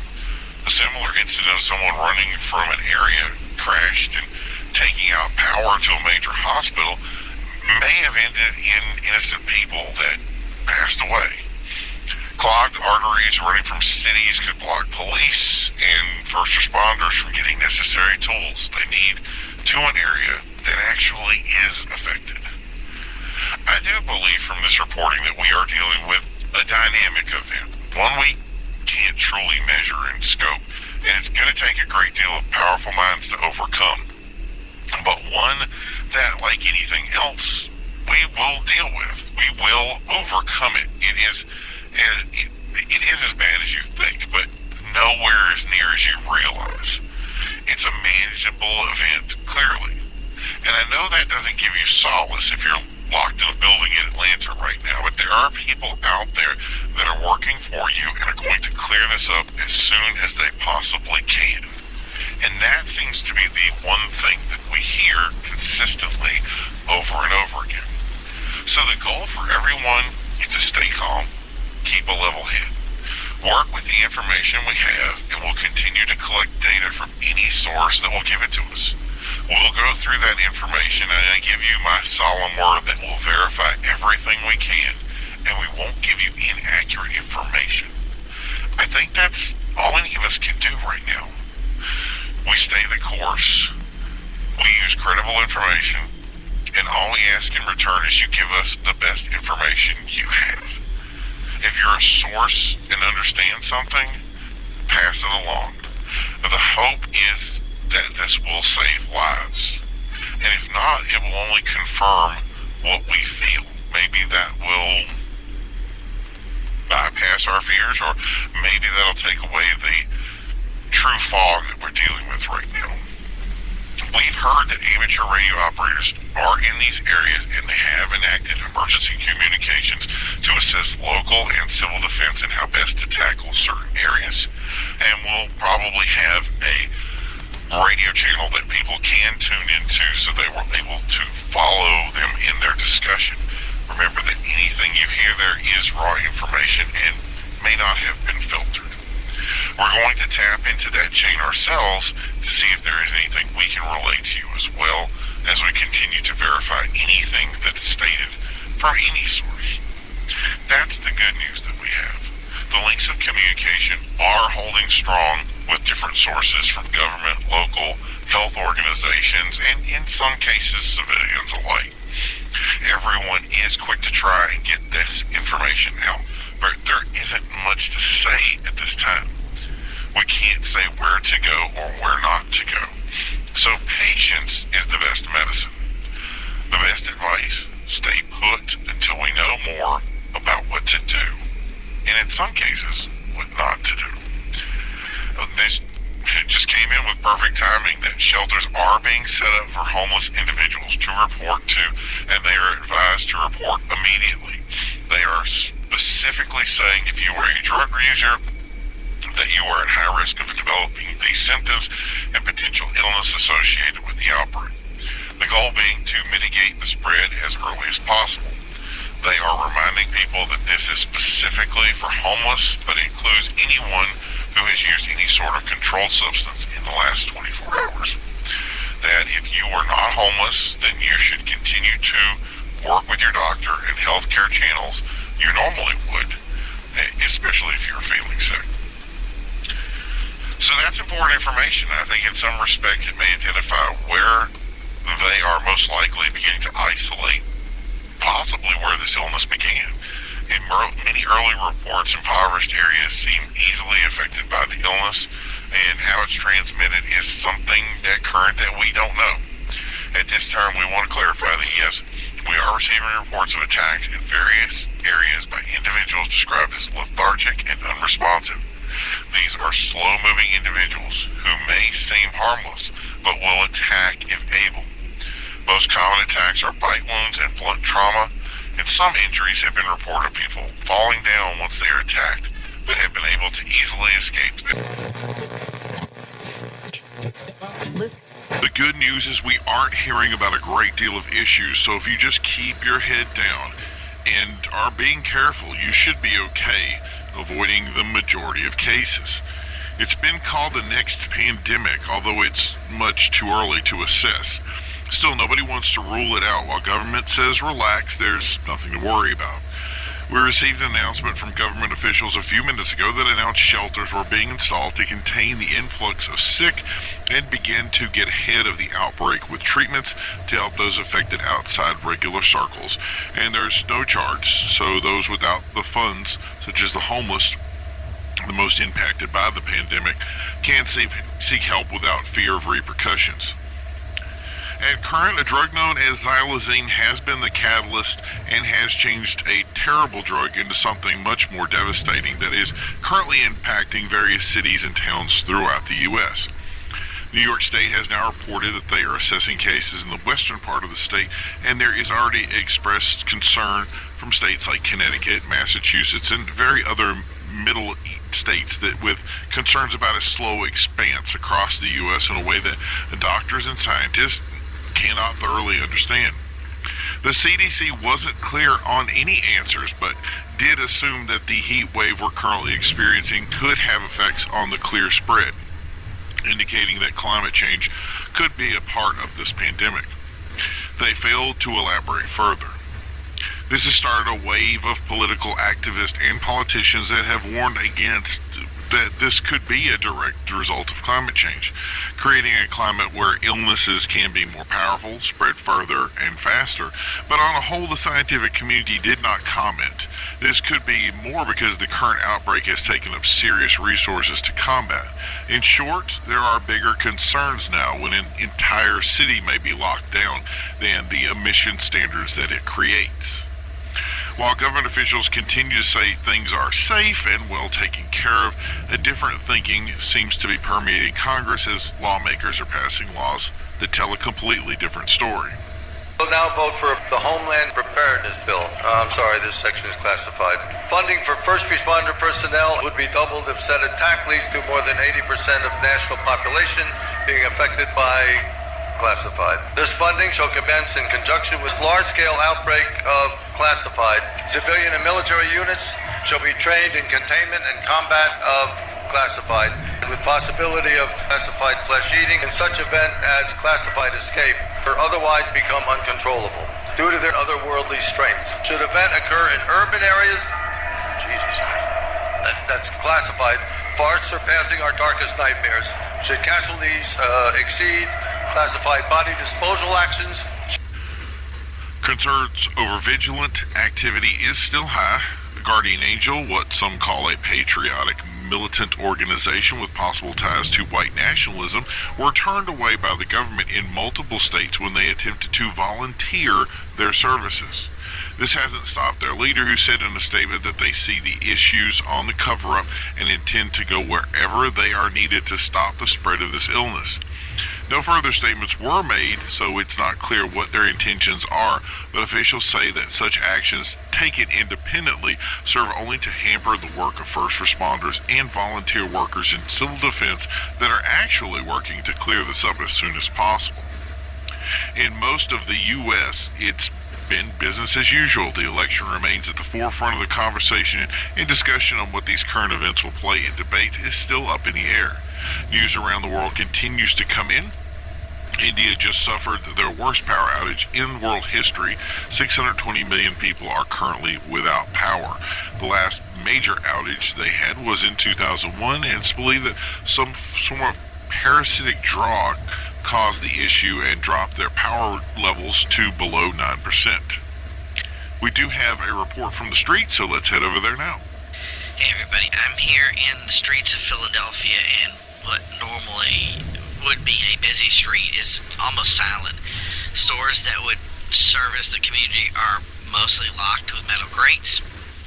A few convenience stores are open and standing almost oblivious to the plight that has struck the city. Others would peer out of their windows to check to see what we were doing, and I wonder if they were looking to see if we were going to be attacked. We can hear some sirens off in the distance, and an occasional police vehicle drives by, one even warning us of the danger, but on the whole there's only been pockets of activity. Usually these areas would have homeless sheltered here, but few have maintained their stay. Those we had returned had no idea that anything was even happening, even though police have said they were advising them to leave the area and find shelter. We needed to keep moving, so we passed along the advisory and went on our way. Even with the warning, the local shelter has been completely empty. The lady that operates the location called it eerily silent. They normally fill their location up with those in need before the afternoon, looking for a meal of any kind, and others stay on seeking a place to stay for the night. Normally they would be forced to turn some people away, but today she could count the people who arrived on one hand. We have seen those affected by the illness, some being taken away in stretchers after being attacked, and others standing like statues only to venture toward our van as we stop to film. Patches of what we hope is not blood were seen in many areas of the city. If I'm being completely honest, I don't feel safe anywhere. Your skin crawls here like being in a damp, dark basement. You just feel like any moment that something is going to run out and attack you. I'm keeping the van door within arm's reach, and we set up our chutes inside the vehicle. It seems if we stay inside and quiet, we don't draw any attention, which is the plan that we currently have. Of the attacks we have seen or heard described, they were explained as clawing and biting, that the attackers looked like ravenous animals, insatiable. We were told one man was attacked while he was sleeping under one of the numerous bridge supports. We were told that there is little to no chance they expected him to make it. The attacker simply wandered off after the assault. No police arrived, no ambulance, nothing. Civil Defense has set up a shelter in the area, but very few arrived at the shelters. When we arrived, the shelter was completely empty, and we were told we couldn't stay due to the danger. A few beds looked to have had signs of once holding a sick person, and one resident responding on the case of an anonymity stated that some had come and been released, cleared of any signs. There was an ominous truck that we were told to stay away from that said it had supplies, but it appeared to be stacked with body bags, 6 or 7 high. These shelters are also made to assist the sick who were feeling ill or worried that they had been affected, but it appears that they didn't have much work to do to combat the illness overall. Concerns have been raised that the sick may be unwilling or unable to report to these shelters, and some have said that compelling sick individuals to leave their house may be a requirement. Back to you. After contacting local officials, it's been clear that not all sick individuals are reporting to these shelters. We've heard New York officials have already considered legislation that would make harboring sick individuals illegal, and this kind of heavy-handed action is what we can continue to expect if people don't take action now. Atlanta has canceled sessions of their legal departments, and questions of what steps will be taken next are worrying local citizens. Pittsburgh, on the other hand, has stayed the course on the activities they have seen. Although things seem to be increasing in frequency, the overall reach has been that the city is safe and secure for now. Checkpoints have been set up both in the city proper and throughout the state as the governor has taken action to support and contain the area. This hasn't stopped locals from volunteering their services to assist with the sick. Chicago has just announced that it is taking preemptive actions to screen members of the community from sickness and had considered going door to door. While some pundits have urged restraint in these difficult times and believe these reactive measures like this may be too much, too soon, and could have dire results. In a shocking statement made by the mayor of Atlanta, he stated that people should feel safe in their homes, but that it is not always in their job to protect them once they leave their front porch. Under heavy scrutiny, he stated that it's impossible for public safety individuals to take responsibility for every single citizen, and this may be a great time to exercise some personal responsibility. We wonder if that thinking hasn't permeated into other mayors and governors throughout the country. We're sure they would deny that at this time, but down the road, once things get worse, could that all change? Are we on our own once this thing moves in? Can it be stopped? Stay tuned to this channel for more to find out. What can best be described as mindless attackers? Although we have little or no understanding of the illness, it's not the first time we've seen these effects, and the CDC has repeatedly blamed it on xylazine, what's being called the zombie drug, and it's spreading quickly and indiscriminately. It has seemed to spread most frequently in the homeless and drug users, which has given it a perception of being a dirty illness. But more and more, we're seeing regular citizens being infected by this. To help clear up these issues, we have Dr. Megan Tinso on our show to hopefully clear things up. Thanks for coming on, Megan. Thank you. I'm happy to be here. So you specialize in infectious diseases, am I correct? Yes. I specialize in many different kinds of diseases. Great. So if we get off script here a little bit, you'll be able to answer any of those questions, right? I can certainly try. Okay, so my first question is this illness catchy? Can anyone just catch this disease? At this time, we're not fully sure of how you can contract this illness. We're not quick to call it a disease because we're not completely sure it is one. There have been people who have come into contact with sick people. On a whole, they aren't reporting any signs or symptoms, but we are aware that there are cases where people have been in physical altercations and have developed symptoms and eventually succumbed to the illness. So the best course of action is to really just stay away from someone you believe is sick, right? Absolutely. If you think someone is sick, you should avoid them completely and seek shelter. If you do have any kind of physical contact, you should report to your nearest shelter immediately for treatment. Also, if you know someone is sick, you should have them report to the shelter where they can get treatment. So there is treatment for this? I'm not aware of the full details of treatment or prevention. They haven't been addressed. But we're told by the CDC that there is a way to slow the effects or prevent them entirely if caught soon enough. These treatments are in short supply, and due to the influx at hospitals, they're only available at the shelters.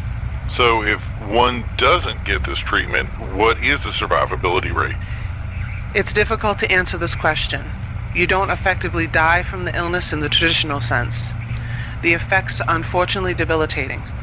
Those who are sick develop high fever, sweats, and eventually their brain succumbs to the illness and they lose all mental faculty. Some people slump over and become motionless, while others lumber from place to place. When they encounter another person, they become violent, and in some cases attempt to eat what they overcome. Once the person has lost their brain function, they will not recover, and it is unknown how long they could live in this condition. Some have suspected 3 days, but if they're able to feed effectively, this time could be prolonged almost indefinitely. Oh, wow. So they are effectively trapped in this state? Yes, we can only confine them. Hopefully in the future we can find a treatment, or at worst, they'll pass away from the effects of the illness. But there isn't much hope for someone who is infected.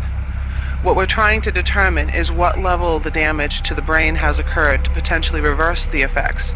But we need to first understand the illness and how it functions, because if we don't, the person could regain conscious control of their body and just slip right back into their prior state.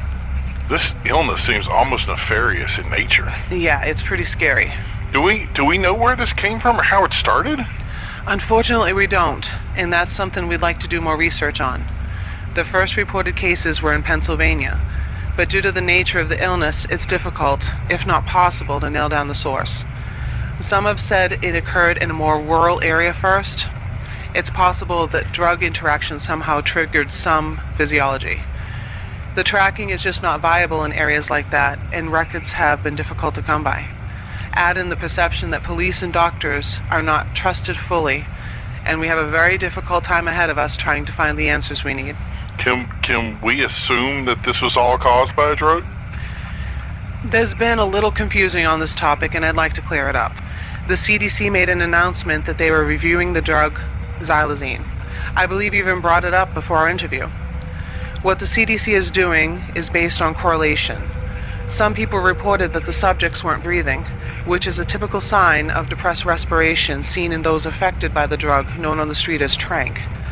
These subjects also had skin damage, which is also seen in users of this kind of drug.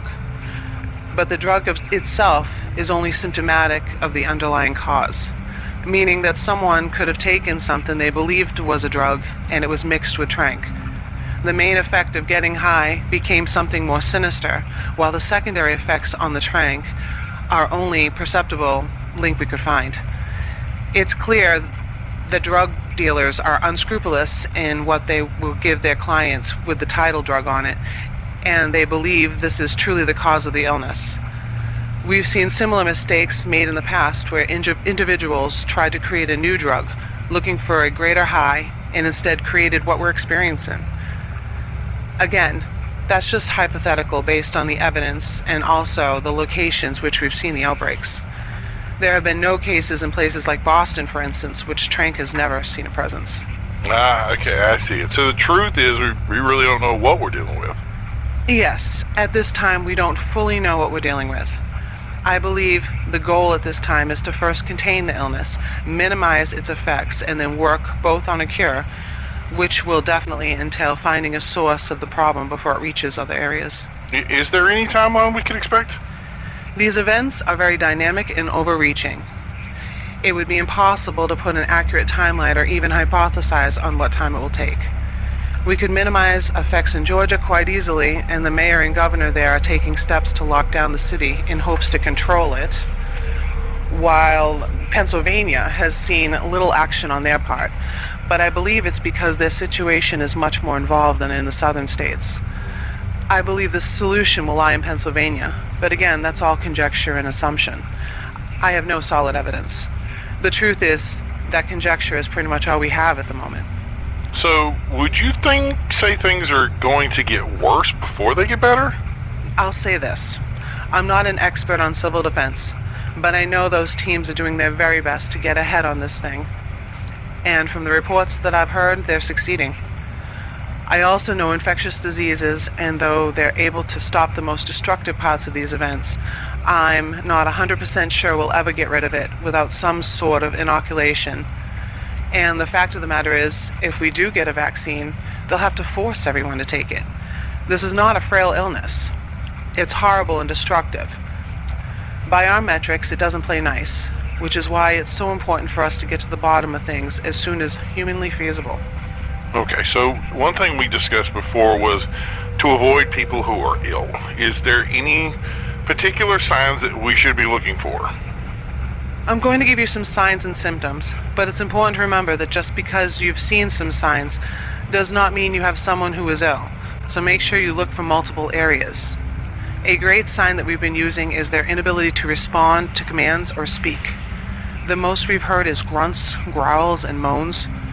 The noise seems forced, like they're trying to push the air out of their lungs, and this could be due to the depressed state. People can appear lethargic, as if to shamble instead of walking, but we've seen some with bursts of energy. You mean they run at you? I wouldn't say so much as run as controlled falling. The mobility is restricted, but it still functions. Think of it like someone who is drunk trying to run at you. So it's not the most coordinated, but it can happen. For the most part, you would only see that in a young, healthy subject. Okay, good. So you described some interaction cues. Do they look any different physically? That's a big concern. Everyone we've seen looks homeless or unkept, which makes it very difficult to differentiate without engaging directly with someone who you believe is sick. But something we're trying to nail down is whitening or reddening of the eyes. We can't seem to disseminate why some people have one and others have the other. It could be some sort of bursting of blood vessels in the eyes, but it's not something that's common. If someone was attacked and was infected, they would be bloodied, show signs of injury. If you see someone that has an injury that you would describe as extremely painful, and at most they're only moaning, you probably have a sick person on your hands. Okay, I see now why you said to make sure that you have multiple things to look out for. This seems very confusing and difficult to keep up with. What can make it more troublesome is imagine if you have a loved one that's infected. You're hugging and consoling them, and suddenly they attack you. We've heard multiple times, and it's very distressing to know that a person helping someone is suddenly now infected themselves, and there's little or nothing that can be done to help them. That That's horrible. That's exactly why it is so important not to harbor anyone that is sick. I can imagine. I don't think you're imagining enough. One sick person can attack everyone in a dwelling and infect everyone else. Now they're trapped in a building, ready to infect the next person that comes into contact with them. Oh my God, that's horrifying. It's something we saw in hospitals, that nurses and healthcare workers came into contact with sick individuals that were described as fine at first, and then had someone attack them moments later. Some workers were bitten or hurt and sent home. Those people are potentially sick. Were they able to get them back? I don't know, but we advised them that they need to be tested. It happened all over, and we're trying to get the word out to recall those people to get tested, and hopefully we can get treatments from government organizations. These injuries is why we are already short-staffed. From what I'm hearing you saying, there is a potential for problematic healthcare here. You shouldn't be concerned. Once they brought up the shelters to support people and delivered the sick away from the hospitals to minimize the potential for overload in a hospital setting, we're advised private doctors and other healthcare forums on how to advise patients on where to properly go if they are sick. I don't foresee any hospitals having problems at this moment. It may seem like a lot, but with quick mitigation of illness, you'll see the amount of sick people decline and will be a lot more controllable overall. Sounds to me like the CDC and Civil Defense have at least the direction well under control. Should people be concerned at all? Being completely transparent, hysteria is never a good thing. In this case, even more so, because even in the short time that this problem has reared its ugly head, the CDC has been able to target the areas that this could have emerged. They have a good general idea of what caused it and already advised on how to slow the spread. The simple thing for people is to not come into contact with a sick person, and then they have nothing to worry about. Even if you do pass someone that is sick, avoiding physical contact is your only real worry. No data has shown that this is airborne or transmissible without direct contact, and there is a potential that the only way to get infected is via contact with blood or saliva. I see little reason that avoidance isn't the cure for this illness, and even in areas where there aren't lockdowns, most people have decided to self-quarantine. So I think we're 75% through this in just over 12 hours since the first report. I have to admit that prior to this interview, I was worried about what we were up against, and after this short interview with you, I feel much better, and I hope our listeners out there feel the same way. Thank you, Doctor. My pleasure. I feel it's also important to say that if you're a drug user, it's time to quit. I think that's great advice. To all our listeners out there, simply put, avoid the sick and you will be fine. Leaving this to the professionals who will already on the job to make sure that you are safe from whatever we're dealing with. Those who are sick, if you have a drug affliction, head to those shelters and get the treatment you need to be better. Thanks everyone for tuning in. I want to thank the doctor for coming in today, and we'll continue our coverage of this event until its conclusion, which we think will be very soon based on the information we have received, and make sure in the meantime to keep you updated. Keep it tuned in. This is a public service announcement provided by Civil Defense Initiative. If you live within the affected zone, the following emergency information has been provided for your safety. At this time, you are asked to shelter in place. Only leave your premises unless absolutely necessary. Only report to work if you are an essential worker. Emergency response and medical services have been limited to critical care only. Do not contact emergency services or medical facilities unless your condition presents an immediate threat to life. If you are required to leave your premises, it is important to avoid anyone you feel may be sick or does not respond to verbal instructions. Do not engage anyone you are unsure may be sick.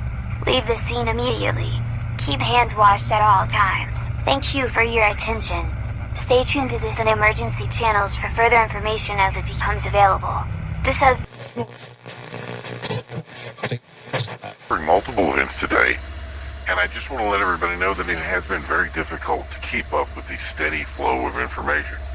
Normally when we are covering the news or going into things, we have a lot of information that comes in, actually constantly comes in, but it's very easy to pick and choose events. Obviously we want to select things that cater to the individuals that we are speaking to in our area. And some news, and I'm just going to call it, this is a little bit more exciting than other news. There are certain things that just we're not going to determine that is newsworthy, if you will, or something that we're going to broadcast. And you can usually go through those things and kind of pick and choose the ones that, we're going to go over, and then some things that we're not going to go over. With the news now, it's been a steady and consistent flow. So being able to get the news out there has become not only difficult, but it's become difficult to find out what news is the news that we want to hand out to you within the time that we're allotted. And that's the thing is it normally would be, you do some songs, you do some other things, we have some stories, and now we have an event that it's all encompassing. And even with that being the case, it's not something that I can direct my news on. I really cannot pick. There's so much information influx coming on. So what the plan will be is to start directing or focusing things into our area. A lot of people have said that, that Philadelphia, for instance, was really the start of this. We all know that the first incident happened in Pittsburgh. That's been very clear. So we understand that we're at the forefront of what's going on right now. Pennsylvania as a state has been part of this, and it's something that we want to make sure that everybody within this area that's being affected by it, that we get your information first. And we're going to try to ignore a lot of this hyperbolic stuff and just kind of go with the stuff that we know is accurate. And we thankfully have a staff of guys that are really going through this and kind of sifting through it as quick as we can. It used to be, they used to call it the 24-hour news cycle. The news cycles are now getting down into minutes. Like, information that we get is, some of it's actually getting old before we even broadcasting it. And I think that's kind of the problem, is we want to make sure that the information that we get you is important, relevant to you, and something that you can, if you need to act on, you can act on. So one of the big things that came up today was, there was an individual in a wheelchair today during an event that was shot.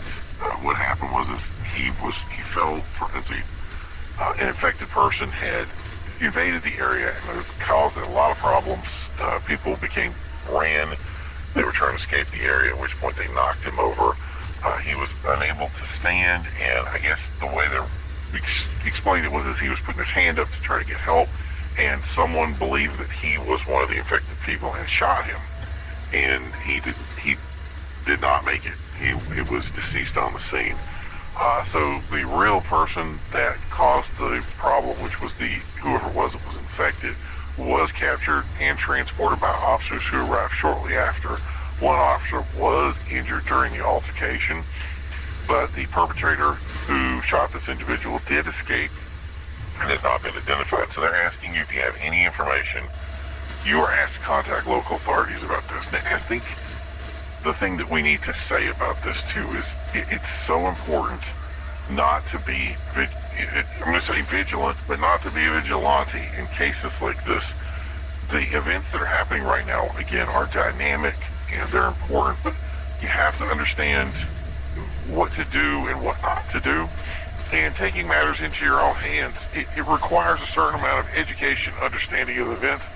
And I don't believe that we do have all the information, especially on the civilian side, to really make the calls that we need to make to engage a threat. It's one of the reasons why we're telling people to stay home, is because it's not a safe area to be in, for one. And then we have events like this that are happening. I understand that a lot of people are not staying home. They're not listening to the advice. They're going out anyway. They're, trying to get food, supplies, whatever they have to get, because, everybody does everything last minute. I know I'm the kind of guy that does the same thing. But what you're doing is you're going out into these things and you're causing yourself bigger problems. And if this infection spreads to all those that are going out and doing this, we're going to have a bigger problem on our hands. And not just the idea of people getting infected, but the idea of people like this, where somebody gets shot, they get injured, and now what do we do? We're very short-staffed to be able to do any kind of research, and it really falls back on the public who, should be home staying around. So if you can stay home, stay home. If you can't, we get it, but take the necessary steps to understand, to avoid the conflict versus being part of a conflict. In other words, large areas, any of that kind of stuff. Do the minimal things you have to do when you're out, and just get involved with it that way. So that way you're going to make more safety for yourself and others, and that's important. So the other thing that I think we just got this news in just now was one of our largest hospitals here in Pittsburgh. The Presbyterian has closed its doors, and we have not been given a word of why.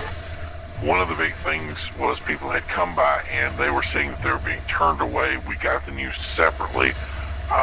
What we heard was that the move was made by Civil Defense in cooperation with the CDC, but they were not given any instructions. Now, this could be because they're short-staffed or other problems of that nature. We believe that it's possible that the power outage in the initial attacks had caused some sort of damage to important equipment, and with the lax in staffing right now due to the illness, that these issues had compounded, and it's just better to turn people away. So they were saying that they weren't doing any kind of testing today, that you had testing scheduled to redo it, to find another time to do something and reschedule. But for now, I don't know how they're going to do that, because at this point, I think if you have something that needs to be done, it's going to be one of those things to stay at home. But again, some of these people had some important stuff that they needed to do, and we've been hearing that they have taken other actions to go outside of the city and in other areas, and this has caused congestion and clogging of major areas and arteries to basically get in and out of the city to do what these other emergency responders need to do. So whether that's been in a compound of a problem or not, that's something that we're going to have to look at later. This is, like I said, this is a very ongoing. I guess now you see the information problem is that it's become difficult to keep up with things, because as soon as one problem occurs, we're so inundated by other issues that one problem, no matter how small, becomes a bigger problem, and now it's on to something bigger. And now we've forgotten the first problem, we're on to this next problem, and the next problem, and the next problem. So it's become very difficult for first responders, police, individuals, especially in government, to get involved with this and get things fixed the way they need to be. But this is our job, is to get with the news, and we're going to give it to you. So, and that was the thing is on the heels of the current pandemic that continues, it's expanding beyond its roots in Pittsburgh. One local homeowner did call the police asking for a wellness check on her neighbor, at which point the police had not arrived some hours afterwards. So this homeowner took it upon themselves to go over and visit their neighbor to find out what was going on. And in the process of doing the research, they found the room was filled with blood, that it looked as if the occupancy had been ransacked. She was unable to find any occupants in the household. She did find one firearm, which appeared to be discharged, but at this time, police have still not arrived on scene. And that was a big concern, because here's something that's going on that they don't have an individual, and they're unable to take the necessary action to really do any research with it. We don't know if this person's hurt. We don't know if they're injured. Again, they're looking for help, but it's very difficult to find any kind of help in these areas. So the one thing that I was saying with these communities, and I love the idea that these communities are very tight-knit. They work together. A lot of neighborhood watch programs that get involved with it, and people are taking this upon themselves to go visit other places. That might not be a good idea. It might be better just to stay back, and maybe they are aware of what's going on and they're not going on scene because of that, or that there's just so much bad stuff out there that you don't want to get involved. This goes back to our original discussion about people staying home and saying, there's time when you're trained and able to take the necessary action. That's great. If you're not, what would you have done if you walked in there and there was a sick person there that's attacking, and you're by yourself, you have no ability to defend yourself? It's going to put yourself in a situation where you could end up getting hurt, infected. Otherwise, these attackers are serious. They are attacking people. They're killing people.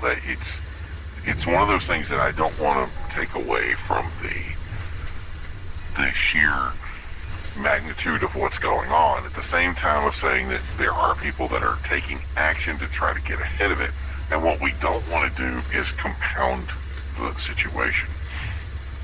So we are continuing to receive reports of attacks in and around the city, and what some people are calling at this time Judgment Day. One man described the interaction that he was shooting an infected person. He shot them multiple times, and the person was unresponsive to attacks. Others have stated that these individuals are simply not alive, which I think is a very interesting thing to say. But he stated that his friend had been attacked. When they checked him, he was deceased and not breathing, but moments later stood up on his own and attacked his friend. So at that point, we actually took some time to contact the CDC for a response. And we were, instead, self-defense got in touch with us, which we appreciated. And they stated that individuals that are under the effects of depressants, such as drug interactions, can feign injury, they can be immune to pain, and may appear to be lifeless or breathing so shallow that it's imperceptible to see their breathing. So just because you think someone is down or hurt or, possibly whatever, there's a good chance that that might not be true. So, and I want to quote here from them, being clear that we don't know the full details of how this nefarious illness strikes. It's important not to engage with anyone that has come into contact with the sick. And if you have come into contact with a sick person, that you should self-quarantine, unquote. So there's a lot of stuff going on with that. There's a lot of things that we do not know about. And being at the forefront of this, we don't want to take action that's going to make things worse. And I'm going to keep saying that over and over again, because it's going to be important to make sure that you're protecting yourself and in turn protecting others. Here's people that are, potentially injured, doing what they're doing, and you see this engagement and they're on the ground. You're thinking that the person is dead. They're not. They get back up and you get attacked. It's important to say we don't know the full details of what's going on right now. We're not getting trained enough. I think that's going to come in time, but for now, it's best just to take the actions you can to protect yourself.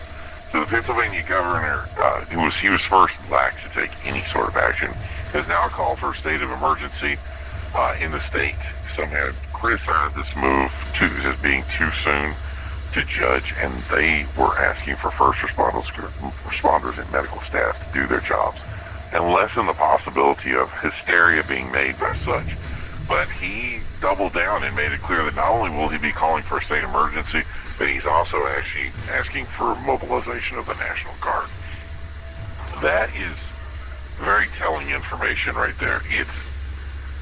We used to have this one thing about, hey, everything is ahead of things, and now we're getting a call from the National Guard, which at first kind of, I'm going to say, worried me. But, and he obviously he's the first governor to do so. But one pundit was quick to criticize him for this move, stating that the 15,000-member National Guard are not going to be mobilized to places like Philadelphia and Pittsburgh, but they're being mobilized to Harrisburg, which currently is not reporting a great deal of problems. So it was clear to them that the mission of the government was defending the capital and was not going to be to send these individuals out to the countryside where they are most needed. So we've asked for further comment on this. No further comment has been made. We're going to have to determine what those actions are down the road. But I find that very interesting, because it seems like with a 15,000 member staff that they would be able to go out to these different areas and take action. Now, what action they would take is questionable. The other thing that CDC relayed was that the shelter programs are currently working, but as many have gone there, have reported that many of the beds remain empty at this time, and have wondered where this money is going. So if you go out and hear about all the problems that we're reporting, you show up to a shelter and there's nobody there. It's very counterintuitive of what is going on. And they said that so few have reported to them, which is why the CDC had made it clear. that harboring a sick individual would not be advisable as potential spread is exactly what they're looking to avoid. So if you have somebody that's sick, the best thing for them to do is not to report to a hospital, but to report to a shelter, their nearest shelter station, and seek the necessary things that they need to help them get around this. Now, does that mean that people are going to listen to that information? Are they going to do it? I can't answer to that. It appears that a lot of people aren't. But again, if you have somebody sick that's sitting at home and there are concerns about that, and that's one of the things that people had was, I think there's a lot of mistrust for especially CDC and civil defense at this time. And a lot of it, I see it as hyperbolic. A lot of this is, I'm going to go tenfold hat with this. Obviously, if there was a big problem with people going and receiving incorrect treatment, then I think that we would see those results. I think it would be very clear that things were not going according to plan. But I think a lot of the information we're seeing, and some of that information people have said is being, I'm going to say, trolling. Some of the people have gone on and basically trolled information that is incorrect information.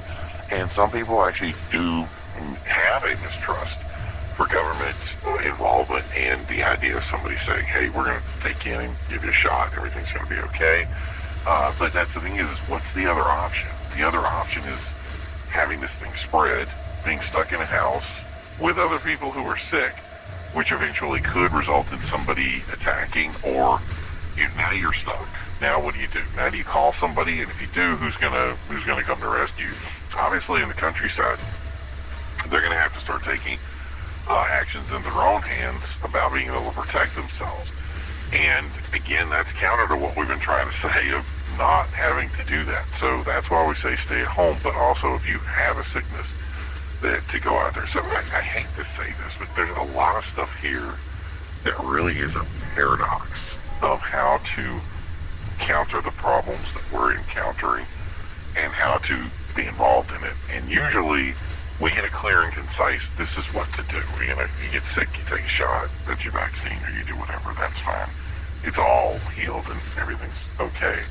With this incident, we're being told two different things. So it's the whole shelter in place thing, but you have to go out, but you can't go out, or, there's so much stuff that's getting misinformation from different sources. And I think that's kind of what the biggest problem that we need to do is we need to zone in. I think that civil defense needs to basically get their head in the game here and kind of tell people exactly what to do, which I think they've been saying, head to the shelters, avoid contact, doing that kind of thing. But whether that's clear or not, I don't know if that information is getting out. And I don't know if it's getting to people. Like, not everybody has a radio. Not everybody has some sort of computer or some way of access to the internet so they can get to things or get to information. Nobody has, you send out a mass text, you send out whatever, and some of this infrastructure just doesn't exist to be able to get the information out there. So the thing is we're kind of going out to you, the people out there, and especially I'm hearing some of these ham radio guys are really getting involved in spreading information as best they can, but even then I can see that as being limited. So we're hoping that we can get this information out to you. We're doing the best we can. That's something I didn't even think about. At this time, police are bringing sick to shelters and not hospitals, but if they're being brought to these shelters, where are the sick that the police are bringing there? Everybody we hear is still saying that these shelters are empty, but sure, there's some, I'm sure, that are cleared, but to be completely empty is counter to the information we're seeing. And anyway, and then the other thing is that it brings up the personal protection of the police, fire, and EMS. So a lot of these guys have gone in, nurses, other things have been injured. We know that. We've never heard of a PPE or a plan to avoid getting sick, but these guys are diving in head first to get this stuff going. And, it's something that we need to go back to civil defense and say, or CDC, or whoever, and just say, look, there's going to be questions that we have, and we need to have those actions, especially if you have somebody in your house that's sick. How long do you have before somebody, trips over themselves and has a bigger issue. So those are going to be things that we need to address down the road. But for now, I get it. We're going to cut to a break real quick, and we're going to be back soon to discuss try to get to the bottom of what's going on, try to do some of this deduction of our own, and we'll be right back. So make sure you tune in, stay here as we continue to give more information about the illness. I'm going to start calling it the pandemic, or some people are going to call it the apocalypse. Continuing to follow the efforts of law enforcement, and as it appears, they are getting ahead of the situation. National Guard has been dispatched to Harrisburg and continues to guard important infrastructure at this time. But word is the area has been quiet. A detachment did head from the base in Cranberry Township and has been helping locals distribute food and supplies, but they have not been assisting police in their efforts. Local law enforcement in some areas are requesting assistance from the public in combating this illness. Many police and first responders have been injured during the activities, and it has caused a depletion of resources in many rural areas in places like Pennsylvania.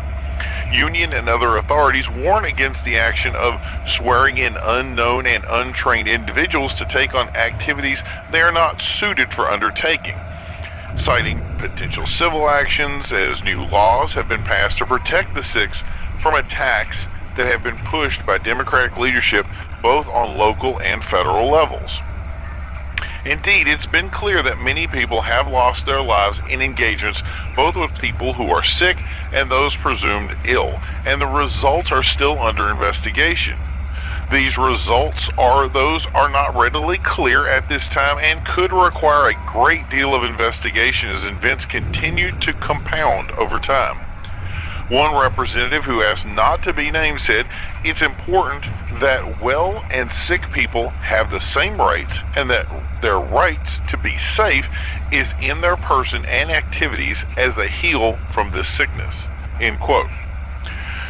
With questions of violence looming both in cities and small towns, it is clear police are becoming more important now more than ever. But the question union leaders have asked is, where will they get these additional officers and resources, and how will they be compensated appropriately for their efforts like extended overtime? Currently, police are working beyond 12-hour shifts in some cases to cover the sick or injured. This all comes at a time when reports show illness may finally be getting under control. Attacks in Pittsburgh and Philadelphia have decreased. Georgia, and specifically Atlanta, have been working more closely with CDC and government officials and have been lax to relay information to the press.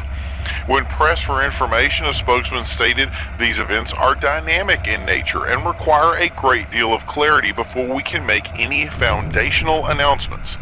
It's important that the media understand that hyperbole can lead to hysteria, and maintaining an organized response is key.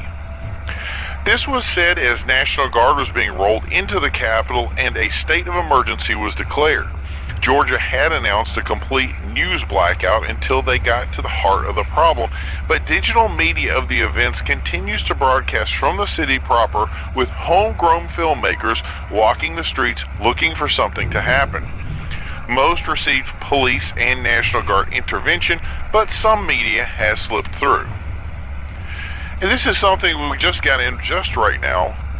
How much longer can we expect these events to continue? It's been hard to say, but one doctor in Pennsylvania is warning of a greater danger as a video surfacing from the Pittsburgh regional area, surmised in an interview we captured earlier today.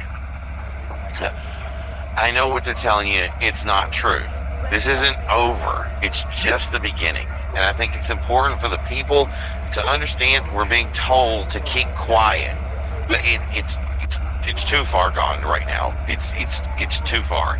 The truth of the matter is the people who are infected die, and those who die are being reanimated in some way. We're not completely sure about, and they're attacking the living.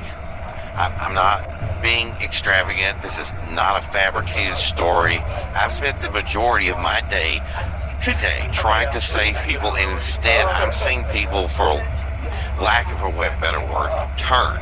They turn into these things, and it's important that you understand that they aren't your loved ones.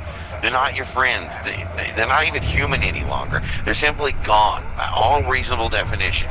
If you are bitten by one of these things, you are going to die. It's as assured as the sun coming up tomorrow. And when you die, you have mere minutes before you will come back, and you won't be you. You'll attack anyone you come in contact with, friends, family, loved ones. You need to listen to this. These people, they attack. Anyone they attack, they'll get back up, and they'll attack someone else, the next person. And I don't know what they're doing at these shelters, but it's not curing people, because you can't be cured. Look, I gotta go. Is this true? I'm on? Okay. We were lax to display that video, and we were even warned not to share it by many different sources. This video has been going viral for the last few hours and is spurning definitively a call to action. The CDC called the statement preposterous, and military called the information delusional at best. But this has been fact-checked. My producer is confirming this is accurate. That the dead are being animated by some unknown force that drives them to attack and devour the living. I can't believe I'm even saying this, folks. It's impossible to believe it. Everyone here is with you and understanding if you can't believe it.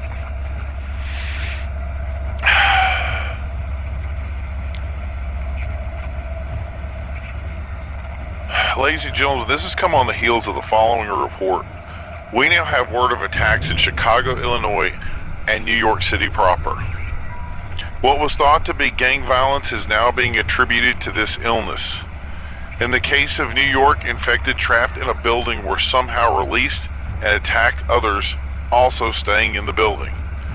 At one point, the doors are open and they were released, attacking anyone that they came in contact with. New York mayor followed up with the assessment and a statement that housing sick individuals is now a crime, and anyone not reporting to shelters will be subject to arrest. In the statement, they say they have not ruled out going building to building in an attempt to clear out anyone that is sick. So I'm going to go off script a little here. It's come to my attention right now. Recently, the federal government has passed a resolution on expenditures should a biological attack of this nature occur, stating that if 80% of the population were to be affected, the response would be mustered. The question is did they have an idea that this was going to happen? Now, I think that's too early to tell right now, and very difficult to make an assessment like that so early, but as many have said in the past, it's best to follow the rats when the ship is sinking.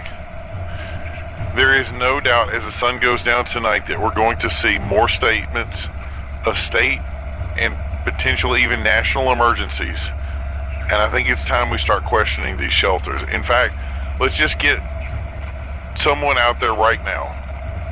I think we have some people down there. Maybe they need to ask some hard questions. I know a lot of people have just heard some difficult information, and I know it's hard to believe. And we hope, actually we pray, that it's not true. We hope that what we've experienced today was just somehow some fluke and it's wrong.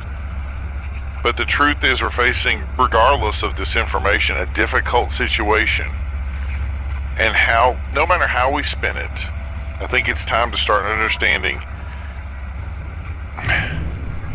It's time to get some clear answers. Okay, so I think we all need a break right now, and when we come back, we'll see if we can get some more answers about the compelling questions that have been brought before us, and try to clear up some of this information. We'll be back shortly.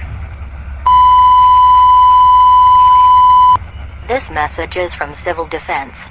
Your area remains under high alert. It's important to stay in your home at this time. Avoid contact with anyone you believe may be sick or ill. Avoid anyone that is unresponsive. If you encounter an individual you believe to be sick, contact Civil Defense.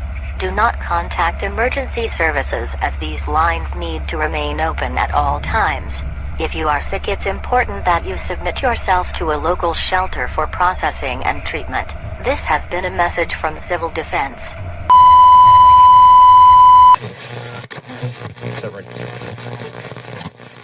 Welcome back to the show. If you've been paying attention, things are getting a little crazy out there. Certain places, things are getting a little out of control. People are getting sick. Nobody's quite sure why. It's starting to look like something out of the Brothers Grimm story. It's, in short, a horror movie. What we're hearing from officials, media, and people on the streets are completely different stories, though. It's like the minstrel is playing this tune but didn't get the lyrics. The song's the same, but the story keeps changing, morphing even. For many, they can't make heads or tails of what they're hearing, and they want some solid ground to stand on. We've done a lot of research, and honestly, it's not even clear to us. What remains is you, the audience, having questions, and since we don't have the answers, we need to find people who do. People who are experiencing what many are calling a pandemic firsthand. To that end, we have someone here from the rural Pennsylvania area to discuss what happened to him. And I can assure you that what you're about to hear, it may make you feel uneasy. It may make you feel sick. But it happened. And what's worse, it could happen to you. So it's important that you listen. Welcome to the show, Tommy. Hey. Now, Tommy, hold on. I want to make everyone aware that Tommy here doesn't want us to say his last name, and we're keeping all his information private. Tommy, you said you've had a pretty crazy event happen recently, and I'm hoping you can explain what happened to you. Sure, I guess. Where do you want me to start? Well, I'd say tell everyone what you told me, basically start from the beginning. Okay. Me and my family live in a woodsy area, like you said. Not much out there, a few people in the area. It's been in our family for generations, and most people are some kind of kid. So, basically it's family land, so one of your relatives had the incident? Yeah, it was my uncle. My uncle had heart problems ever since I knew him. He'd smoke like a chimney, and I guess it messed with his ticker. We always knew we'd get a call that he was sick or something. Well, the phone rang, and it was our cousin. He said something was wrong with him, so we come running over. By the time we got there, he was already gone. So let me stop you there. Before you continue, I think it's important to ask, gone as in dead, like, did you check his heartbeat? He was dead as a doornail. My cousin checked. He didn't have no pulse or nothing. But you didn't check yourself. You're still 100% sure? I'm sure as I'm sitting here. Unless he learned to hold his breath for an hour, he was a goner. Okay, that seems pretty sure to me. Continue. I had noticed he had blood on his arm. His shirt was torn, and his face was bloody. My cousin said that he had been out in the field seeing a stranger walking around, and he had attacked my uncle, and my cousin said the strain must have caused him to have a heart attack. We called the emergency number, but we couldn't get through. We tried, and a couple of times the line went bad. We couldn't even get a ringer. Me and my cousin gave up and just sat down on the couch downstairs and just drank a beer.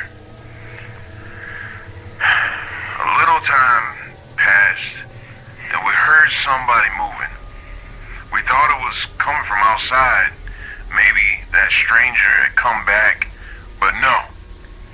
It was coming from upstairs. It was like someone just kind of walking around up there. We're both worried, so my cousin got the shotgun from the hanger on the door, and I got the 22, and we both went upstairs. My cousin turned the corner, and there was our uncle. He looked confused, and his eyes were white as Mom's Christmas tiles. It was like he was just wandering around the room like he was nervous. My cousin called his name, and he turned towards us, but he didn't say nothing. I don't know if he could see us with his eyes all messed up. My cousin put his hand on his shoulder like he was about to ask him if everything was okay. And for a second I thought he'd even say something. But instead he grabbed my cousin's hand and bit down on it hard. I hadn't heard him yell that loud since the squirrel got him on a hunting trip up in the mountain. He pulled away and... Well, what was it, Tommy? My uncle was eating his hand. It was like chewing tobacco. He kept gnawing at it with this wet smacking sound.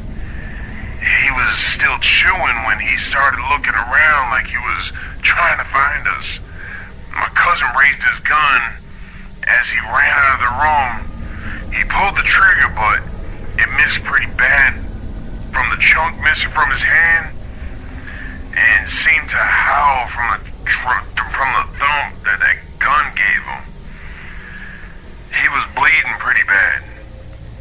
I had my gun up, but I just couldn't shoot my uncle. I ran down the stairs to grab a towel. I tried the phone again, but it still wasn't working. It was making a strange noise. I ran back to the stairs, and I saw my cousin. He was sitting down outside the door, and my uncle was going at him again. I don't think he could even do anything. He was hurt so bad. He took the shotgun and put it to his mouth and pulled the trigger. My uncle just started gnawing at him, and I just ran. If you folks listening can probably surmise, when Tommy told me that story, I was floored. And Tommy, I'm sorry you had to tell it again, but thank you for sharing it with our audience. It's a story that only you can tell.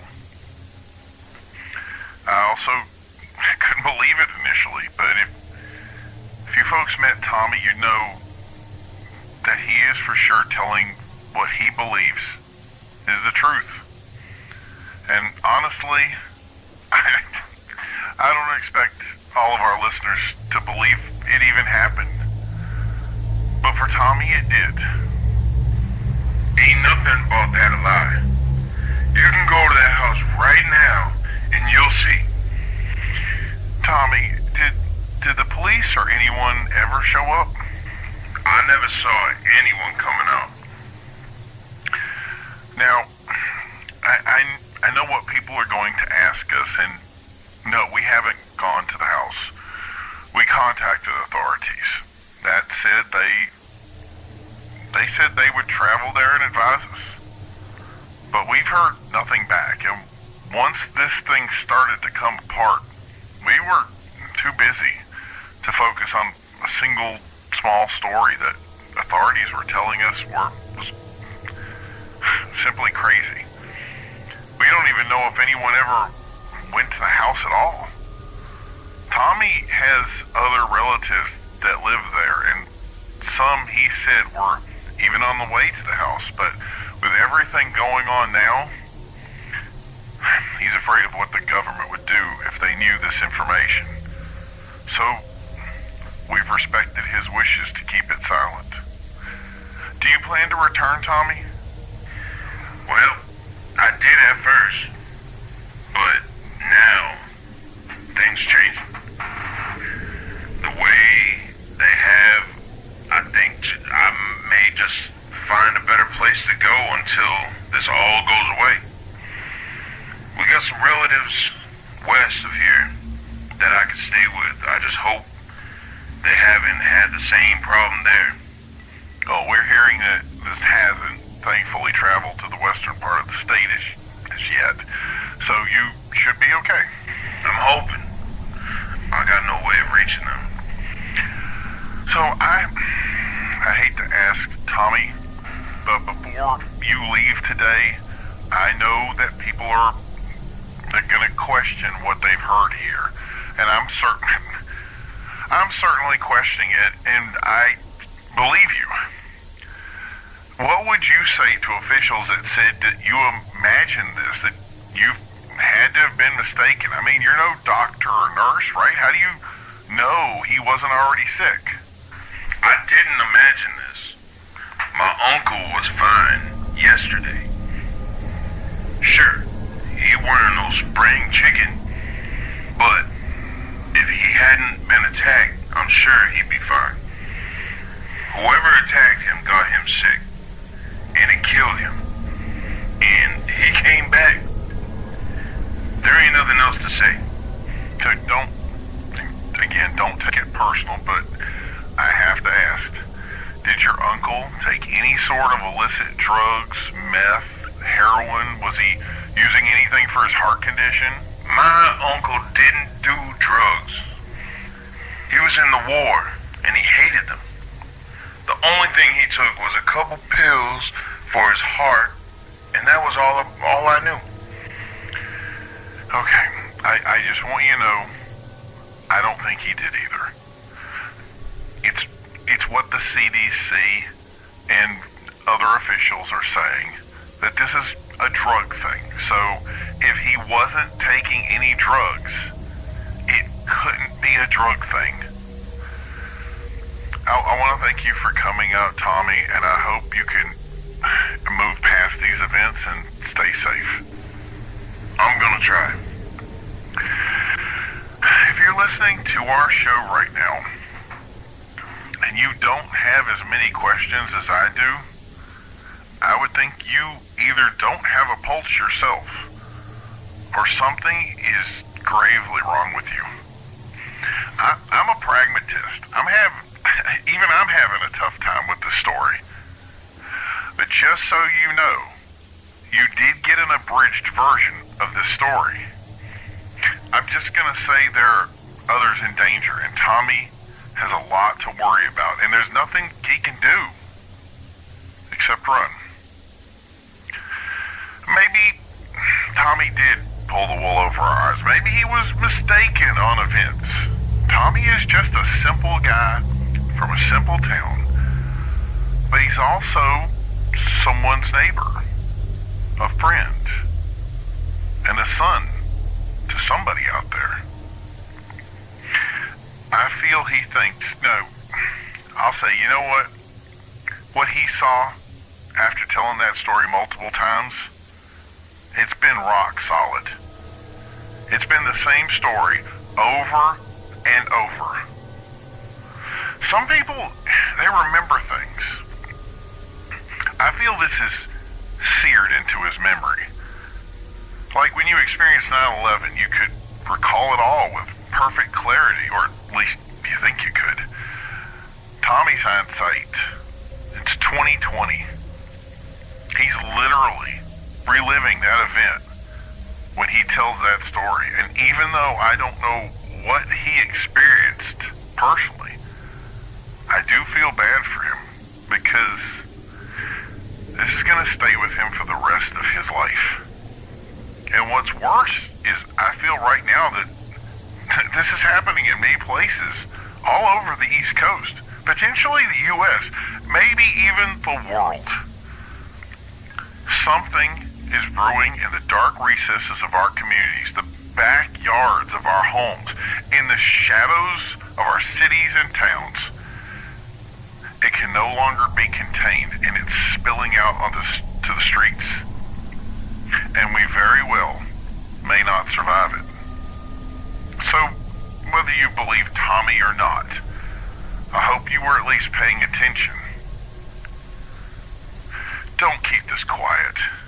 Share this to anyone and everyone you know. Share it to the world. Tell anyone that will listen. We can no longer deny it. The dead are coming for All I'm saying is the sick people have rights. I don't think anyone should be put in a shelter and just left to die. And you can guarantee those shelters are coming to a neighborhood near you. And the truth is, I don't think these are anything but cages. Even worse, they're spots to lock up people and experiment on them. That's what a certain type of, let's say, militia minds want us to do, right?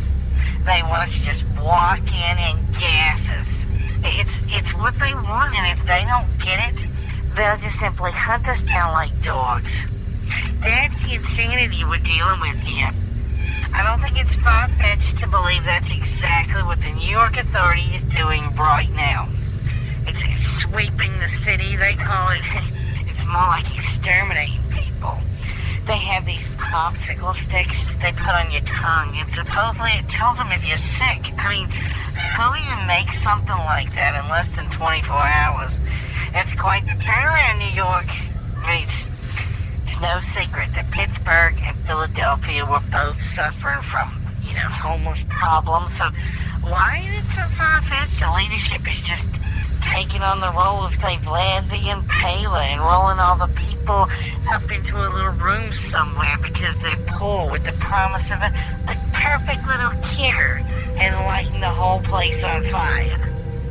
Did you see how fast the CDC doubled back in their treatment options once the question was put to them? Suddenly it was, we give them vitamins and medicine, and that way they'll be around longer. We don't know where you got the word cure from. We got it from you, you idiot. They're switching things up.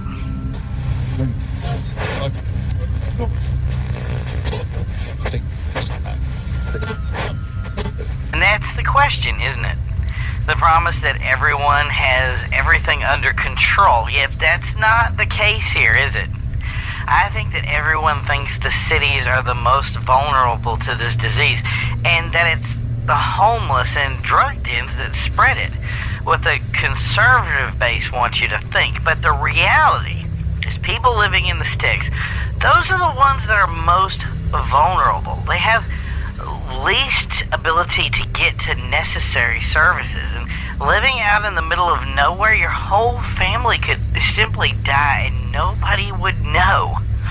At least in the city, somebody somewhere is going to see you shambling around and call the cops. What we need to do is use those thick budgets to help the homeless, or else we really will have a powder keg on our hands. This message is from Civil Defense. Your area remains under high alert. Avoid contact with anyone you believe may be sick or ill. Avoid anyone that is unresponsive. If you encounter an individual you believe to be sick, contact Civil Defense. Do not contact emergency services.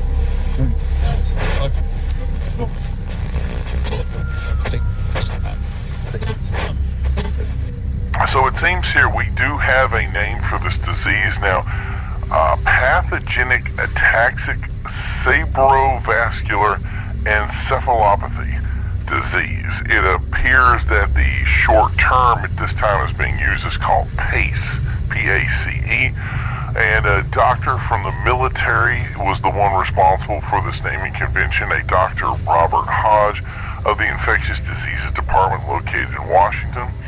We did try to reach out to Dr. Hodge, but he was unavailable for comment, and I'm sure it's because he's been hard at work finding a treatment at this time and hopefully a cure for what we're undergoing right now. So we're hoping to hear back from him as soon as he's available. Maybe we'll have him as a guest on the show. In a landmark case today, the Attorney General was forced to drop the case and will not be prosecuting a New York City peace officer for shooting an unarmed man he reported was suffering from what is now being called the Pace disease. Earlier, the assault appeared to be an unprovoked attack by the officer who opened fire, killing the man. An outcry from local citizens forced the chief of police to put the officer on unpaid suspension, and after reviewing the body-worn camera, the judge refused to try the case, stating that it was difficult, if not impossible, to prove that the individual was not affected by an external illness or pathogen, and reviewing the conditions of the illness, deemed the officer clear of any wrongdoing. This forced the Attorney General to simply drop the case in its entirety, and the officer is currently back on the streets. In other news, the mayor has advised that harboring anyone sick with Pace will be considered negligent behavior, and has once again threatened to enact something along the lines of a door-to-door search and arrest of anyone caught harboring a sick individual. In the meantime, the Board of Health has set up a hotline to report anyone you suspect of being ill to the authorities, who can perform a wellness check but have refused to enact a lockdown at this time. This has prompted cries of outrage from activist groups that say it is their right to stay protected inside their homes, and say these activities disproportionately affect minorities. Unlike other areas that have shelters, New York has not had such a luxury as yet. Civil Defense has been hard at work to train Port Authority volunteers to implement a shelter system and effectively spotting a sick person and providing a test to do so. With the influx of migrants and other people that flood into the state, it's important to stay ahead of the situation. Fire Chief Ed Gaines stated, "It's slow going at this time, but we're assured that we will have functional shelter systems going up all around the city by tomorrow to help with anyone that is sick or in distress. It is the job of our brave men and women, first responders, to ensure the safety and security of citizens of this fine city, and we take that responsibility very seriously." End quote. What is clear at this time is that New Yorkers are being even more unfriendly, if that's possible. If you are sick or injured, you are now officially on your own. One individual who reported having a heart attack in Central Square said he was there for over 10 minutes prior to someone offering assistance and calling paramedics. Thankfully, they were able to provide him the necessary aid, but should this disease continue to spread, it's unknown how unfriendly the population could actually become. Deliveries and working from home were up 70% across the city, but it just goes to show that our state doesn't slow down, and it definitely doesn't sleep, and maybe that is our strength. On the other hand, cab companies have seen a steady decline in work, but still call it a very busy city that needs a lift on a regular basis. A ticker was added to this evening to the bottom of all public advertising, stating the importance to stay ahead of this illness and recommended reporting it, but many residents stated they were not aware that the ticker even took place, that it was available. So in the news elsewhere, police and other officials are ramping up a response to find the true impact of the illness on the East Coast. Although Pennsylvania and Georgia are most affected and have seen the most activity from civil defense, areas like Chicago have seen reports with little or no activity. Although the federal government has stated that now is the best time to get ahead of the response, some areas report they simply don't have the manpower or budgets to fund the man hours required to take on extra tasks, and advise that a grant may be in order. If this was an activity that expanded throughout the U.S., it's estimated that it could cost the taxpayer $50 million in investments nationwide. In world news, China has seen a great deal of increased police activity in Hong Kong and Wuhan as civil unrest grips part of the city. Officials have reported that a disagreement from rival gaming groups has turned violent, and have reported that they have the situation well in hand. China has had issues with stay-at-home youth that refuse to get a job and live on state money. These groups have a propensity for violent clashes. forces in Pennsylvania were instructed to go to work. Still, the governor states they are short on manpower while reiterating that everything is under control. Yet, standing here on the streets tells a different story. Multiple civil defense shelters went down during the night, and we're being instructed not to send individuals to those sites. Still, we have not received an updated active list. At this time, you are advised not to report to a civil defense shelter until we can get an accurate list of locations that are up and running. Hospitals are currently overburdened, and many are simply locked down, leaving the sick to fend for themselves. The hospitals that had set the course to finding some way to stop this illness have now gone silent. We're unsure if those efforts continue or if they've been moved to other locations. Many are refusing to report to work. Utilities in many areas are already short-staffed, and workers who are present are being forced to work through the night to continue to supply power, phone service, and access to media of any kind. Many are driven but hold to promises of finding others that are qualified to give them some sort of reprieve from the demand that has become important now more than ever. That being said, some places are still reporting power outages and blackouts. Local store shelves are impossible to restock as deliveries into the area have completely ceased. Some smaller chain stores have closed their doors entirely because they are devoid of toilet paper, batteries, or any food stuff of any kind. A sight reminiscent of the Grinch, taking all the presents and leaving only the crumbs. Even firearm dealers' shelves are bare. Originally, citizens expressed concerns over looting, but one shop owner replied, "It'll be tough to loot when we have nothing to steal." In truth, just walking the streets can be a dangerous act now, as bands of infected can be seen walking the streets seeking someone to attack. Anyone caught out will find one of the groups moving toward them. The only saving grace is those under the effects are slow to move and easy to escape their relentless pace. One passerby said they didn't realize how bad it had become overnight and had planned to give up any search for supplies. Even with streets supposedly empty, there is signs of commuters attempting to get somewhere. Public transportation did attempt to get up and running, but for the most part, cabs are the only option, and if the phone lines are down, even they can only rely on the option of saving a potential victim that was caught up in the slow chaos of the scene. Other places, vehicles normally removed by towing services sit where they broke down. One vehicle was left smoking, apparently from overheating. What is really concerning is these streets that normally give home to a small group of homeless and people who are addicted to illicit drugs are now empty. They are nowhere to be seen. Carts and tents can be seen in various areas, left in the wake of some cleansing act that has completely removed their very existence, like rats that have left a sinking ship. Alas, we don't know how many are infected or how many escaped.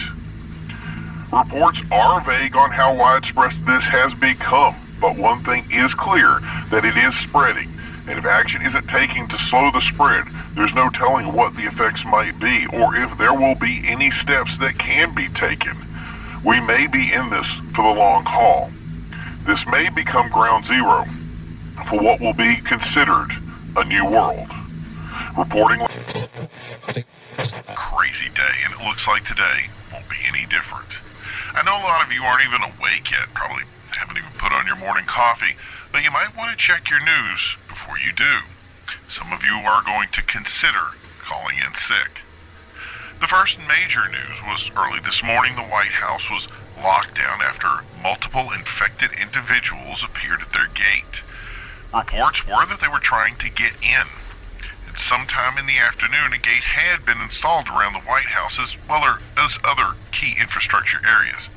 The reason given was the coming election and expected droves of people that visit the area. And they're probably very happy that they didn't wait for November, because what is being reported is 3 individuals had attacked multiple people and then moved towards the gate. Secret Service immediately went into action, moving to the outside of the gate and engaging the threats. When the individuals didn't respond, they were shot and killed. Now, what's really crazy about this is it took, get this, 27 bullets to just take one of these individuals down. That's Terminator level gunshot right there.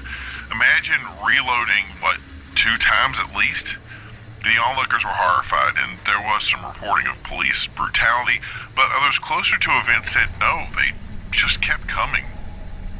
I think even with that, there are going to be people that are crying violence. There's already people who are empathetic to the plight of the infected, and when they hear this, they're going to react come morning. 3 sick people, completely unarmed against multiple shooters. They'll ask, why did these individuals go straight to shooting? Maybe kneecapping someone. I don't know. I mean, it's been, a full day, and the stuff has already just gotten out of hand. It's off the rails, and at some point, some people have even said it's become rather stupid. But seriously, folks, I think it's time you realize these people are sick. And I mean in a bad way. There's nothing you're going to be able to do about it. You've heard the CDC report. This infection kills you. That's it. So, it's like nobody's paying attention. But I don't think they will have that luxury today. More and more reports of sightings of infected are coming out. It used to be an out-of-sight, out-of-mind occurrence, and now it's, wait a minute, is that person infected? I can't even imagine how bad it is in Pennsylvania, and I'm hearing most of Georgia too. They must have basically bodies in the streets. Many parts of the states are in full lockdown, state of emergency with the National Guard at the Capitol, and we're hearing reports of shootings too. Instructions like shoot to kill. It makes me wonder how many innocent people are killed just getting too close to a Capitol. Pennsylvania is probably the worst. It's useless to call 911. Some hospitals have completely shut down. About the only place to go if you don't have a place to stay is going to be a shelter. And I've heard that Philadelphia isn't that bad, but they're still working on emergency share programs where food is delivered to city areas and it's delivered to the doors of anyone that's locked down. It looks like it may take off too. It's kind of like ordering a pizza, but with groceries. From what I'm seeing, it's basically like an information blackout for most of the media, but not just we're not getting a lot of official information, but because we're getting too much information. And some of it is even conflicting and based on where you're at. Canada's parliament even brought up concerns of locking down the border and taking further action, but they used a word we can't use here on the radio unless we don't want the FCC to come down on us for stirring up hysteria, which we are apparently good at doing. I'm starting to wonder if they're even watching, or are they too busy with what's going on right now? It's like in Die Hard, the kid says you could steal City Hall and nobody would notice. That brings me to the next topic. People are going to wake up today and they're going to take notice. They're going to see this insanity and they're going to realize it's in their backyard. And when they do, what are they going to ask for? People want action, and although we see a lot of it in certain areas, we're not seeing it everywhere else. Particularly California has gone completely denial on it. The conspiracy central, and I'm amazed with the homeless problem in places like San Francisco. When this hits, and it will, how bad is it going to be?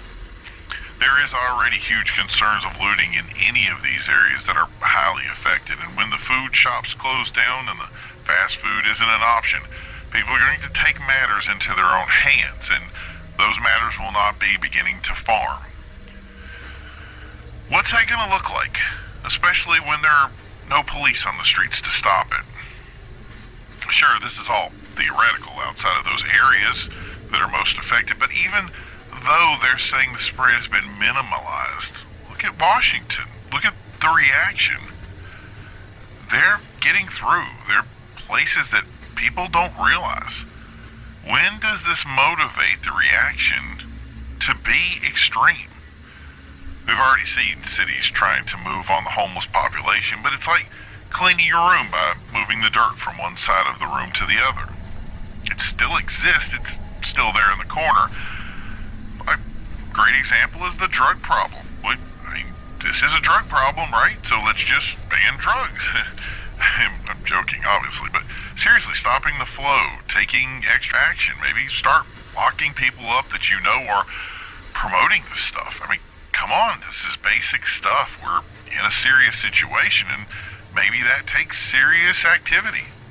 This is the kind of thing that people are going to start asking for, and already people are asking, where's the military? And I'm not talking National Guard, I'm talking Army, Navy, Marines, Air Force.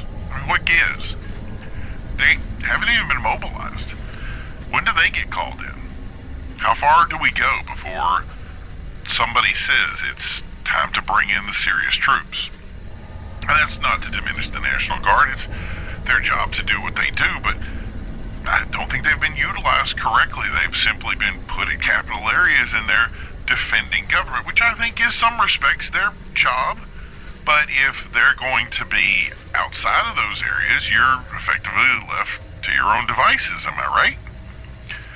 I just think the government is underestimating what we're dealing with, and maybe taking some extra steps now would prevent the worst from happening down the road. Maybe building a wall around Pittsburgh. These are options we haven't considered, and maybe they should have been considered from the beginning. A blockade, at least, instead of a bunch of shelters that really nobody even comes out to. We know the cause, so let's just take the action we need to. That's all anybody is going to ask, and have in some cases asked already. And they're asking to do this before it's too late. But thanks for listening to my rant, everybody. You know, it's time for us to go back to the music, and for most of you, going back to sleep. CDC has started the PACE Incident Management Support System. This system will support the identification and proper treatment protocol for the current pandemic sweeping through the East Coast of the U.S.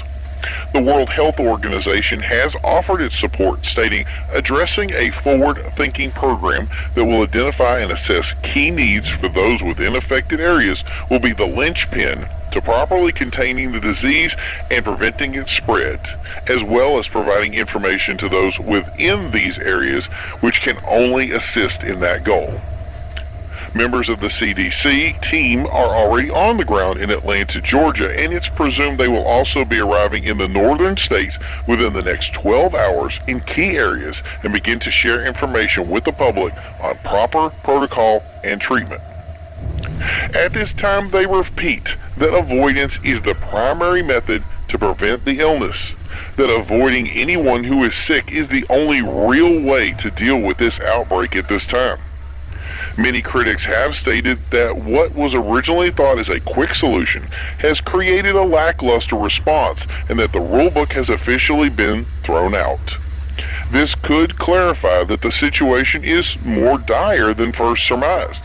At this time, we've received no clear assessment of how the illness is spread or how it originates. The initial concern was based on a drug interaction that could possibly spread something similar to rabies, but the narrative has not been mentioned as part of the prior few announcements. One of the biggest concerns to news and media sources is the sheer amount of information that has been submitted regarding the events now headed into their first 24 hours. From citizens being warned to avoid public water systems, over-the-counter medications, to extremes such as fentanyl and heroin interactions, or the concept that the infected are dead and have been reanimated in some unknown way. The CDC has stressed the need to deter spread of possible misinformation, and media platforms have taken some action, but they admit they cannot contain all of it. It has also been difficult for news, political representatives, and health officials to address all the information being received. What originally resulted in power and phone outages in some areas was quickly reconciled as power returned with a flood of new reports that quickly became overwhelming and difficult to verify. There is also the concern by those living in affected areas that these problems could return or persist, further hampering the knowledge about what to do next. Simple instructions of using small radios has been insufficient in the eyes of the populace. We've seen in the last few hours a mobilization of National Guard forces to capital centers in Atlanta proper and Harrisburg, Pennsylvania, to attempt to create a uniformed response. While these areas are escalating, areas like New York and Chicago are informing residents that they have the situation well in hand and that concerns are more minor than what the news sources have reported, and the citizens should not overreact. Psychologists have risen concerns over what they're calling toxic reactions fueled by hyperbolic reports that could lead to hysteria, that the situation is not as high a priority as it's being reported. They explain this as hearing similar news over and over and prescribing it to different areas could present a narrative of larger scale. We've seen this many times in media, one professor at Harvard stated, like War of the Worlds, information is repeated by many sources, and there is an assumption that the scenario is all-encompassing, when in reality the situation is localized, he said. This concept of hysteria is not far-fetched, and unlike an attack by a single known attacker, multiple infected could potentially force repeated reports of attacks that could, for many, seem to be encompassing without linking back to the original story, making it seem much more serious. With some channels now saying they intend to cover these events 24/7 until they are resolved, it could only serve to exacerbate an already tumultuous situation. This hyperbolic thinking would seem to be endorsed by on-scene reporters who have conveyed they've seen little or no activity, shelters empty, and some have never even seen an infected person, questioning why the need for any lockdown. They added that the more intense an event is, the more opportunity for it to become hysteric. The need to avoid the illness becomes paramount. In truth, a viral response is more concerning than the infection itself. This could lead to an increase in calls to first responders that leave them stretched beyond the staff capabilities and responses to events that simply don't exist. This has also explained the increase of security in some areas to deter vandalism and looting, where citizens have been asked to close their doors and stay home to avoid possible danger. Break-ins and alarms across Pittsburgh have increased. Citizens are already asking to lift any stay-at-home orders, which could identify that people are seeing little activity and would like to go back to work protecting their livelihood. Officials say that even with this information that they should take each step slowly and calculated to limit risk to citizens. That even if these reports are hyperbolic, that the reaction could still be a concern. Citizens in many areas have gone to arming themselves, to defending against would-be attackers, and are not well trained to identify sick persons with symptoms mimicking other illnesses, creating a potentially problematic reaction. Giving time to return to a normal schedule means understanding the full effects of the illness, the area that it involves, and an increase in knowledge allows a better, more controlled response by all involved and avoids hysteria. Hotlines in these areas have been set up to help those that have been affected by anxiety or stress by providing psychological support while reinforcing that information will be relayed to the news stations as it becomes available. This is why it's so important to make sure you are kept up to date on any news, official or otherwise, with the goal to verify anything we receive to make sure that you are made aware of the accurate information. After receiving this report, we plan to be more vigilant on the news we share with our audience to make sure we don't pass any misinformation. We hope that others will follow us in that. Now we move on to a story that is what I would call stunning. If you've been paying attention to the news lately, you'll have seen a growing pandemic on the East Coast, which has potential to spread throughout the world. What professional doctors and scientists are calling the PACE illness, which has some effect on the brain, driving the person mad, and we're not completely clear on how it's spread, but authorities seem secure to say that it is most likely spread in the homeless and drug-using community, and it is possible reaction to an additive to an illicit drug such as fentanyl. Our scientific community has asked for calm and patience while they begin their research. Civil defense and first responders make it clear that they have things well under control, while National Guard has been assigned to various areas to support efforts. They have simply asked that some people shelter in place in areas most affected so that they can continue to stay ahead of this problematic issue. Still, a minority of fringe researchers have stated what many would conceive as impossible and potentially hyperbolic. They state that a person becomes sick and then expire, meaning they die from the effects of the illness, while something restarts their body and now drives them to attack those around them in what we can assume a way to spread illness further. In short, they say the sick are already dead. Somehow these individuals are effectively reanimated in a fantastical or frankly unbelievable way.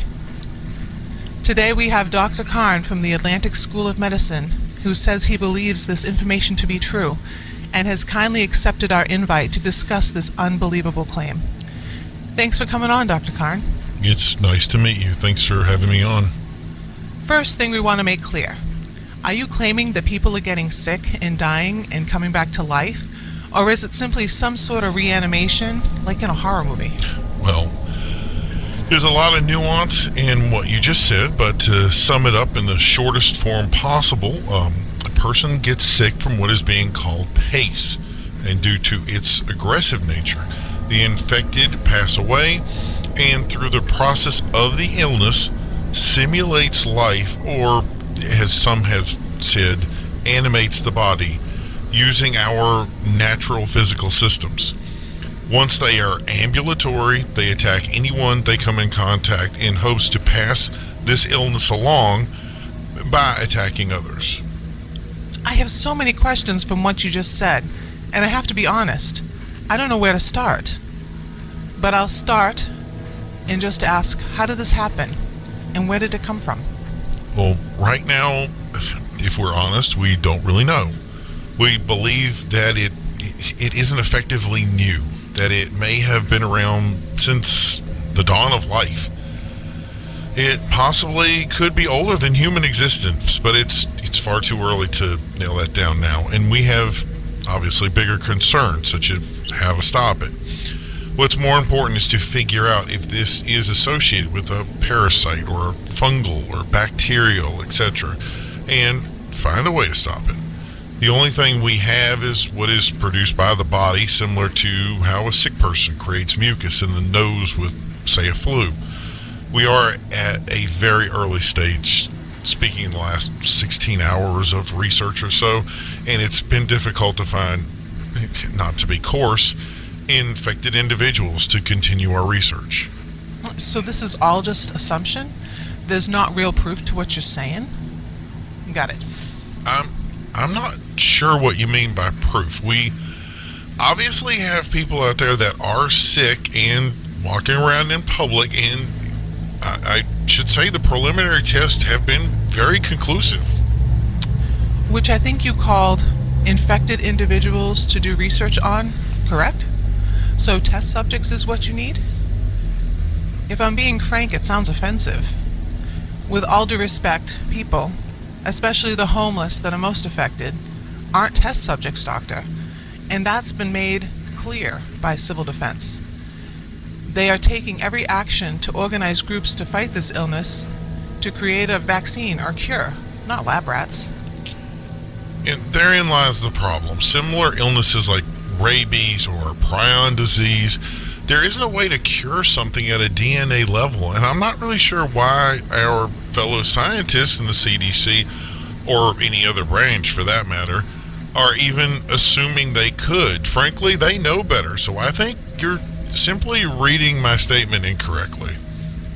So you're on here on national radio saying that CDC and Civil Defense, some of the greatest minds of our time, are lying about their results? No, I'm not going to assume that they are attempting to be malicious or that there's some ulterior motive, but it's either that or they're just being hopeful.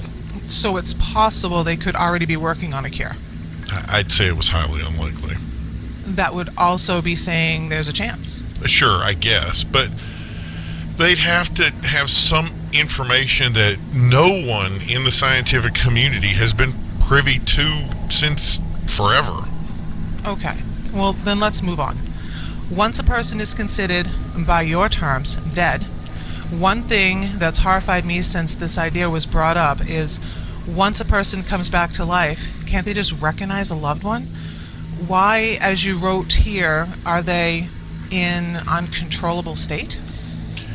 I'm going to summarize this answer, but the basics of this is the upper part of the brain contains what makes you, you.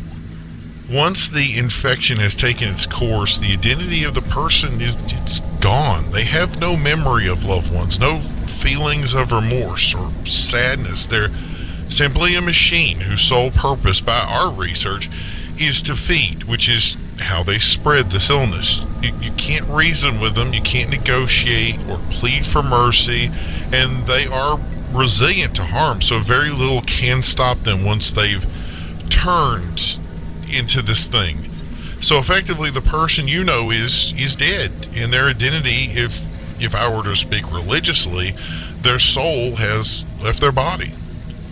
So once a person is sick, they are effectively no longer a person?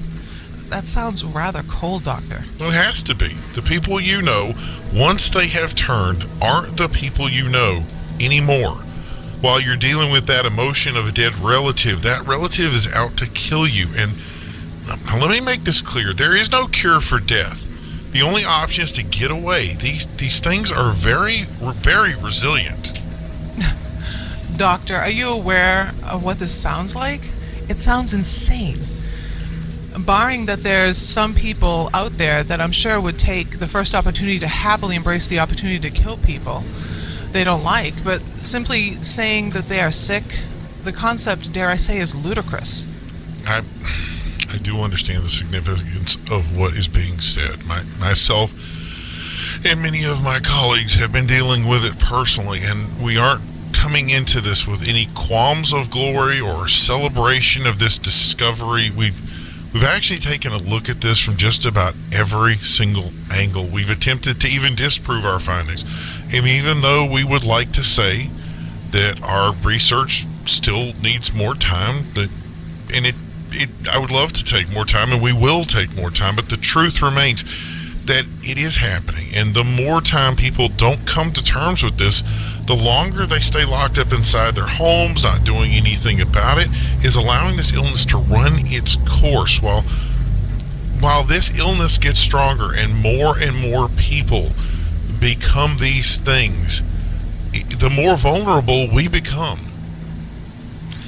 What if the claims that you and doctors like you are racially motivated, that are looking for opportunity to take advantage of what you feel are lesser individuals? Is it true in many southern states that militias have begun to take actions into their own hands, and people are questioning what that action could be? That claim is simply preposterous. No one in our field has brought any bias to the table, and our research has been held to the highest of standards. Wasn't it a member of your staff that dictated that the spirometer, a device that measured lung capacity, should read differently based on the race of the person taking the test, indicating that the lungs of a black man were actually less effective than white lungs? I haven't read any such report, and I'm not even sure how those findings would even associate with the research we're doing now.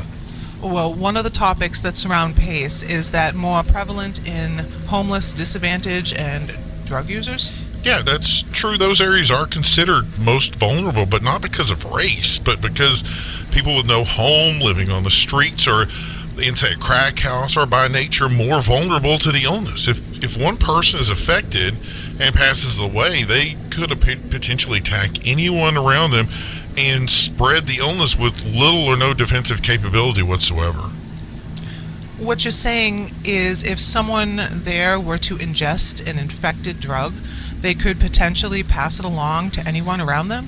How does that make sense? If an individual became infected and attacked others, they could theoretically infect the entire area, potentially through bites or scratches. And the truth is, we don't know the true potential of transmission because our findings are saying this is spread faster than any other timetable we have. So we don't know the full distinction of how it spread. Are you now saying that it's not just a drug or other infection, that the infected bite someone and pass along the illness? That's correct. We never said this was passed through only administration of drug or other narcotic. To be honest, we believe that's been debunked for some time now. What you've been saying has been clear, that every bit of information that we've received has been wrong. Are you suggesting that we ignore the CDC or civil defense? Look, I couldn't put a blanket over the entirety of the assumptions that were originally announced by civil defense or the CDC. Things have changed over time, but I haven't heard, and I haven't heard everything, the single thing they've said by either organization. But I would say that a majority of the information that they have provided is simply incorrect. Please forgive me for being suspicious of these claims, but you're saying you, a lonely doctor... In a team of viral specialists. Sure. Your team. You're saying that the CDC, which is filled with professional doctors, civil defense, a well-organized government-funded organization, with association from our best military minds, are completely incorrect, and instead, we should ignore everything they've been telling us and assume that you, your small team, are the ones that are actually correct, and that what you described as an army of the dead are amassing outside our door about to attack us? Is that correct? I wouldn't put it exactly as you stated, but yes, the information you are receiving is incorrect. And although I wouldn't call it an army just yet, the truth is there is potential that it could become even more than that. Effectively, a new dominant species, if I'm being transparent. You have to know that we couldn't, with good conscience, pass along that as factual information. You have to hear yourself and know that there is no way anyone would accept that last statement as a fact. No, I don't expect you to, but it's true. What we're most concerned with right now is that this illness even exists. It has the potential to be the most deadly illness in the history of existence, even more powerful than what felled the dinosaurs. That it is pure evil. It's worse than dying from radiation sickness, more deadly than a nuclear bomb. It strips the victim and even those it comes into contact with of who they are mentally and physically. It strips away humanity, and it changes the definition of what it is. So why wouldn't it allow us to be human? What are you saying, Doctor? Because we don't get to mourn our loved ones. We have to dispatch them. If we don't, any person that isn't put down will infect someone else and create another one of these things. They will become destroyers of life. A thing, Doctor? Yes, a thing. It's not human anymore. It's a walking illness seeking to spread itself. If it can, it seeks to wipe out anything and everything it comes into contact with. Let me make it clear. It wants to change all life on the earth. So it doesn't attack animals? Look, I'm asking you to take this seriously. Oh, I'm taking this deadly serious. You're saying that we should kill our loved ones that are effectively already dead if they get sick. You're asking them to break the law. Really. But also to kill loved ones in cold blood? Do something they are not only untrained to do, but morally incapable of? And they are dead. What good would killing them again even be? You have to know we can't ask regular people to do that. You don't think I don't? I understand. I'm asking people to do the unthinkable, but it's going to happen, and it's only a matter of time. If we don't start helping people identify the sick, we're going to be offered up to join them. If not us, the next person. What's worse is if our research is correct, this illness is much more widespread than we are being told. We're not even sure why our numbers are increasing much faster than any model we've been presented with. Even a typical illness can spread. What is a fact is that simply a drug or even a common illness can spread as advanced as this has. It's just not. So if I'm getting this clear, we have an illness that is bringing people back from the dead, that is advancing far beyond any superbug and will force us to kill our loved ones. I hope you'll forgive me, Doctor, if I'm not only skeptical, but refuse to agree with your position. But that's all the time we have for this topic today. But before we move on over to Cooking with Carrie, I think it's important to make it clear, and my producers have approved this statement, that it is not the position of this channel to agree with the doctor or any of his associates, and ask that you research any information you receive thoroughly before making determination on your actions. Don't break the law either. Frankly, it sounds like an insane fantasy to me, and it's what causes events like this to turn to hysteria and lead people to believe the fantastic and, in some cases, take rash action. For now, we hope you'll continue to listen to the Civil Defense and the CDC as they continue to work on a vaccine, and stay with us for more coverage as things unfold. And here comes the crazy information from North Carolina. One animal activist group claimed the illness came from a lab in the state.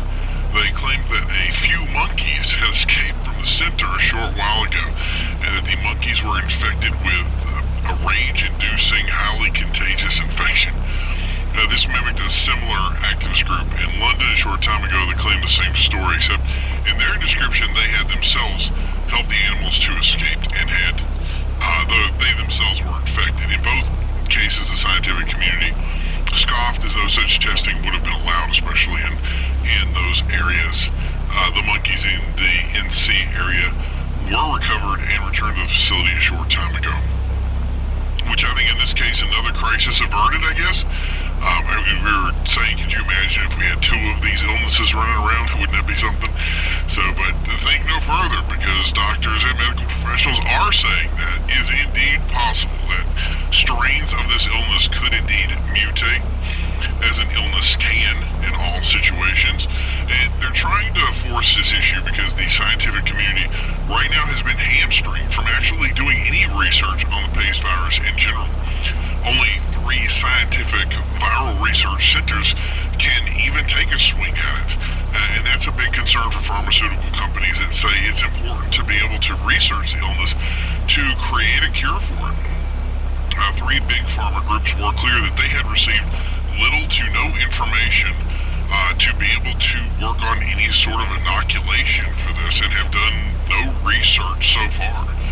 And the counter by military figure had been that this was a highly weaponizable illness, and that they've seen it used in other countries as a weapon, and don't want to have a way for it to be used further with things like U.S. research. So we don't want to create research that is later going to be used against us or against our allies, which in some respects I can't understand, but in others I am very confused. So like I said, it sounds very confusing to me, but that's where we stand with that. So stateside, the problem right now has been that those who reported to shelters are facing huge problems that they are overcoming. In cities that have been the worst hit by the pathogen, they have realized that these shelters are not at the level that they need to be. Makeshift shelters put up in football stadiums and other enclosed spaces are facing adversity such as shortages of water, food, sewage clogs, and little trash removal. It's clear that these places were not made as places to stay for long periods of time. They're made for short intervals. There are few places for individuals to sleep. Some people are sleeping on concrete or grass surfaces. Some boards of health have basically condemned multiple shelters in southern areas, and the concern is that people are taking their own action to deal with anyone in the shelter that they believe could be infected. So it's not just an idea that there could be more sickness, but that people who do come down with some sort of sickness are becoming targets for other people within the shelter. Murder rates in these shelters have been higher than anywhere in the world right now, and there is no resolution in sight. The only thing the government seems to be focused on is maintaining infrastructure, so as power communications are maintained, while military groups go home to home clearing out areas. And it is clear that some sort of structure is very needed in these spaces, but where that energy is being deployed is another question entirely. National Guard forces in every state have reported success in their clearing out efforts. There is no question that in larger cities like New York and Boston, these efforts will be successful. But there has been pushback from rural communities stating that even after National Guard moves through, that they will still find sick and afflicted in their community centers, which requires specialty equipment and other things to remove.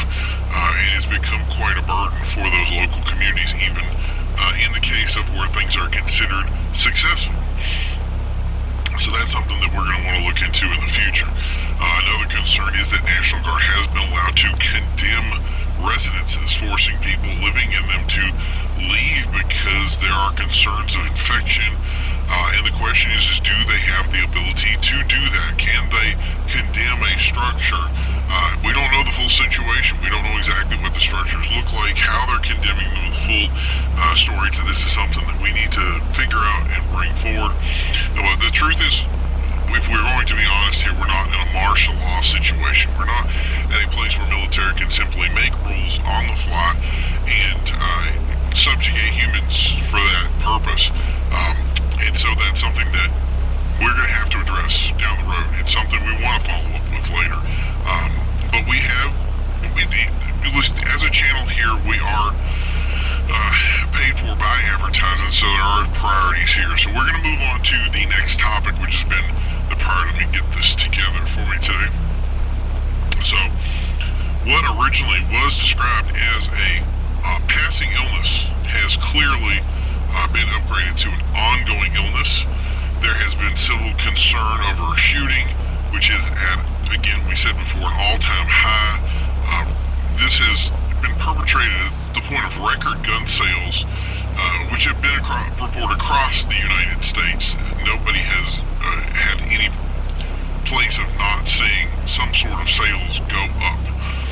What is now clear is that is causing a shortage. There is no way for manufacturers nationwide. They say they will be unable to keep up with the demand in all sectors, and it's clear that some deliveries will just not be made into certain areas. Some areas that have most said that they needed these firearms will not have access to them because there's no way to get those supplies to them. Concerns over the formation of black markets has risen, and ATF has asked for civil assistance in finding any of these distributed illegal firearms or any sort of backyard sales event that would result in people not having background checks when they're purchasing firearms. So that's something that has been a big concern, and again, we're telling people to keep an eye out for it, but it's also one that is going to be very hard to police at any level. But what is really going to be the thing that we're going to see is going to be continued efforts for people in survival situations. That's why we see the sales go up in these areas. And what began as smaller shelter building businesses that began to spring up not long ago has now changed over to a highly desired demand-based mobile or a pop-up shelter system. These are things such as rigid tent structures that can house one or multiple people. Items that are quick, they're cheaper and easier to construct than, say, the internal or ground-based structures that most people are more concerned with. And many companies right now are working to develop something that is easy to sell, easy to deliver, and easy to purchase. So one thing we have right here, we have a commercial from one of these that I want to take a moment for you to listen to, and we're going to discuss that. Ultralight, the top-tier pop-up shelter system, is your next solution in survival equipment and personal protection. Easily stored and moved in a lightweight carry case it can take on the most inhospitable environment. Larger trailer-based systems are also available for those that want to bug out fast. Ultralight is your answer for bugging out fast. If you want to check out Ultralight today. So systems like this are the new rage, and it's not just among survivalists, but as many come to be displaced in some of the situations we discussed before, they cannot count on being in overloaded shelters. People who are leaving shelters need a place to go, and if they're going to have a place to go, they're going to need some sort of shelter system to set up outside of a National Guard. These have become pretty much the only option, and the demand for them has been huge. It's something that these companies are definitely getting on board with. It's not just this. There's multiple variations out there. Again, this is a company we know and trust. We did a lot of research to make sure that, that they were ones that were doing something right. So that was something that we had looked into. But the next hot sale item has become solar generators. One of the big concerns has been with noise of these standard generators, which has seen complaint after complaint with little way of really deterring them. And these solar generators, on the other hand, have become one of the bigger options. Obviously, price points are increased when it comes to the solar ones, but many people who are saying that it is worth the cost because of the noise that the regular generators make. Also, these solar panels are easier to place and basically disguise, and the idea of at least something until they can find another source to run some of these other generators when things like fuel are coming into question. Obviously, some places are completely out of gas right now, and being able to drive or to get anywhere is going to become more and more difficult as we move forward here. So yeah, that's a big option, and those in the pro field have very much supported it, and we found that very interesting. So we thought that would be something that would be good to carry on to those of our listeners. Many professionals on the social media area are offering their trainings in specialty offerings such as stealth camping, which has really blown up. Social media channels themselves have seen an increase in viewership far beyond anything else. So it's no longer that you go to any sort of social media thing and see some basically talking head or joking thing like we've seen before in the past. We did see something. There was one channel that had described it as a ghoul bashing event that they had taken place. Those events are no longer really taking precedence. Some media sources, since they had used words that were not allowed to say on the air, had been taken down or authorized to take down. And social media has taken a very bullish approach to banning or removing content that could be considered misinformation when it comes to discussing any sort of creature or any sort of thing that described PACE as anything other than the illness that it is. It seems in the face of limited air travel as well, people are finding ways to travel. And this, as we said, gasoline has become more and more limited. People are looking into other options, and also problems with border security. So even in the face of being able to travel, not being able to air travel, and being able to use things like border policies, we're running into border security, such as National Guard, where people are still finding a good way to get around, and these approaches are the way that they're going to be doing them in the future.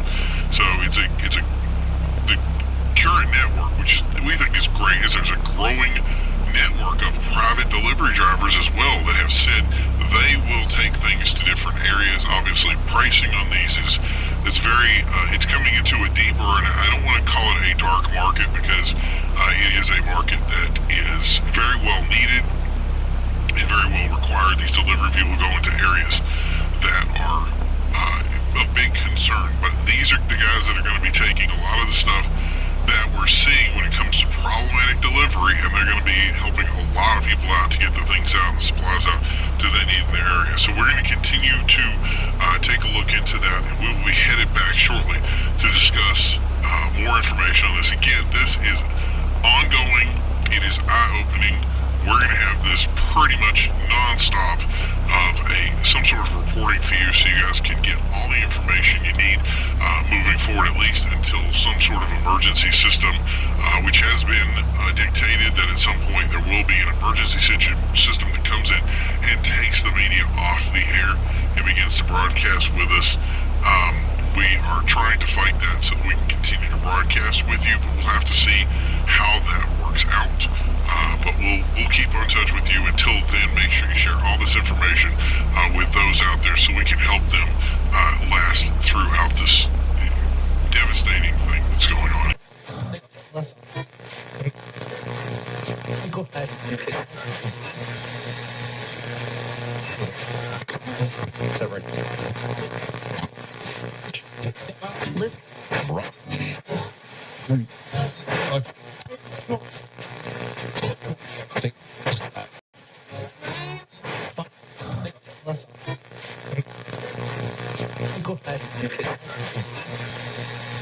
And a hint of